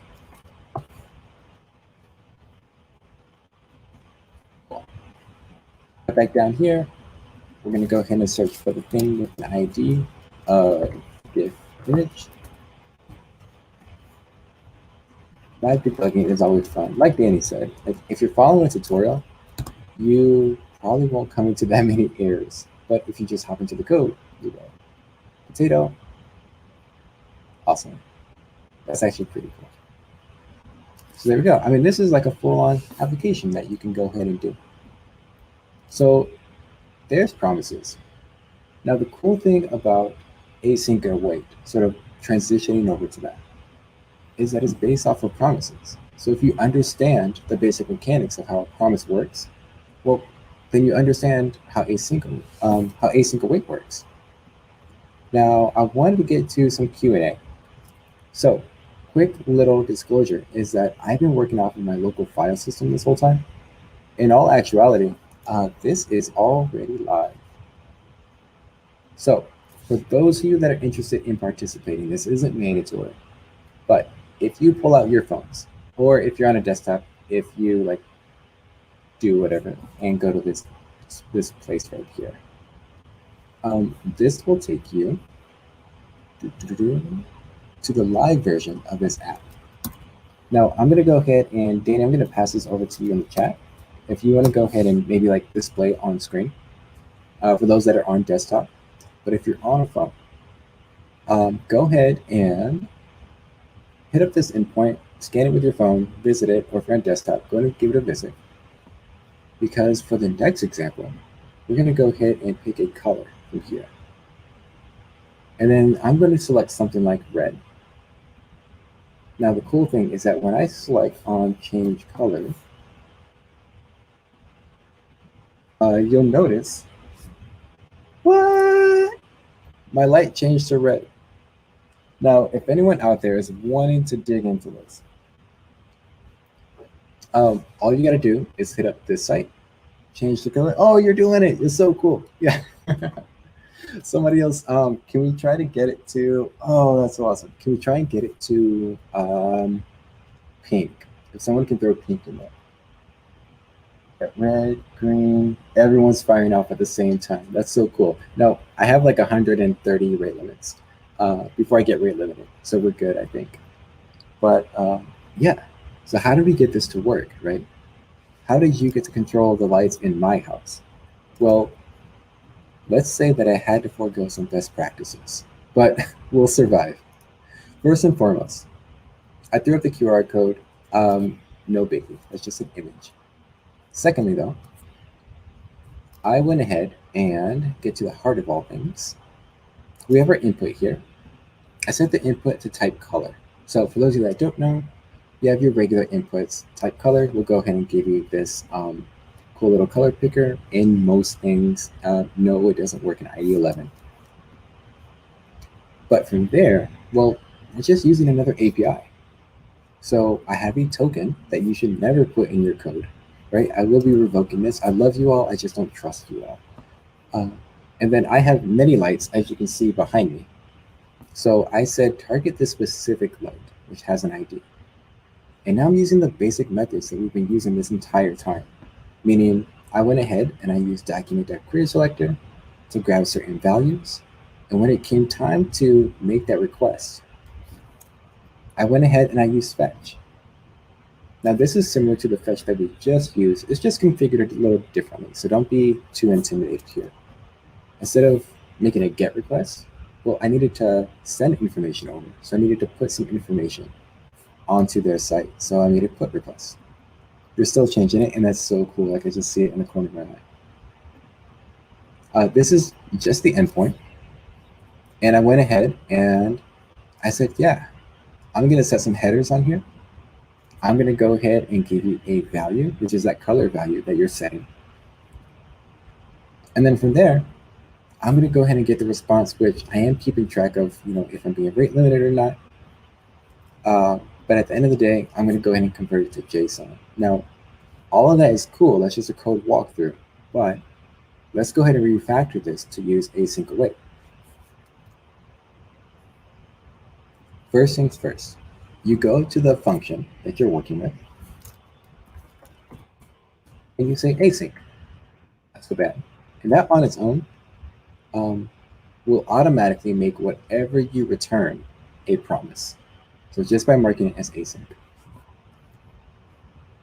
Now, next up is, it's like, cool. You're telling me that there's some asynchronous stuff going on in this function. What do I need to be waiting for? So instead of doing all of these .thens, I can have something that looks a little bit more synchronous. I'm going to say that the response is going to be coming from fetch, which I'm going to await. Awesome. Well, since I'm awaiting that response, I don't need to have this whole .then business in here anymore.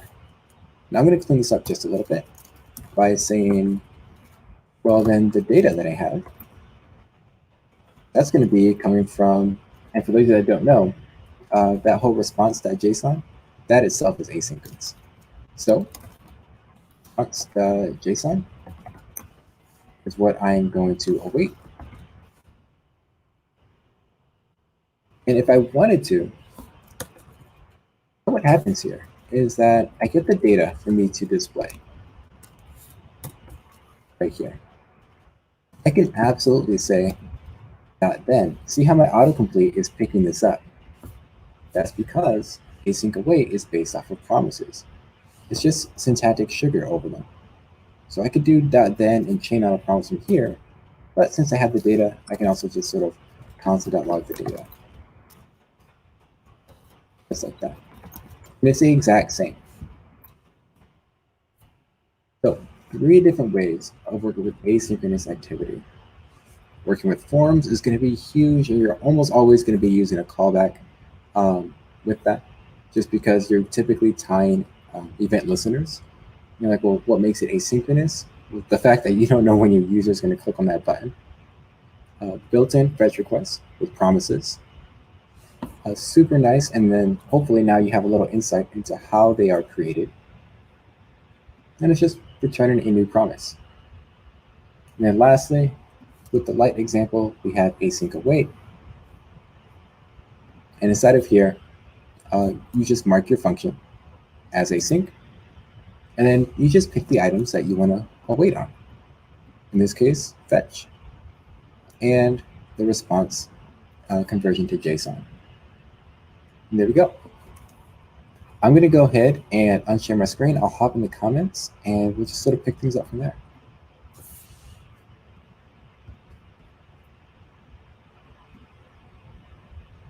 Awesome. I'm glad you all like the the light example. That's killing me. I wonder if I've gotten rate limited yet. But I am opening it for any questions that you may have. Thank you.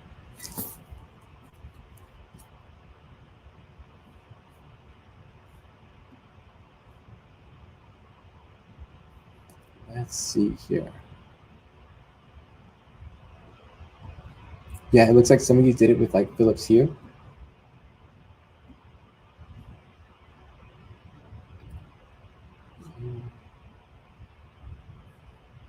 Oh, it's the classic you're on mute thing. Yeah, don't you just hate it when that happens? Sorry about that. No, it's all good. Man, can I just say, wow, I am blown away by everything you just showed us. I'm actually currently part of a cohort called Launch Code 101 that's teaching JavaScript. I know async and promises are coming up next, and wow, this is wildly beneficial. I hope some of my students are in the chat right now or just watching, but wow, I'm blown away. Do you have time to take some questions? Absolutely. Perfect. So let's go up and down through the list. Okay, so from Sir Porky, what extensions are you using? Yeah, I knew that would come up, and I should have included it on my slides. Oh man, so my VS Code theme is called. I can't look it up. Let me share real quick, actually. Go for it.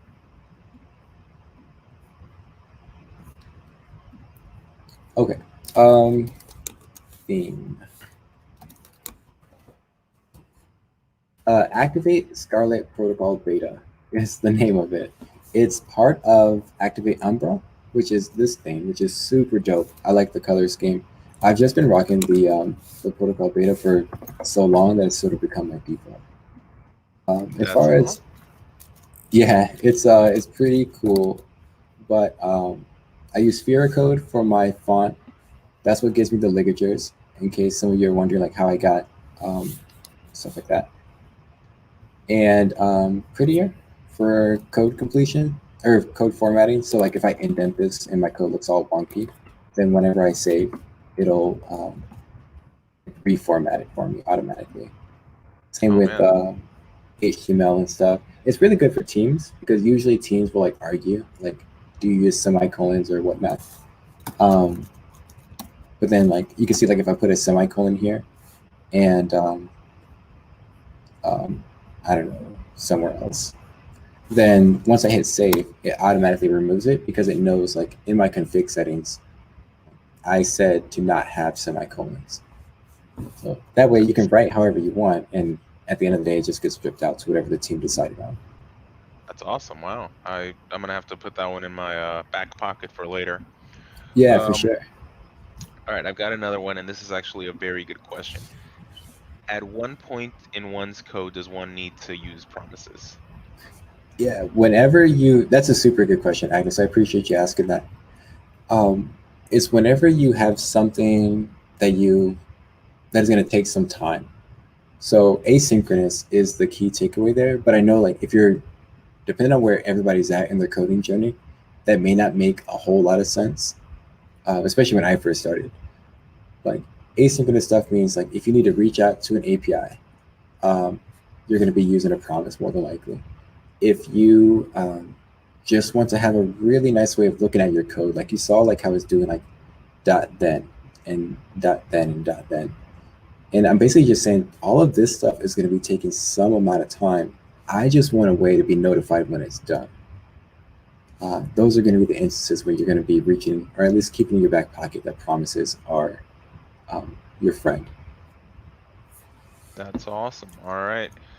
We also have another one from Joan Davis. Is fetch preferred to XML HTTP request now? What about Axios? Yeah, for sure. That's a super good question, especially for those of us that have sort of been around the block for a little bit. XHR has sort of been like the way that we used to do things, but fetch is definitely the superior way to handle things now. But your second question though, fetch versus Axios, I wish there was a definitive answer on that. You're going to find people in both camps. I have projects where I use fetch. I have projects where I use Axios. It just depends. And you're not going to find a whole lot of reason to use one or the other. aside from personal preference and team conventions at this point. When Fetch came out, like Axios was still better, but I would say that they're on par now. Perfect, perfect. Let's see. We have a couple of really good questions that I'm really digging. Let's see. Okay, this is a good one from Brian Klein. I am new to JavaScript and I struggle with the structure of the code for the async await, what with all the commas and angle brackets. Any tips on how you try and keep that straight? Yeah, Prettier helps, because the cool thing about Prettier, that extension that I showed you, actually the extension is what I'm using. If you head over to, what is it, prettier.io, don't just search Prettier, because like depending on what your Google history looks like, it might take you somewhere crazy. Like prettier.io, and that'll give you like the documentation on it. The reason why I say use that though is because if you have a syntax error, then it's not going to work. It's not going to format your code. So it's another way to get a heads up, like, hey, I must have done something wrong because I hit save and my code didn't format the way that I expected it to. That's one way. And then the other way is, I hate to like sort of beat that drum, but you got to dance on that keyboard. Muscle memory is huge. And so parentheses, angle brackets, all that other stuff, it's going to come in time as long as you stick with it. Okay. Yeah, so honestly, I love that. What I always tell people is you can read, you can know all the theory you want to know, but unless you actually get your hands dirty with the code and you start jacking around with it, that's the only way you're going to learn. And, don't be afraid to make it, break it, shake it, bake it, because at the end of the day, that's what, these tests are here for. That's what these tutorials are here for. They're not for you to just follow A through Z and say, okay, I did it. They're for you to experiment and break as much as you can. So, love that. We have a good one from Austin King. Great tutorial, Michael. I was just curious, how do you approach new concepts, and do you have any advice on this? Yeah, I appreciate the question, Austin. I'm glad you liked it. I would say I'm just creative in that regard. I've been down that path of going tutorial after tutorial, and even still, I mean, I've been doing this for a while. I probably still have like 10 Udemy courses that I haven't finished. So I've definitely been down that project sort of pit of peril. But once you get out of that and you're saying, okay, here's a tutorial that I'm following. Great. I went through it. I understand like basically what's going on. I do two things. One, try to recreate it on your own. So put the tutorial aside, but do exactly what you just did. And then two, go ahead and take it a step further and enhance. And then once you start doing that, that's when you get into like, oh man, like now I understand how to do it. And I bet I could do this, and hook this into it. And you get a couple of projects underneath your belt and you're like, well, what if I tied the two together? Because if you look at my demo, I basically just did 3 different projects. I mean, I did Giphy with an API, I did my lights with the API. Like they're just subtly different, but I'm tying out the same principles, and it's just because I'm building upon what I've already done before. Yeah, I really like that question. Love it, love it, love it. Why reinvent the wheel when you've already got half an oval in the garage, right? Yeah, exactly. I like that. All right, let's see. You're getting a lot of love, man. Thanks for the helpful tips, Definitely. Michael, and to anyone else who commented. Ice-T Tech agrees with you. Prettier is definitely a great extension. We had a good one up here, and this one's gonna be kind of a weird one, just because I understand it. I'm not 100% sure how to ask this to you directly. But how do you handle projects when there is callback hell? Mm-hmm. So a little bit of context for those of you that are unaware, callback help is when you have, they give it like nested if statements, but with callbacks. So you have like, your code is looking like this with like if, and then you have like your ending brackets that have to make all of that. It's tough. I mean, I would say start on the inside. So if you have callback help, nested callbacks, you can't start on the outside because you don't know what changes you make are going to trickle down to what, what subsequent methods you have. You start as inside as you can get, and you slowly break it apart into separate functions. This callback does that. Can I make it a promise? Can I just extract it into its own function? So it's still a callback, but now I'm bringing it in from a separate file.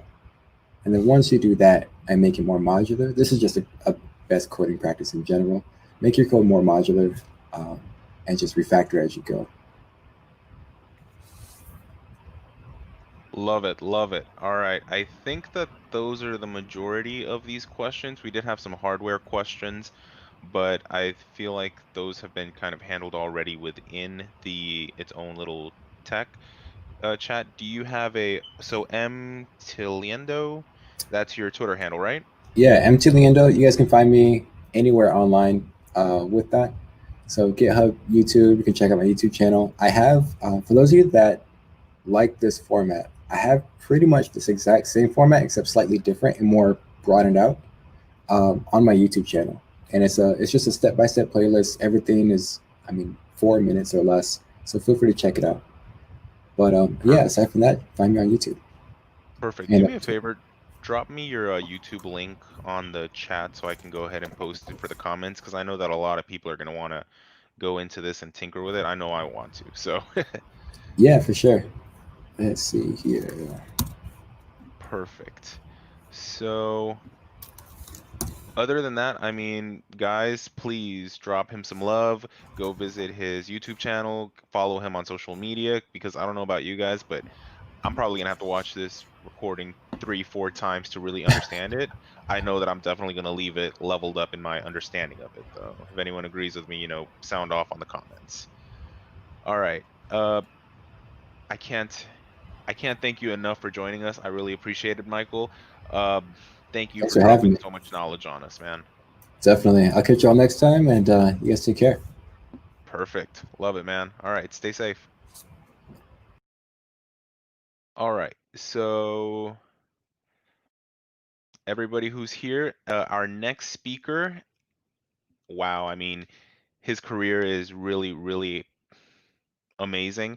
He's been in web development since 1997. He teaches JavaScript via live streaming on YouTube, and Jesus, I mean, 1997. Wow, that's around like what Lawrence was saying, Netscape and the beginning of Java, JavaScript, and everything else in between. So I know that Mark Tellez is a fountain of knowledge, and hey, I'm just here to drink and learn as much as I can.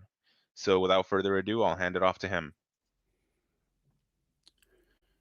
Hello world and happy hacking. My name is Mark Tejes and I teach JavaScript and React.js on YouTube and elsewhere. I typically spend about 50% of my week doing consulting for various companies around the world, and the other 50% of the time I spend either live streaming on YouTube or teaching junior and mid-level developers. And looks like most of my screen is cut off. Is there any way the organizers can fix that?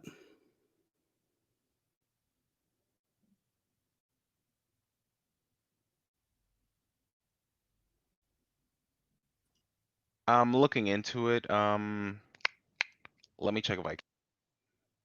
It's a 16:9 resolution and it's 720, 1280. So it's pretty standard. Anyway, while they're working on that, I will continue. Let me make sure that my slides aren't getting cut off though. Yeah, see, that's the problem, is now my slides are chopped. I guess while they're trying to fix that, so some brief history about me, I guess. I don't know if it's relevant, but some people like to know the person that they're talking or that they're listening to understand that they actually know what they're talking about. So I was born in Mexico and I grew up illegally in the United States in San Diego, California. And because of that, I didn't finish high school and I was never really able to go to university because I didn't qualify for any grants or anything, not being an actual US citizen. So in my early career, it was nothing but roadblocks constantly. I knew I wanted to be a programmer and I knew that I had a talent for it because I was doing it since I was a little kid. But nobody wanted to hire somebody that wasn't a legal US citizen. So I got my start just by building websites using JavaScript, HTML, later CSS. okay, that was interesting. For the local businesses around my area in San Diego and North County. And I would literally just skateboard around to different businesses and say, hey, you know, you're selling water filtration systems, or you have a doggy daycare, or whatever the situation is, you run a preschool. Wouldn't it be nice if you had a website so that people could either order your product online, or they would have a way to get more information about you without tying up your phone lines. And through that process, I learned what works and what doesn't work in speaking with people. And I think that people are probably more important than our software or our skills. So keep that in mind when you're looking for a job as a developer. You need to work on your people skills, probably even more than on your software skills, because in the end, it's going to be people that you are dealing with day in and day out. And it's going to be people that are going to be the determination on whether or not you get the job or keep the job, how much money you make, and how much they enjoy working with you, etc.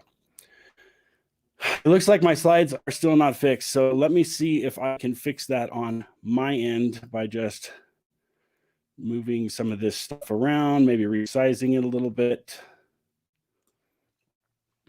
I apologize for this, but I think we can overcome it because that's what programmers do.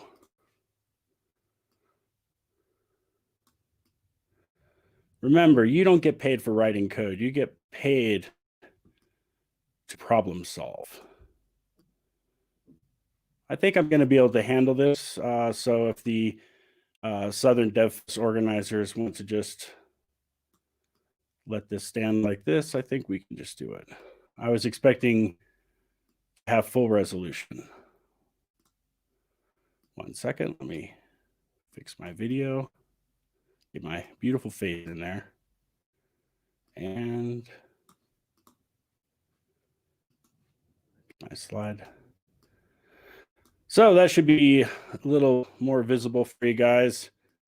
And now I have to deal with this one too. 1 second, I apologize again, but we will get the show on the road very soon.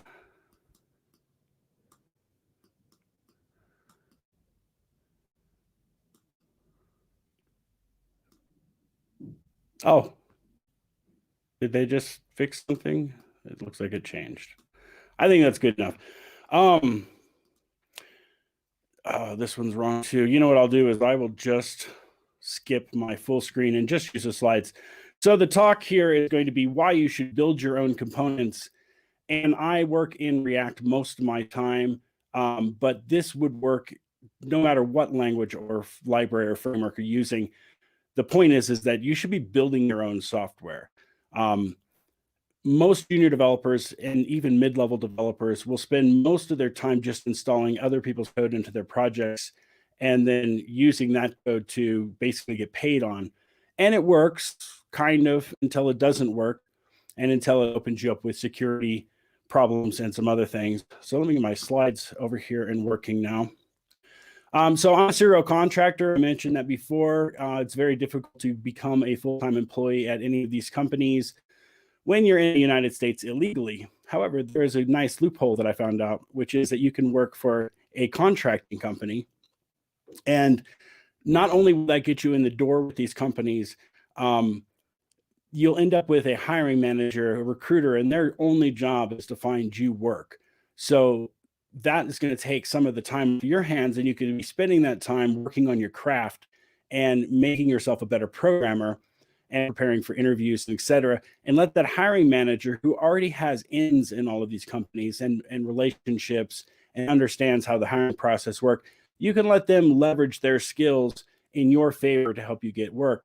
And so that's what I did. And as you could see, a lot of these companies that I work with were from Southern California. They were actually, close enough to me that I didn't have to move across country.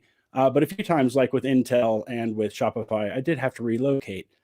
So I've worked for Callaway Golf. Well, legally, I should say I've worked with or for. I never was a full-time employee at these companies.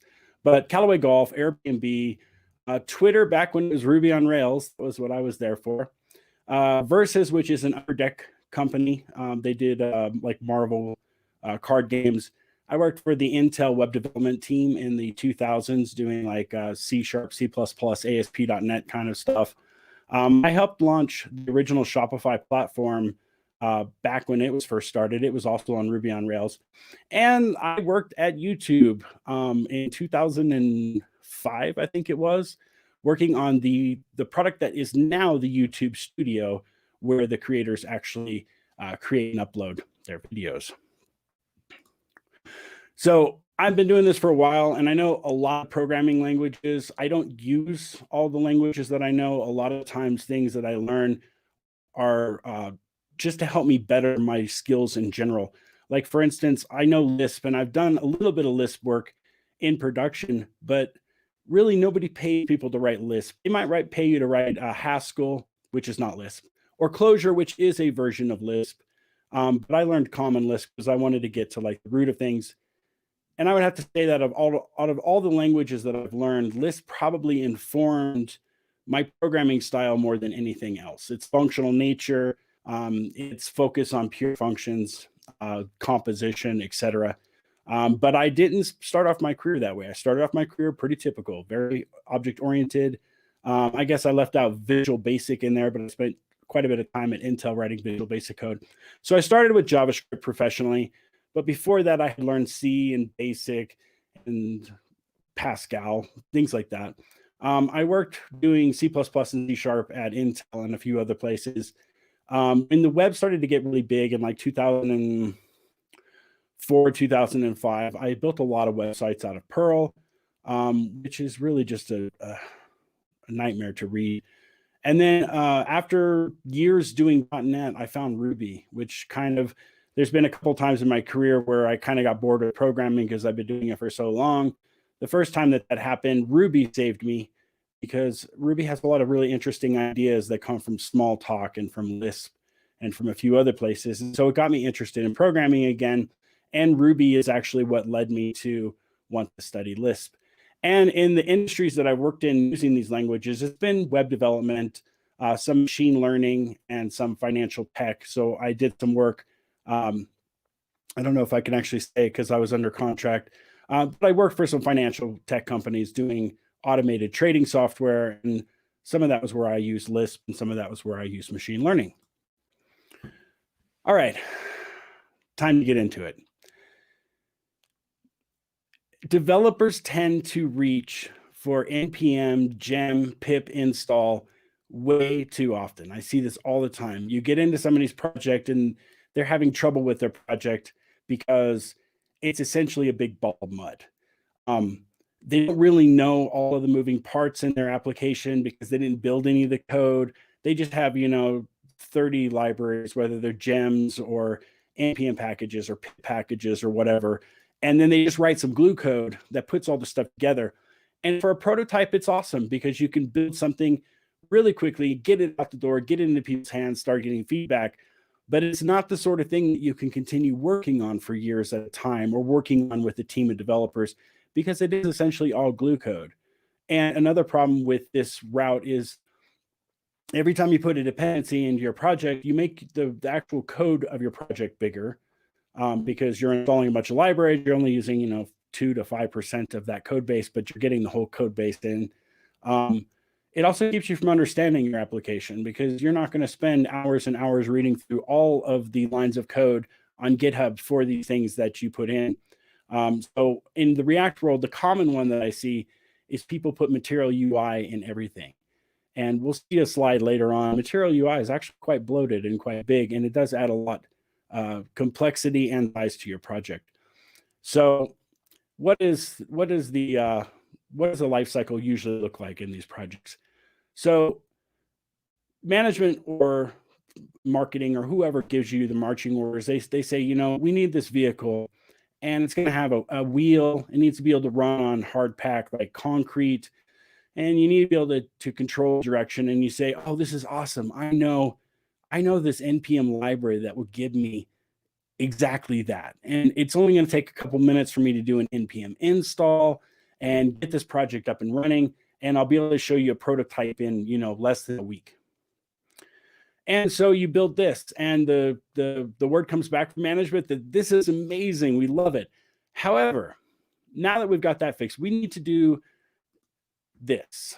And so you say, okay, well, I think we can make this work. I mean, we've still got a wheel. We've still got some sort of a frame. The steering is a little bit different, and the frame is not really like anything we've ever seen before, but I think we could probably patch it together with some more glue code and maybe a couple more NPM packages. And so you work on that for a couple of weeks. It takes, roughly 3 or 4 times longer than the first iteration. And you give it to management. They say, that's awesome. That's really great. We don't have any time to refactor the code. We don't have any time to clean up. We are marching forward. We have a release. We're going to have a release party. We need to do PR. Our management needs to know when it's going to be done. And it needs to now look like this. And you're like, I don't know any NPM package that'll give me that. I mean, it's still got a wheel. In fact, it's got a bunch of different wheels. There's a modification. There's a track on it. The frame has to be, if the frame has to be completely rewritten, that means that we basically need to go back and change all the foundational code. Okay, I think we can do that. I mean, it's got a ski on the front. I mean, there's got to be some way we can do it, right? And so you start digging through the code and trying to figure out, how can I make those NPM packages do more of what I want them to do and less of what the original authors wanted them to do? And how can I get all this thing to work? I don't have time to rebuild it from scratch, and they're not giving me any time to refactor. And there's not you have either one of two problems on a team. There's either not enough help or there's too much help. And both of those increase the amount of communication that is required, and then increase the amount of complexity, inter-developer complexity, where you're all trying to work on a piece at the same time, et cetera. And so the first iteration took you a week. The second iteration took you a month. The third iteration took you 3 months. And now they're giving you this, and you're like, maybe we can make that work. And they say, well, how long will it take? And you're like, I don't know, a year. And of course, they're going to be like, no, it can't take a year. We got to get this out. And so what you realize is that these packages weren't built with you in mind. The first package that you got was a guy that was like, you know what, I would really like a motorcycle, but I can't afford it. So I'll build a bicycle and make it look like a motorcycle and make it look like a chopper. And to me, that's really cool. I wear all black. I have sunglasses. My hat's turned around back. So I'm going to build this thing. And then after I build it, I say, wow, this is really cool. You know what I need to do? I need to open source this so other developers will use it. But the guy that built this thing, he wasn't a senior engineer.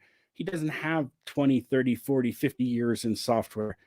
He just patched some stuff together that worked for him. There's no tests. There's no security checks. He's using a bunch of other dependencies. And now all of those dependencies and all of that code that has no security checks and has no tests, and we don't know how it's going to run on various systems, it's now in your software, and it's now your problem. So let's take a minute and talk about how software development timelines work and how companies work, because I think a lot of developers don't actually think about the people that are above them in the hierarchy, and they don't actually think about where their paycheck comes from. And most programmers think that they get paid for writing code, and it's just simply not true. You don't get paid for writing code. What you get paid for is figuring out how you can have technology solutions for business problems. Because if the company doesn't solve business problems and generate revenue, then there is no job for you and there is no money for you. So when you're trying to build solutions for your companies, you need to keep this in mind, that your job is to support the business. Otherwise, you're just a mouth to feed and you will be cut from the team. So always try to keep this in mind. So this is what companies want. They want a timeline. By the way, the x-axis is the time, which is the horizontal axis. The beginning is the beginning of the project. And the part way over there, I guess you can't see my fingers now because my screen is cut. The part to the right is the end of the sprint or iteration or project lifetime, whatever. It's just a slice of time. And the y-axis, which is the vertical part, is essentially the speed of the progress, right? So companies don't want things that change speed a lot, and they don't want to see this part was really fast and then we hit the speed bump and it got really slow. They want like a nice even keel. They want to be able to tell the people above them, look, last week it took about this long to generate the features we need. The week before that, it took about the same amount of time. And so I think to get the next set of features out in the next 2 weeks, we can look at the past and see that it's going to take about X amount of time. So the reason that they need this is because they're reporting to people above them, and those people above them are making decisions based on the information that you give your manager, and then your manager gives these other people. So what I said before about there's lots of moving parts in these companies. You have PR teams that are trying to figure out, how do we market this thing? How are we going to build ads that are for it? How are we going to get everything ready so that the same time that we launch the product, we've already got a giant mailing list, and we've already got our ads set up, and we've already got our campaigns going. And the management side has a legal team, and the legal team has to look at stuff and figure out all the ramifications. And the management and executive management teams need to be able to move all the chess pieces around the board. And so what's happening is you're reporting to your boss is reporting to their boss is making 20 decisions and reporting to 5 other people. Each of those 5 people are making 20 decisions and reporting to 5 other people. And so you can see there's this exponential growth. And if your estimates are always wrong and your velocity is not smooth, then the business becomes very dysfunctional, and they don't like that. It's not good for your job. So this is what it looks like when you are an npm install fanatic. Again, it could be gem install, it could be pip install, whatever language you use, it doesn't really matter. It's all software, it's all the same thing. It's just the syntax that is different. So this is the easy route. The easy route is I'm just going to gem install hairball, npm install giant mess, pip install, I'm too lazy to write it myself. And your project starts off going really fast. Remember that the Y scale is the speed. Speed is not the same as velocity, by the way, but we'll get to that in a minute. The Y scale is your speed, and the X scale is the lifetime of the project. And then you start to see, well, we started off really fast, but we cratered really fast too. And by the time we got to the end of the project, we were stuck at 90%, and they kept saying, well, how long is it going to take to get this product out? And we say, we're about 90% done. And they say, well, how long is the 10% going to take? And your answer is, I don't know, because we have no speed at this point. And this is the easy route in software development. And as you can see, it doesn't pay off. This is what I would propose. And this is not just my idea. This idea comes from programmers that are much more experienced than me and much smarter than me, and have built, even thousands more projects than I have. And I built quite a few projects over the years. This is the simple route. Simple is not easy. Easy is do whatever is convenient to me. So one of my favorite programmers to learn from, he has, I'll get to his slide in a minute and then I can introduce him, but he has this anecdote where he talks about the kazoo fighters. Okay, I'll just say it. It's Rich Hickey, the creator of Clojure, an old school Lisp programmer. And he said, imagine if the Foo Fighters, when they were getting their band together, were like, well, learning guitar is really hard, and learning to play the drums. I mean, we got Nirvana's drummer, but Nirvana's drummer is going to be singing. He's not going to be playing guitar. So this other drummer guy is going to have to learn how to play, drums. And it's difficult. And then we've got composition. We have to figure out what is the beginning and the middle and the end of this song. And it's all just too difficult. What if this stuff was just easier on us? What if we were just the kazoo fighters? And so they all just learned how to play the kazoo, and that's easy for them. But who the hell wants to listen to the kazoo fighters? The answer is nobody. So when developers are overly concerned with themselves and how easy it is to do stuff, they make bad choices. The better choice is to go the simple route. What this means is that by building your own software, writing your own code, you are more intimately connected with that code. And the decisions that you make while you're building that code, they only have you and your company and your objective in mind. You're not trying to build a package that's going to have pull requests from 1,000 other developers to try to make your thing do what they want it to do. It's just going to do what you want it to do, which means it's going to have thousands less lines of code than that npm package that you're importing. It's just going to have, like, say if it's a drop-down component in React.js, it's going to be about 100 lines of code in completion, and maybe 4 files, maybe 2 or 3 components that are brought together, composition. It's really quite simple. And now you have full control over it. And if the manager comes to you later and is like, well, this dropdown is really awesome, but I need you to add a filter to it. You're like, well, that's simple. All I got to do is use some more component composition and put a filter into it. And then it'll do what the management wants, which is it's the drop down that we had before, plus it's a filter. And the concept is simple, is start off slow, start off small, build your own code. Don't keep reaching for the cookie jar. Just if you need a left pad, write a left pad. If you need a component or a date picker, write a component for the date picker. You will know every line of code inside of that date picker, which will make it easier for you to fix bugs. It'll make it easier for you to extend it to do other things. And it will be just in general more simple to get your mind around it. And as far as what this graph is displaying, you're starting off relatively slow, but it actually matches up quite closely to what the business wants to see. They don't want to see a fast start. They want to see gradual increase of speed and velocity over time. And so you can see that by the time you get to the right side, which is the project in, you have a lot of velocity built up. You're moving in the right direction and you have a lot of speed, which is good. So this is Kevlin Henney, and he's one of these, now I'm in my 40s, so I can say old because I'm already old too. This is one of the old programmers, and you should listen to the old programmers. The old programmers have written code for 30, 40, 50 years. They've seen it all before.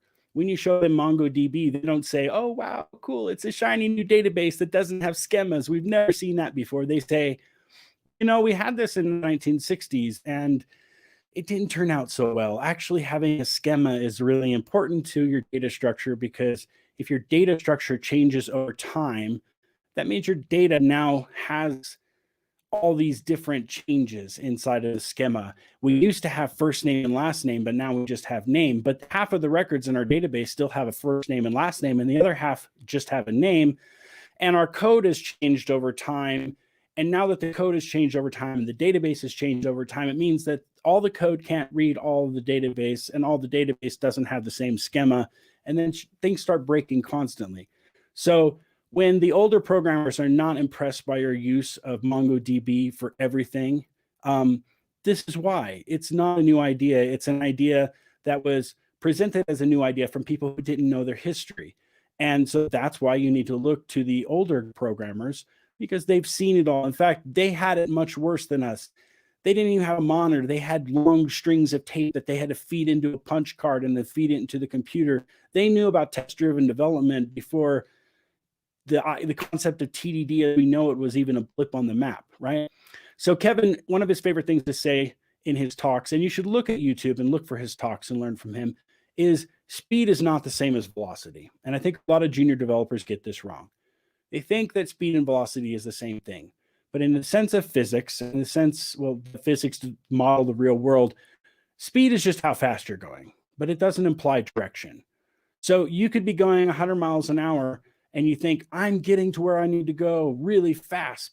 But the fact is, you might not be going in the right direction. So I would posit, and Kevlin would posit, if you're walking in the correct direction, you'll probably get to your destination faster than if you're going a very, very, very high rate of speed in the wrong direction, right?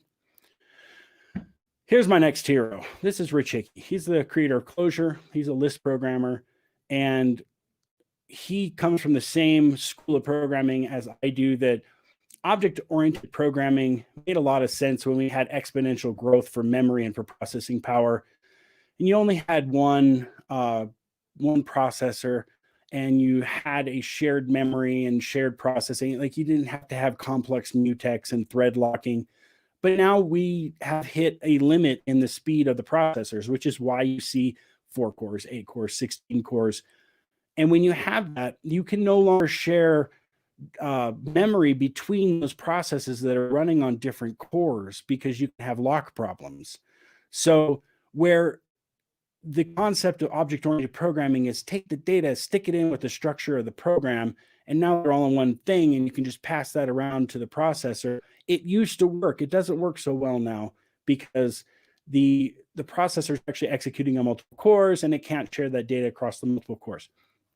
So object-oriented programming is heavy on shared data, and it's heavy on side effects, where you have a method, and that method will my screen keeps going blank, and I'm not sure if you guys are seeing that as well. I'm just going to pretend like it didn't happen. Unfortunately, it cuts me off if it does. In object-oriented programming, we have this concept of side effects. And one of the first things I learned in programming class when I was like in middle school was side effects are dangerous. And the reason why is because if a method, which is just a function that alters the outside world, if a method is changing the state of your program, when you're trying to debug your program, you now have to consider the time as like another input or another dimension to your program. Lisp and functional programming in general keeps the data and the structure of your program separate. And what's nice about this, if you have constants for your variables and they're not changing all over the place, it's very easy to read code because once you know what's inside of a variable, it is that variable throughout the rest of the scope of the closure or the function or the object, whatever else it is. And Rich Hickey's point is that easy is not the same as simple. When developers are self-obsessed with how easy they would like to make their own job, they're essentially writing themselves out of a job. They're saying, I want to make my job so easy that I just really don't have to do anything. I can just kick back and play League of Legends all day and get paid. But if that's the case, then you don't really have a job and you can be fired at any time. So remember, easy, which means it's easy on you as a developer, is not the same as simple. And simple should be your goal because simple makes companies run. Simple makes product launches possible. Simple means that you can go back and look at the code that you wrote 2 days ago or 3 days ago, or maybe the code that you wrote a month ago and you're recovering from a hangover. You can still read that code and you can understand what's going on. Simple is, I don't have 500 dependencies that each have 500 dependencies. So I really have 25,000 dependencies.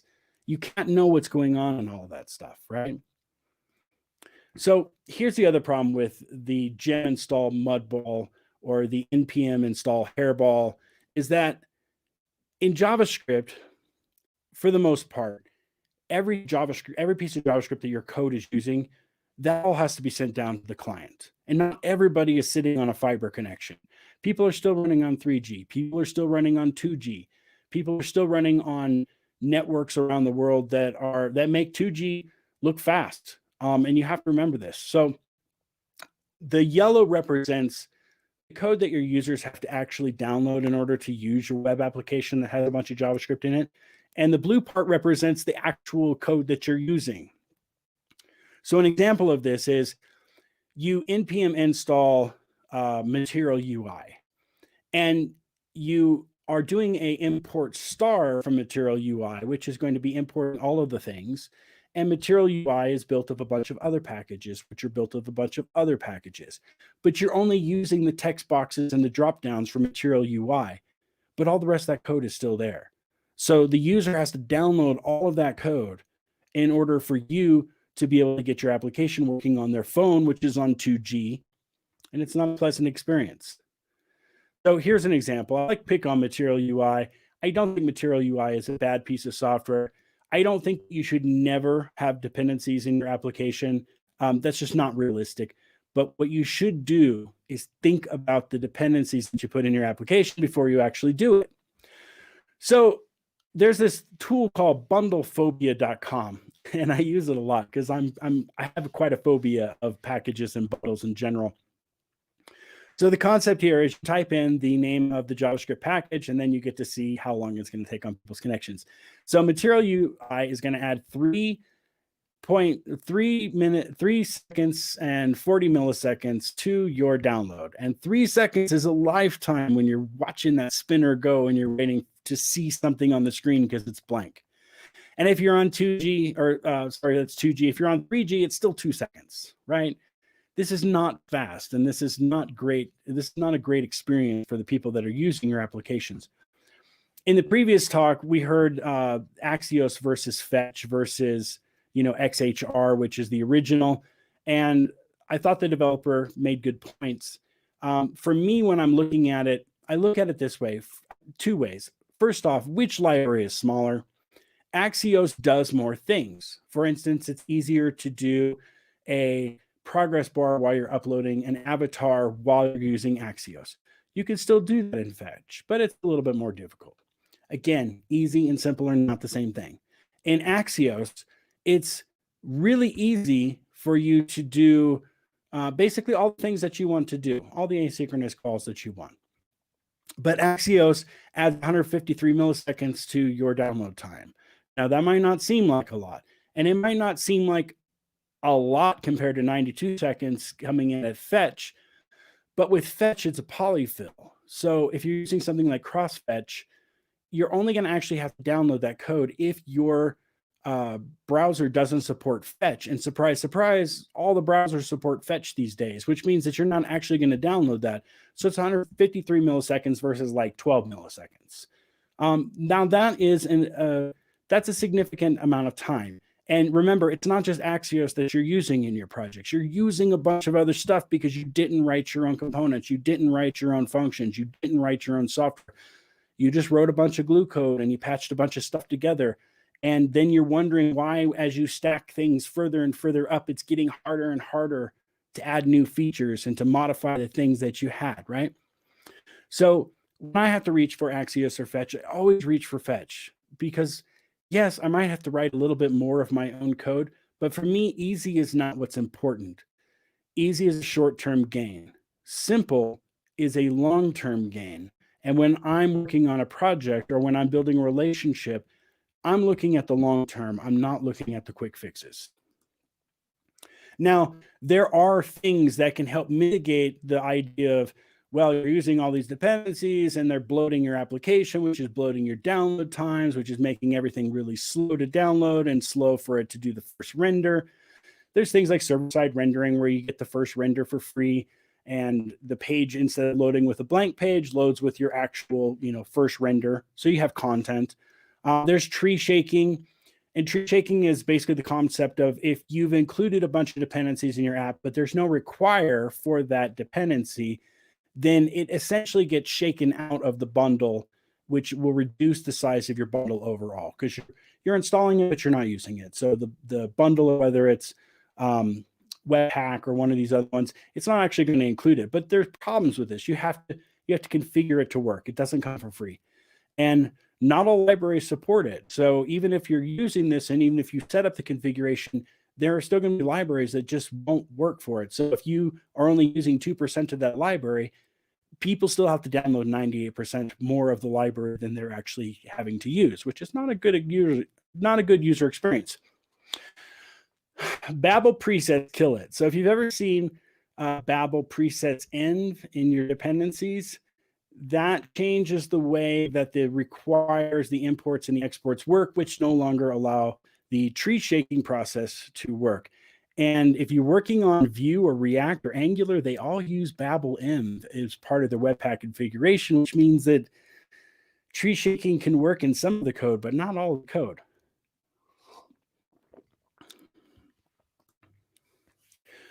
So here's something to think about. Employers don't hire you for your npm, gem, pip install skills. They hire you to solve problems. And solving problems doesn't mean take a bunch of this other person's code and stick it in the project. Well, do you know if that code works? Well, it seems to work. I mean, do you know that that code is maintained? Well, I looked at the GitHub repository and it has a bunch of stars. Okay, well, how many open issues are there? Well, there's several hundred open issues and it looks like a lot of them haven't been answered. And at that point, you're like, well, this is not solving a problem. This is actually creating more problems by using this. So remember that. They're not paying you to write lines of code. They're not even paying you for how long your butt is in that seat. They're paying you to solve problems, to solve business problems that generate revenue. And I think this is my last slide. This is one of my favorite quotes. Those who cannot learn from history are doomed to repeat it. It's by George Santayana.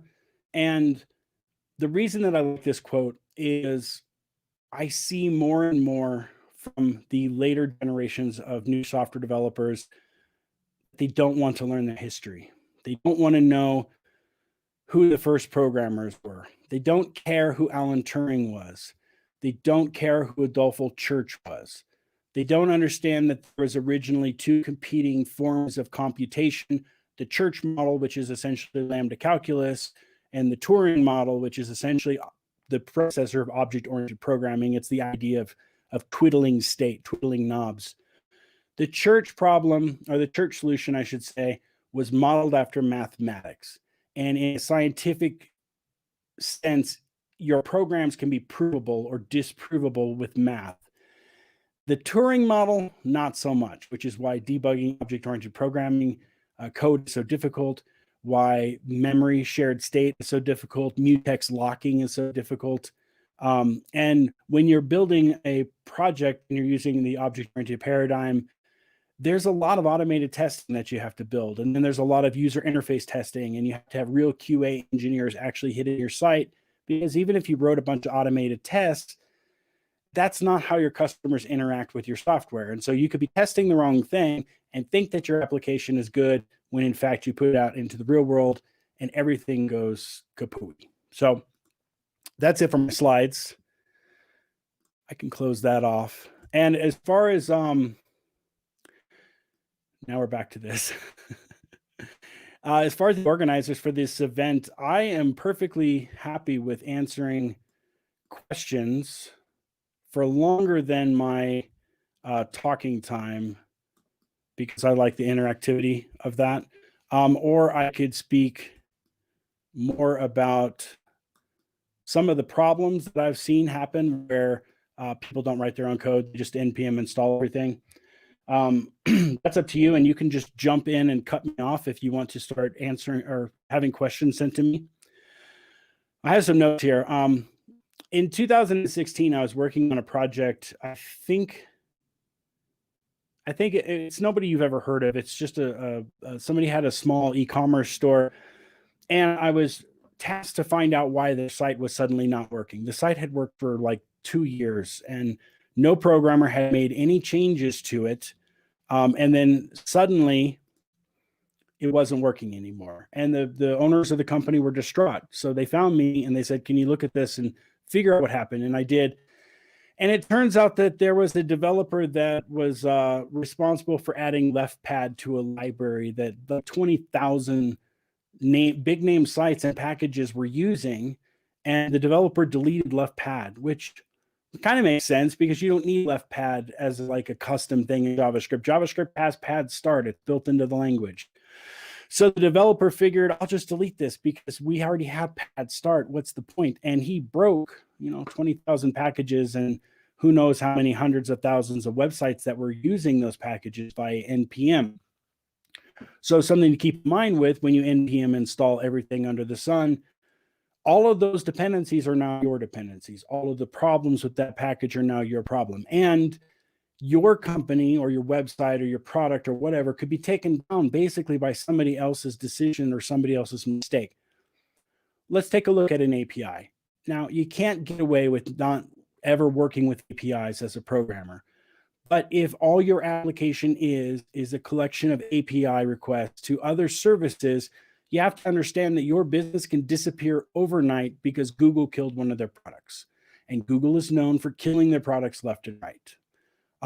So when you're using somebody else's package, remember that their security concerns are now your concern, but you can't do anything to mitigate it. Your hands are tied. So if somebody breaks into that npm package and installs malicious software, which by the way happened fairly recently, they found a bunch of npm packages that had slight misspellings on their name, and they were installing malicious software on people's computers via the terminal. So if you're going to use an npm package, really what you have to do is you have to read all the code and you have to understand all the code before you put it in your software. And that's not really possible these days. These things are too big. And you have to remember that those packages have dependencies of other packages, and it just goes on and on like a spider web. Another thing that I guess I should bring up when it comes to writing your own software is you're a thought worker as a programmer. You are literally being paid for what is in your head and what your head can generate. If you're the kind of person that can think on their feet and can solve problems and can see around corners and can find shortcuts that don't ultimately destroy your project, you will make a lot of money as a programmer. However, the only way that you can get to that point is by working on your craft. And the only way that you can work on your craft is to actually write code.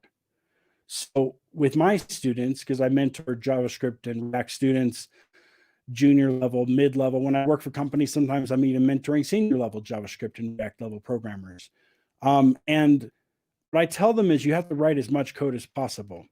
If for some reason you find out that you need a tree, which is just a binary data structure, don't just reach for a library that helps you build trees. Maybe you will eventually use that library, but how about first you bang your own head against the wall and try to figure out, how do binary trees work? How do I actually build a binary tree myself? Because what you're doing is you're expanding that knowledge base that you have. And since you're paid as a knowledge worker, it means you'll get more jobs and you'll make more money. You'll be much more impressive when you're in an interview and they say, okay, well, I need you to reverse this binary tree. And you're like, well, I didn't go to university. I don't have a computer science engineering degree. How am I supposed to reverse a binary tree? Well, I have news for you. I didn't finish high school. The 10th grade was my last year in school because I had to go to work to help take care of the family. I didn't go to university. I don't have a fancy degree. On the other hand, that's pretty nice because I'm not deeply in debt like most of the poor college kids these days.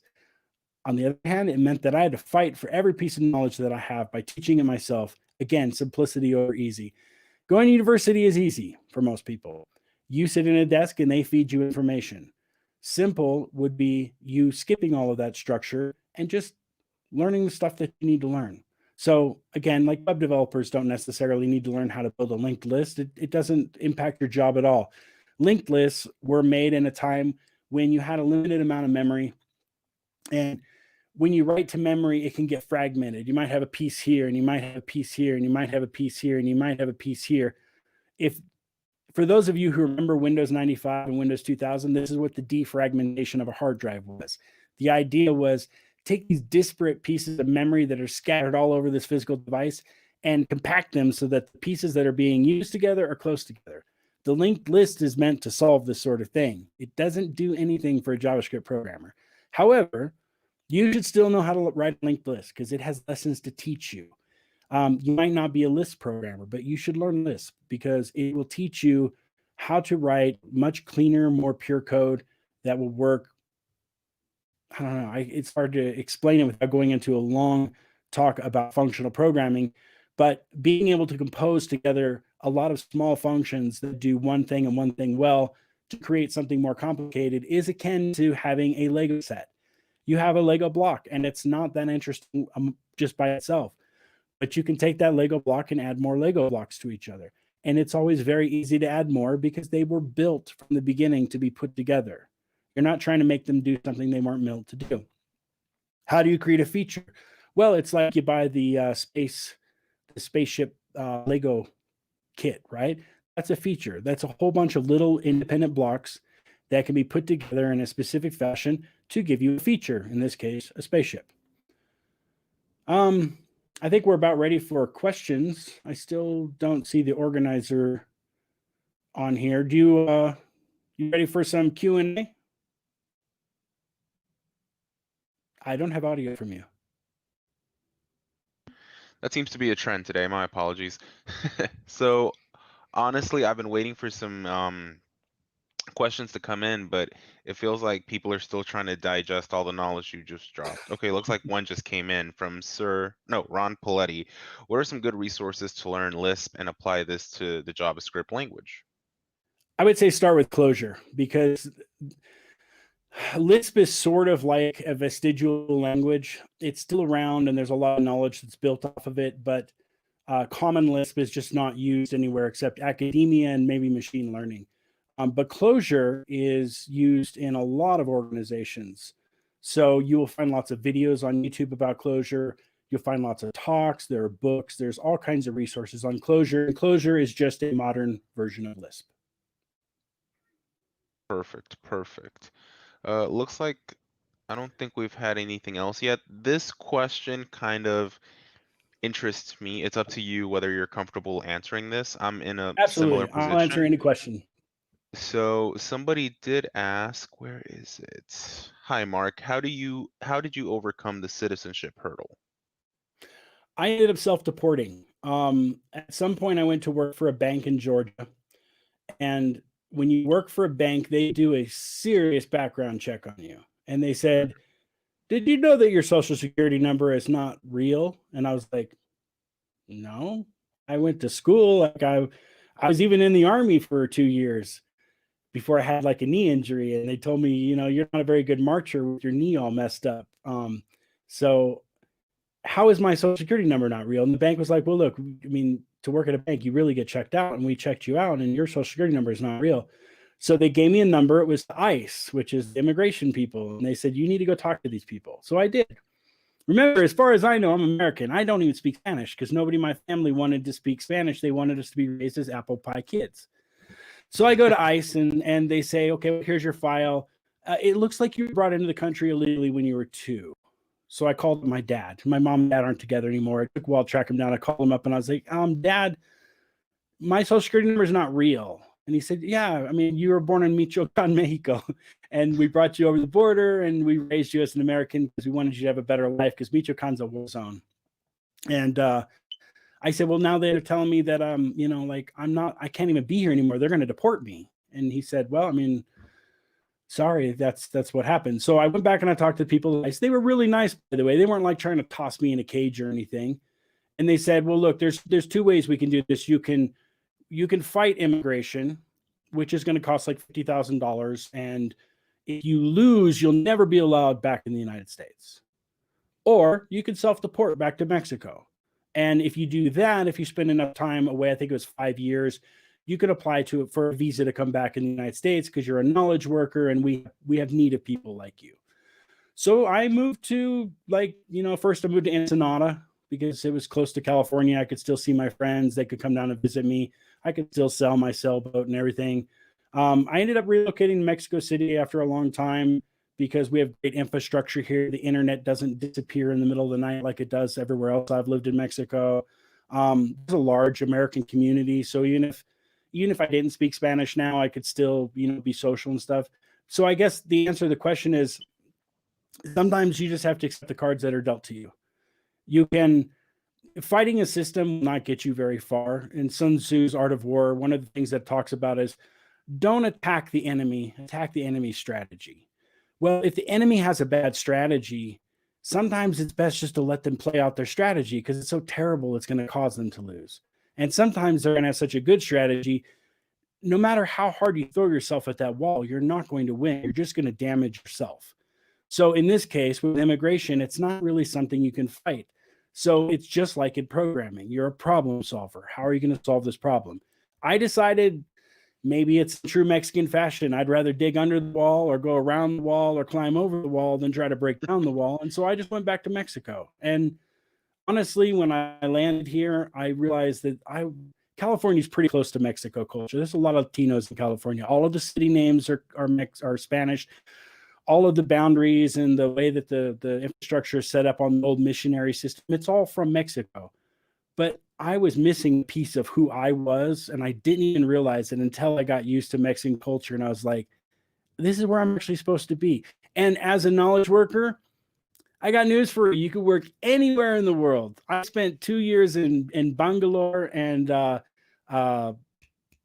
Mumbai, India, because the exchange rate was amazing. I could make tons of money working for my Japanese and Canadian and American companies, and then spend like literally $100 a month for my apartment. Whereas in San Diego, my apartment was the size of a closet and it was $1,000 a month. So sometimes you can't win. Sometimes you just have to find a new direction to go, and then you got to use those problem-solving skills that you have, and then make it come out the best for you. And honestly, I'm very happy with the way things turned out. So I'm curious, and I'm sorry, this is probably getting much more in deeper detail than you probably want to go, but I am curious as far as I'm concerned. How do you overcome the ability to work for U.S. companies? Just because I know that certain countries can't work directly for U.S. companies. Is that the recruiter firms that you were discussing with, where you just go in through them? That's one route. I can't drop any names because I'm not here to get anybody in trouble. Oh, no. But I built software for court systems so that, the screens they have when you're coming in, you're trying to figure out like what courtroom do I go to? What you look at your case number and your case number is up on the screen. I built that in React for a company that's in the United States. So you can't maybe work directly for the Army or directly for the state government of Georgia or a bank or somebody else, but they have vendors that do work for them. And you can easily go to work for that vendor and then have that vendor use your code at the place that you technically couldn't get. Like, I couldn't be a Googler. I wouldn't want to be a Googler. I've had friends that worked at Google, and almost all of them told me the same thing. It's a very stifling environment.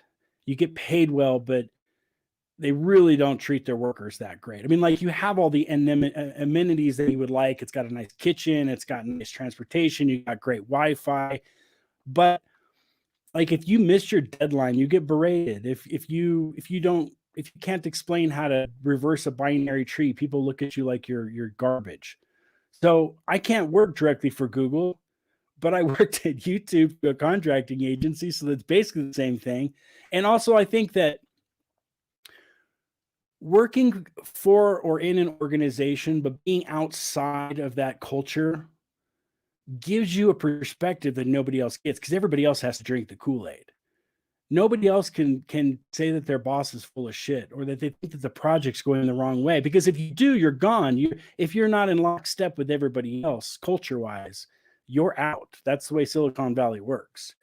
But if you're a contractor, right now, do you see me? Because I just see a little... So I am getting cut off. No, we can see you perfectly. Okay. On my window, I saw a little spinner and I didn't see my face. Okay. So anyway, you get an interesting perspective working for a company, but being outside of the company that none of their employees can actually give them, because you're looking at a problem from the outside. If you're in the problem, it's very difficult for you to decompose that problem because you're one of the variables.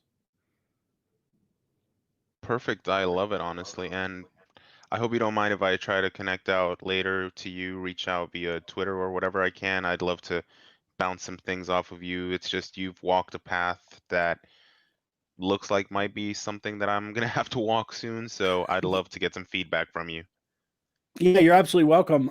Just so everybody knows, if you do a search for Dev Mentor Live, you'll find me on Twitter. You'll find me on Facebook. You'll find me on YouTube. I don't put that everywhere because it's Dev Mentor Live everywhere you look. I do private one-on-one mentorship as a business during the week. I do 2 to 3 2-hour live streams on YouTube a week. Right now, currently, I'm doing basically like a React from scratch course, but instead of doing it like a dictionary where we say, okay, here's hook 1, here's use a state, here's use effect, here's use ref, here's use reducer.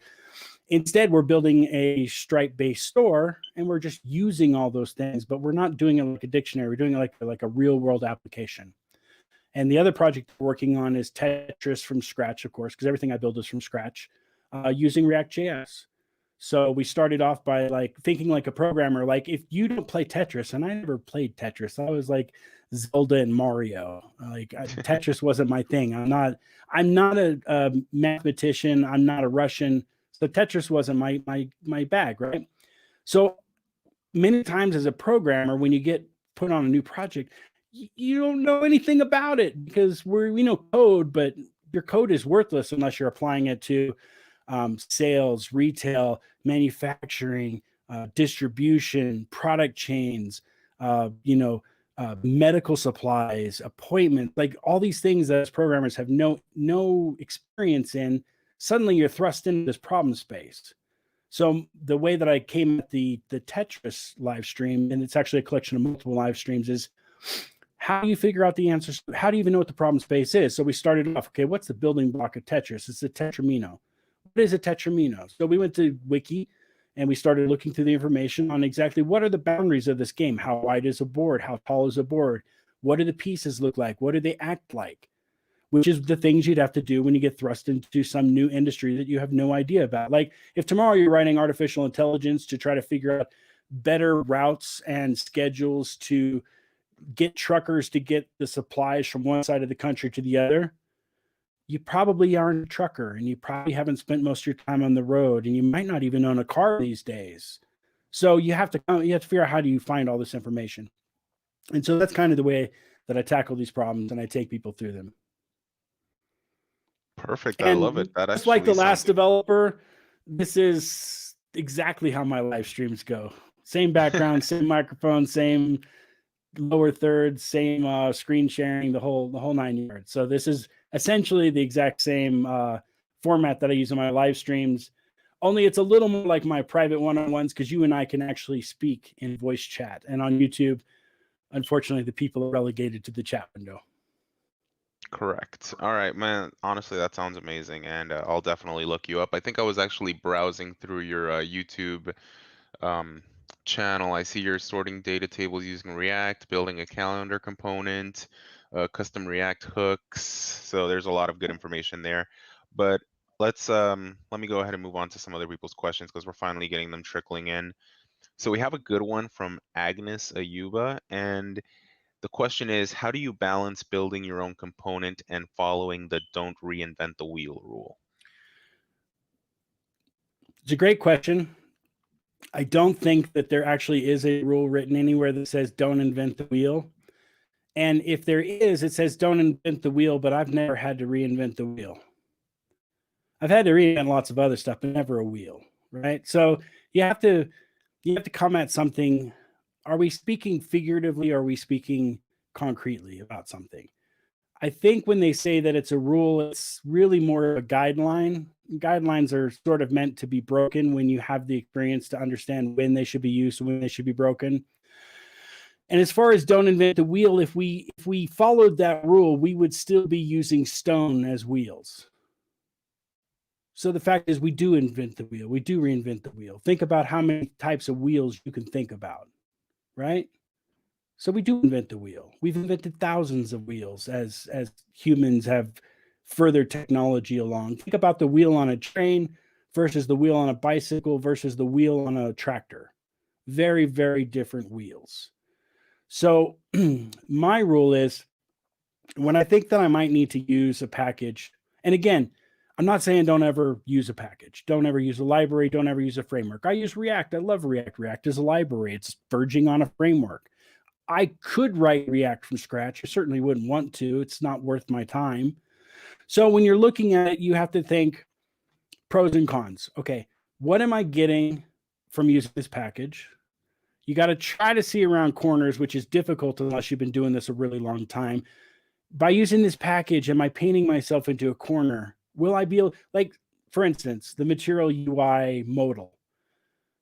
There's not a clean way, at least in React, when you use that modal to, you know how when you're reading a terms of service, when you're reading a terms of service and you're scrolling down and the button that you can click doesn't actually become active until you get to the bottom. It's really hard to make the React or the material UI modal do that because that code is locked off from you. So many times you use that modal and then later on you realize you have to write your own modal because you want to do that one thing that it doesn't. So my rule is, can you read the code? Because if you can't, if there's too much code to read, there's too many dependencies, you're putting all that into your application and it might bite you in the butt later on. My second rule is this something that I could build easily enough on my own that having an open door to extend it any way I want is worth it, and knowing every piece of code inside of there is worth it, because if you have to try to fix a bug in material UI, that's a huge amount of information that you have to digest just to know what's going on, just to figure out how to debug it. And then when you get into the process, you still can't really fix it on your own. You have to put in a pull request, you have to go through the process, you have to wait for it, and the whole time your application is broken. I don't know if that answers the question, but I don't believe it's a rule. And I do believe that as humans, that's exactly what we do, is we keep building a better wheel. Your audio's off again. I can see that, especially a more specialized wheel, depending on the scenario. So I could definitely see where you're coming from with that. Let's see, we have... And thank you, Agnes, for the question. Definitely. We have one from Julian Russell, which kind of touches base on what you've already discussed. What is a good general heuristic for when to write versus when to borrow? Where do you draw the line in the sand? What are some good principles to consider when making this choice? And I think this kind of ties back to Agnes's question as well, right? Yeah, it's really all about weighing, is it easy or simple? I mean, really, Rich Hickey nails it. Every time I'm trying to decide if I'm going to build something myself or if I'm going to use somebody else's code, I have to look at what is the timeline, because let's face it, we don't get to make the decisions. Sometimes somebody above us who has no idea about how programming works makes the decision on how we can write our programs. They tell us we have to use Material UI, whether or not we want to, right? So sometimes it's out of your hands. But when it's in your hands, ask yourself, am I doing the easy thing or am I doing the simple thing? Easy means it doesn't inconvenience me at all, but it is going to impact us later on. Easy is shoving everything under your bed. Simple is having an organized room where you know where everything should go. And if you shove everything under your bed, eventually it's going to smell really bad and you're going to have rats. Agreed. All right, and these last two questions, we can kind of bundle them all into the same question, really. These come from Sir Porky, which is, I have a question that relates to your own struggles of wanting to be a developer without having a solid educational background. How did you manage to land your first job? And this next one kind of ties to that. What, in your opinion, is the most valuable thing you've learned while coding? I'll take the second one first. All right. Learning how to learn is probably the best thing that anybody can do, because it will speed up everything else that they do afterwards. And what I mean by that is, for instance, a lot of people think that learning is a linear thing, which is how school is set up. School is set up to make learning linear. Learning is not linear. When you were born, you did not know how to speak English or Spanish or French or whatever it is that you spoke. And you never took a class on it, and you never read flashcards, and you didn't use a dictionary, and you didn't use Duolingo. So how did you learn your language? You learned it by experiencing it, and you learned it by realizing that there were these two things that seemed to not be connected. But once you learned both of them, you realized that they were connected, and then a light went off in a third thing. And now you could put these three words together in a sentence and actually be able to express something. And that's because the brain is not linear in any sense. It's a neural network. It's a giant collection of dendrites and neurons and electrical and chemical signals. So sometimes you can make something fire over here, which will then trigger something over here, which will then trigger something back here, and now you have a complete thought. So learning how to learn, and I would say learning a little bit of how brain chemistry works. You don't have to have a degree to do this. There's so much on the internet nowadays. You could get a college degree very easily without ever stepping foot in a college. Learning about how to learn, learning about how the brain works, and then learning history and philosophy. Those things will actually give you a better way of learning programming than if you just try to focus on learning the technical stuff. Well said. I couldn't agree with you more. All right. And the first one was, how did I get my first job? Yeah, so how do you manage Do we have to land time your for a first 5-minute job? story? Let's see. It looks like we're going to be cutting it a little close. Can you shrink that All down right, to 2 minutes? I'll make it as brief as I can.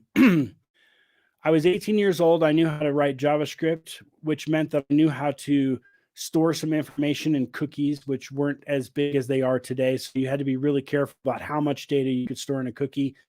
And so I had the idea, I can find clients since I can't find companies. Companies have a more rigorous way of candidate selection. They require more stuff, but small businesses are just people like me. And many people that are in small business are in small business because they didn't go to university, et cetera, right? So I found it more easy to relate to the guy that he got suckered into MLM and he bought like $10,000 worth of water filtration systems, and they were all in his garage, so they couldn't even park their cars in the garage. And in San Diego, the sun will destroy your car really fast. So the wife was like, "You got to get this crap out of the garage." I ran into him and he told me about his problem, and I said, "Hey, look, here's what we can do. I'll build you an e-commerce website, and we're going to literally paper the whole town like you would if you were trying to advertise for your band." Well, back in the day. Nowadays, I don't know if they do that. So we papered the entire town. I built them a website, and it was just a cookie-based JavaScript shopping cart, and he started selling water filtration systems. I got paid after he sold his first water filtration system because he didn't have money to pay me up front. So I would tell people, start local, because you're on an even playing ground when you're local. You can look people in the eye, you can shake their hand. Don't worry about getting paid up front, because by doing that, you're going to vastly reduce the number of opportunities you have. Do the work first. If the work is good enough for somebody to pay you, most people will pay you. Actually, a very small percentage of people are evil people. Most people are somewhere in the middle. So they will pay you if the product ends up making them money. Their conscience will make them send that money down the line to you. So start local, start small, try to do the work first. So if you have a portfolio and it's empty, build a doggy daycare website, build a website for, like I said, a water filtration guy. Nobody's going to pay you, but you could put it on your portfolio. And then when you go to try to find clients, you can say, look, this is what a one-page doggy daycare website looks like. All we have to do is put your information on there, get a nice camera, take good photos of your facility and your animals and your training procedures, and put those on there, and we could have you a website in a week. Once you have 4 or 5 of those, companies will actually start paying attention to you. Love it. All right, so I believe that I'm getting the hook here. So Mark, I cannot thank you enough for your time, your insight, and your knowledge. It was amazing having you. Everybody, definitely check out DevMentor Live on Twitter. Check out his YouTube channel. I cannot recommend it enough. And again, thank you so much for your time today, Mark. Super. Thank you so much, Isaac, and everybody who watched. Happy hacking. Of course. Thank you. Thank you. All right, ladies and gentlemen, that was Mark Tejes. Tejes. Definitely check him out. And now I'm going to bring everyone else who is currently involved with the Southern DevFest. Here we have the lovely Laura, the amazing Luke, and Hendrix. Sorry, Hendrix, I couldn't come up with anything that began with an H. I was like, what is H? What is H? I was gonna go with Harry, so I guess, you know, no adjective was better in that scenario. That works. All right, so ladies and gentlemen, I do believe that we've finally gotten around to that time where we're gonna start doing the drawings. But before that, I'm gonna let Laura go ahead and take it away from me. She'll give you guys more information on what you guys need to do. Can you hear me? Yes? Okay, great. Hi, everybody. Thanks so much for coming. This was great. Now we need to find out how we did. So we've got a survey for you to complete that's super important because we need to design better and better, and your feedback helps us do that.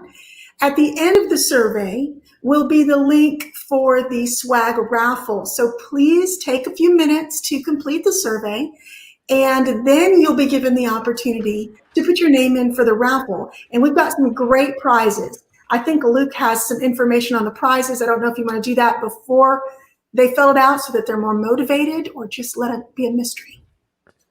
Hold on. We need a link to the survey. People are asking for. Oh, there we go. So there's the link. It's a bit.ly. It's not real long to type in, but if somebody wants to drop that in the chat, they can type it in. I'll let that just go for a minute. And I believe this feedback form covers every session that happened today. There is a not applicable radio button you can pick. There's basically 3 questions about each session plus a comment field. And if you didn't attend the session, just put not applicable. So hopefully it doesn't take too long for you to fill out. But we do want to make sure that people have sufficient time. And then at the end, there is a spot for general feedback and comments. And so if you've just got general feedback and you're wondering where that's going to be at the very end of the form. And the reason you might want to fill it out, there's going to be a raffle at the end.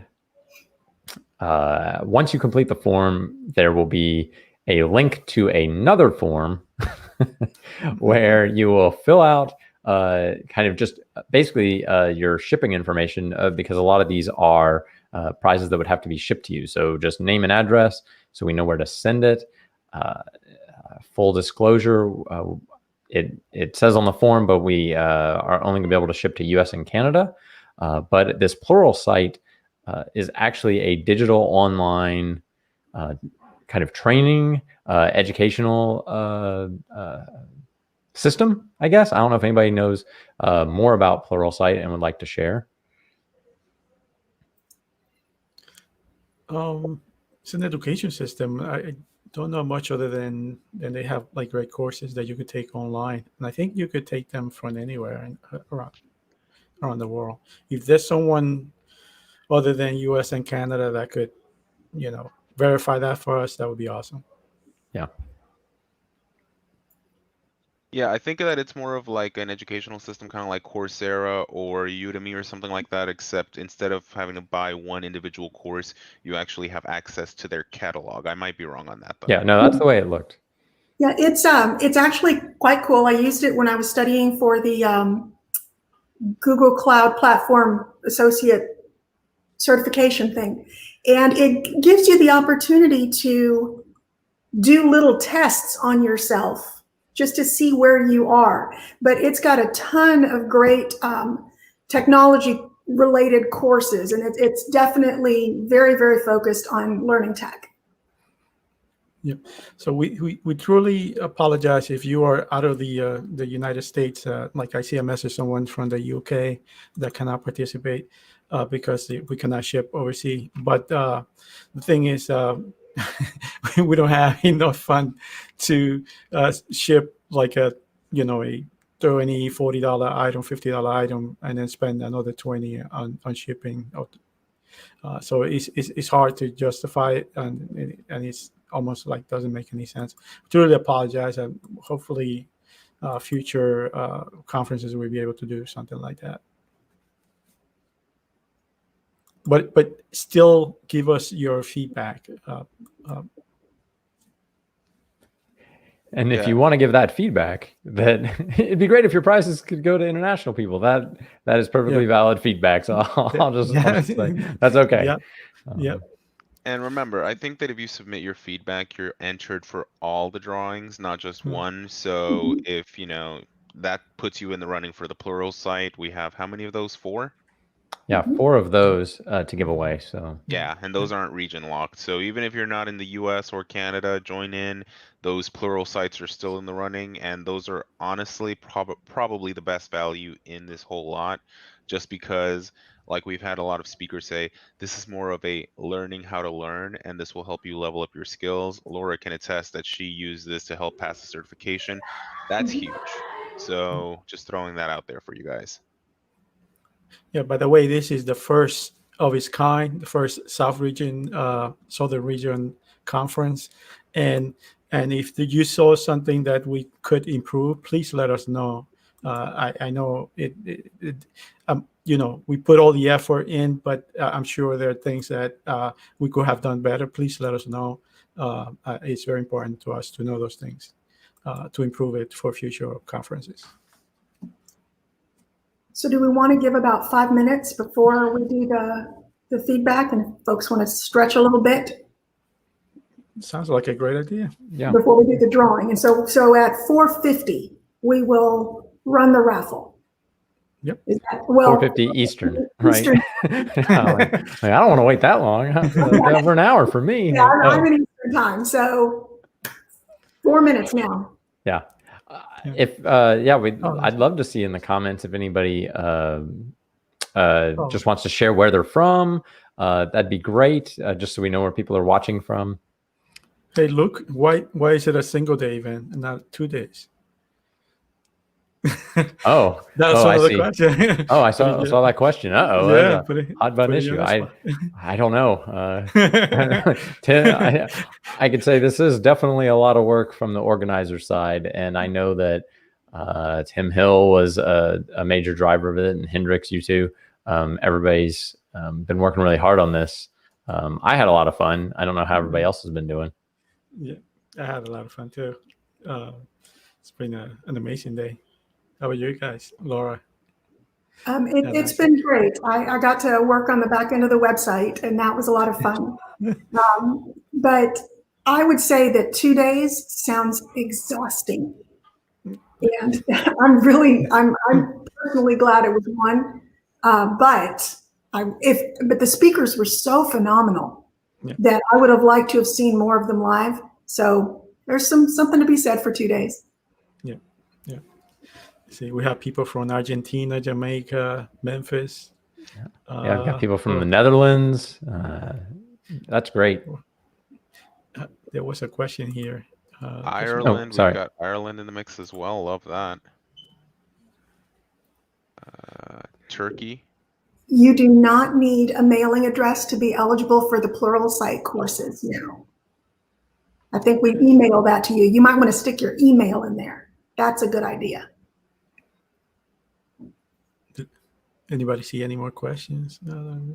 I wanted to show a few more of these people tuning in. Yeah. We got Malaysia, England, Argentina. This is just great. It's an international DevFest. Like we branded it as like Southern DevFest. It's for the Southern region, but it's like actually being virtual like this is great because people can join from literally all over the world, and it's really cool that we're seeing that kind of engagement. Yeah, I see Orlando, Florida too. Oh, so hi, Dan. I'm in Orlando as well. Finland. Wow. This event got a lot of reach, didn't it? Mm-hmm.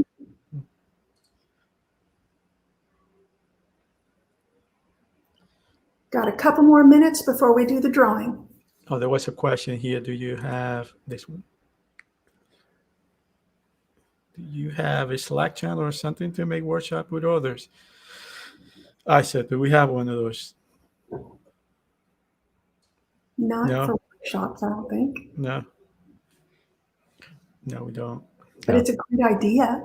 Yeah, that's great feedback about how do we help people connect during the event, and just to chat and maybe chat with the speakers and things like that after their sessions. I think that's great feedback. Definitely something to look into for next time. Okay. Oh, this one. How do we catch if you couldn't watch all the talks? How do you do that?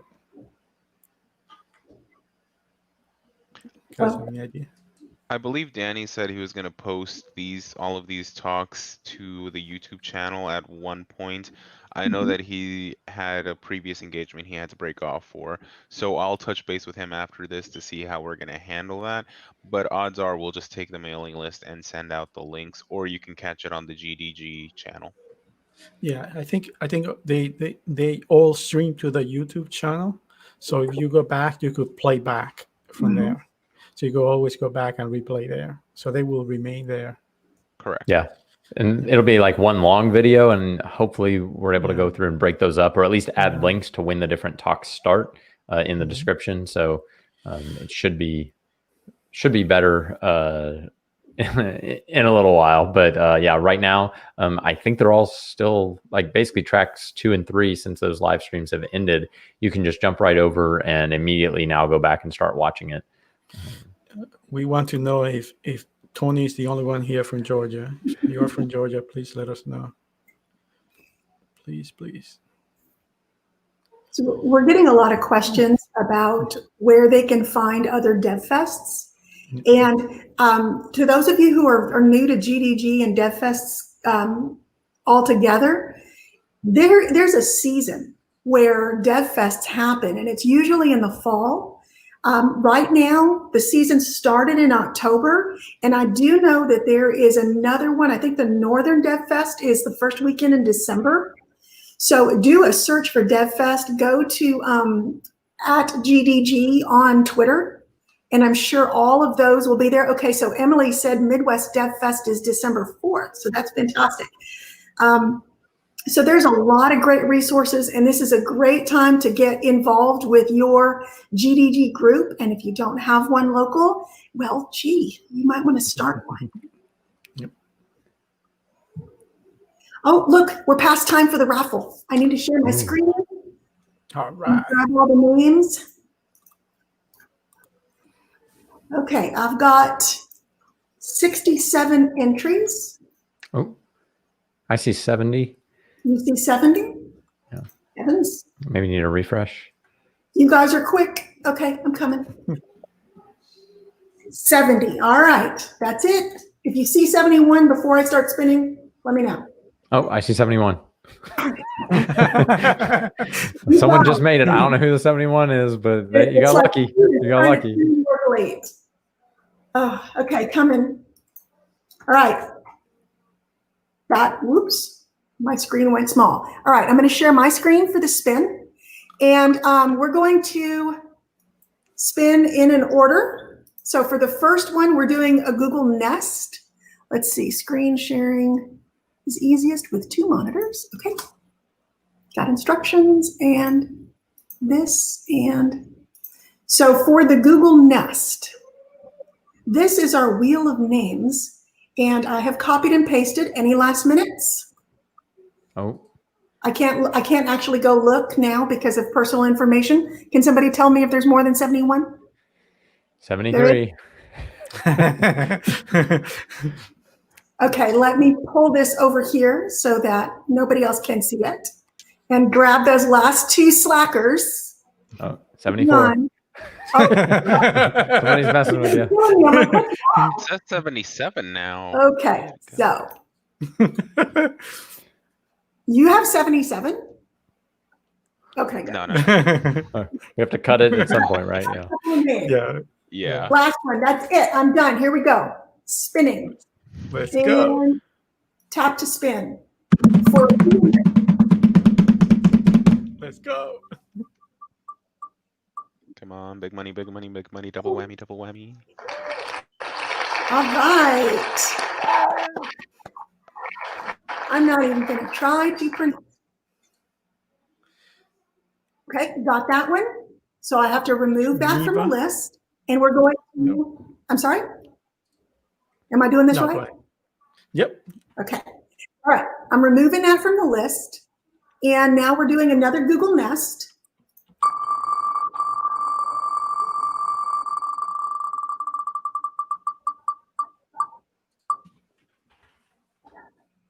Oh, San Mateo. That was so close. Hey, congrats. Congratulations. Okay, and remove. All right, now we're going on to the Android mug. One of them, we have 8.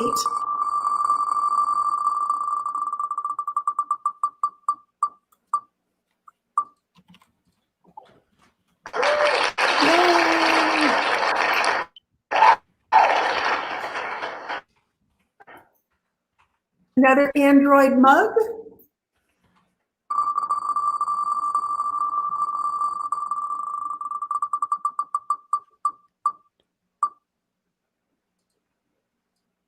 Now this would be Tony from Georgia, I think.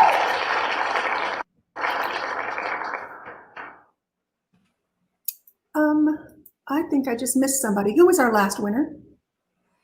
Samuel Taylor, I got her. Samuel Taylor, I already got it. Okay, perfect. That was the Google Nest. Okay, remove. All right, so another Android mug.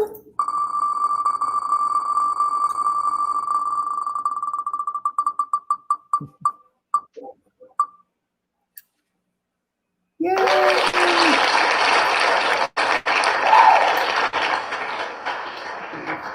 I gotta like the clapping.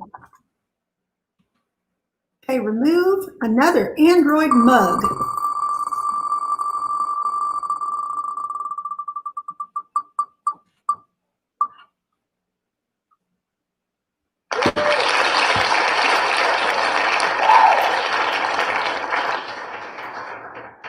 Okay. And removing yet another Android mug.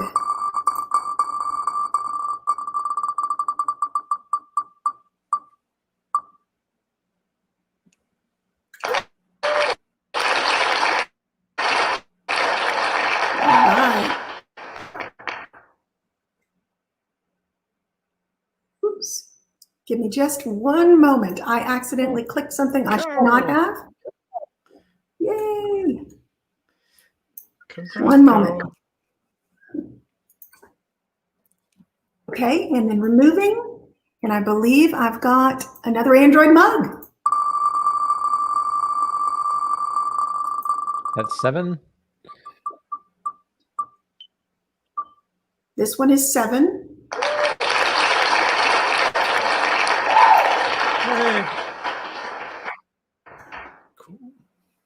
Okay, removing, and I should be on my last Android mug.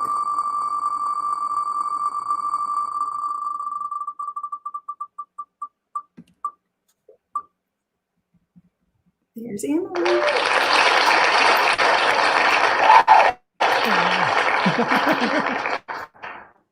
Okay, now we're moving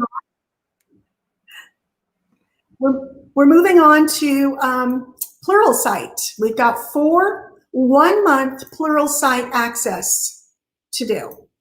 So here we go.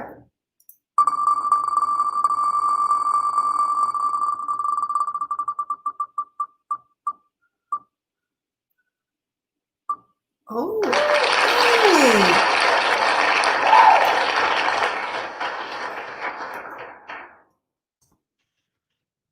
Okay, removing another Pluralsight.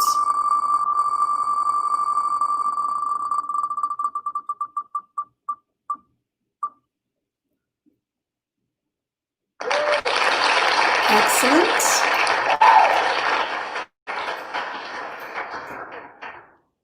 Another Pluralsight.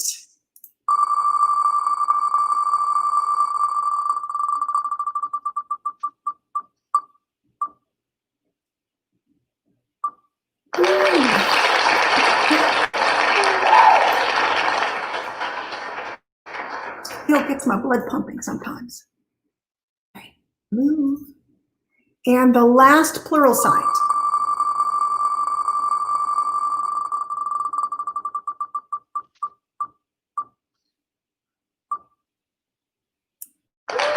Excellent.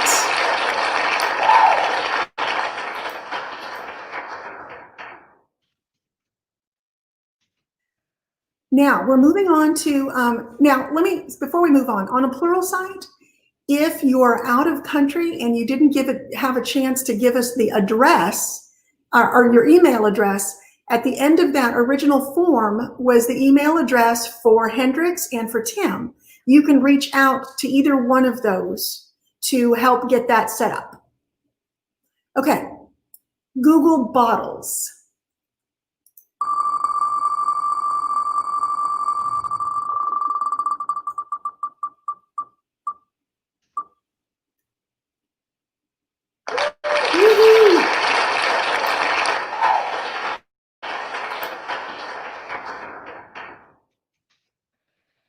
Another Google bottle.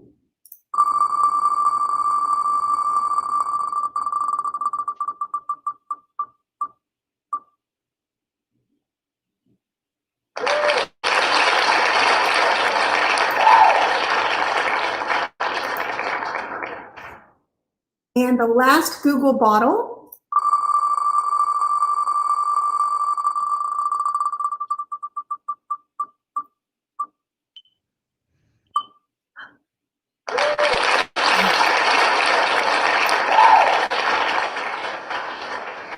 And we have 2 Google Nest Minis. Is that correct?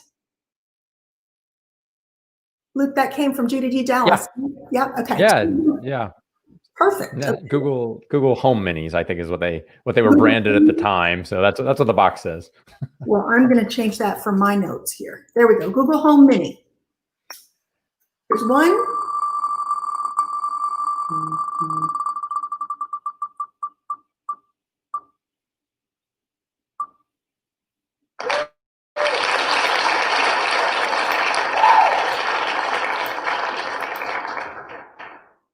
And our very last spin of the day, a Google Home Mini.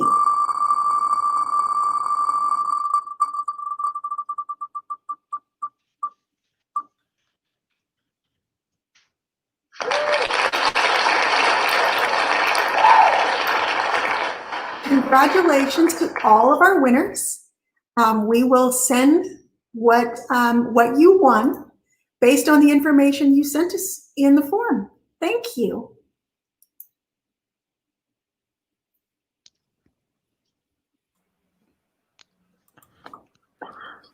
Well, any closing remarks, gentlemen? How do you, each one of you, enjoy the conference? I guess we start with you, Isaac. How was your day like? I was on track 3. I was busy. I didn't see none of you during the conference. How did you enjoy it? How did we start with Isaac? If it's alphabetical, you should go with Hendrix. Or you know what? No. Gentlemen, I got gentlemen. Let's be gentlemen. Laura, after you. I insist. There we go. That was sneaky. That was sneaky. It was fantastic. I just enjoyed the storytelling. I don't know if I tweeted. I had my screen set up with all 3 running at the same time, and I would just mute back and forth because, ooh, the comments here look interesting, and ooh, they look there interesting. And then the stories were so fantastic that I just got drawn in, and now I'm going to have to go back and watch some recordings because that was really cool. Yeah, I actually have well, before I tell my story, let's go back to Isaac. I just want to take a moment today. So, I can without a doubt say that this was a very enlightening DevFest. I learned way more than I can digest. I know I'm going to have to review those videos again and again a couple of times. I saw people walking in paths that I might walk someday, so that was definitely eye-opening. And honestly, it's like Danny says, you know, the main reason why we do this is to give back to the community. Just because I don't know about you guys, but I'm a self-taught developer. I had James Quick in my corner, amazing guy. I've had people help me get to where I am. And I know that without them helping me to be where I am, I would not be what I am. So I'm forever grateful. And a big part of this is giving back, helping the next person down the line. Why? If no one had reached their hand out to me, I wouldn't be here. So who am I to not do the same for someone else? I feel very strongly about that. I'm actually volunteering with Launch Code, a local initiative to teach people how to code, and just getting these resources out to the hands of people, trying to help them transition into a better field than they are and trying to help them to do better. That's my big takeaway from this. And I can without a doubt 100% say that we achieved that today. So thank you to everyone who helped. Thank you to everyone who attended. Well, you look. What was your experience like? It was great. It was intense. It's definitely a lot to take in. Like Isaac said, you know, 5 hours of just great content coming in from all over the place, and then 3 tracks. So it's like there was no way anyone saw more than a third of what was going on, except maybe Laura, who was trying to jump between all of them. But even then, you know, you can't be actually listening to. Well, maybe she can listen to 2 or 3 at once and have them all going, but it's hard to follow. So it's like there are definitely those other tracks that I need to go back and listen to. And just I think that's what's great about it, is that even if you got a good taste, there's still more to the meal that you can have. You can basically go through the whole thing again tomorrow by picking different tracks and see lots of other sessions. And yeah, just great stories, and just great to be able to connect with people from all over. Just by far the biggest reach I think we've had in any DevFest we've done. And just, yeah, great speakers coming in from all over. So I think we definitely had a great time this year, and looking forward to how we handle DevFest next year now. Yep. Yep. That's pretty good. I mean, for me, first of all, I want to thank our organizers, our volunteers, you watching, people attending the conference, and those of you that will watch later. We want to thank you for participating, giving you your time and your feedback. I learned a lot. I started doing what Laura was doing, but I'm not good at multitasking, so I gave up. So what I ended up doing was I have a piece of paper here where I was putting like time in the video. Like I got to go back to that time on track 1. And so that's what I'm going to do. So I think it was an amazing conference. We had an great speakers. I mean, a lot of good content. A great audience too. They were asking like an amazing question after questions. Like every talk that I was on track 3, and after every talk there were tons of questions and good feedback. And I think there's an opportunity to learn a lot. And I'm actually going to go back to all the other tracks and make sure I don't miss anything. So if you're watching, I invite you to do the same. It was a great conference. So somebody asked why I'm going last. I don't know. By choice, by his own choice. That's why he's Yes. going last. Yeah, that was my mistake. I'm not last. Like all of us are in this together. So you guys unmute your mic and let's say global goodbye to everybody and thank you, right? From all of Yeah, us. thanks everybody for watching.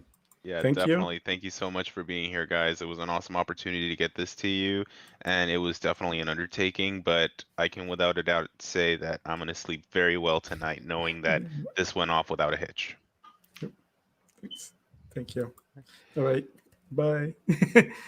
Thank you, team. All right. And okay.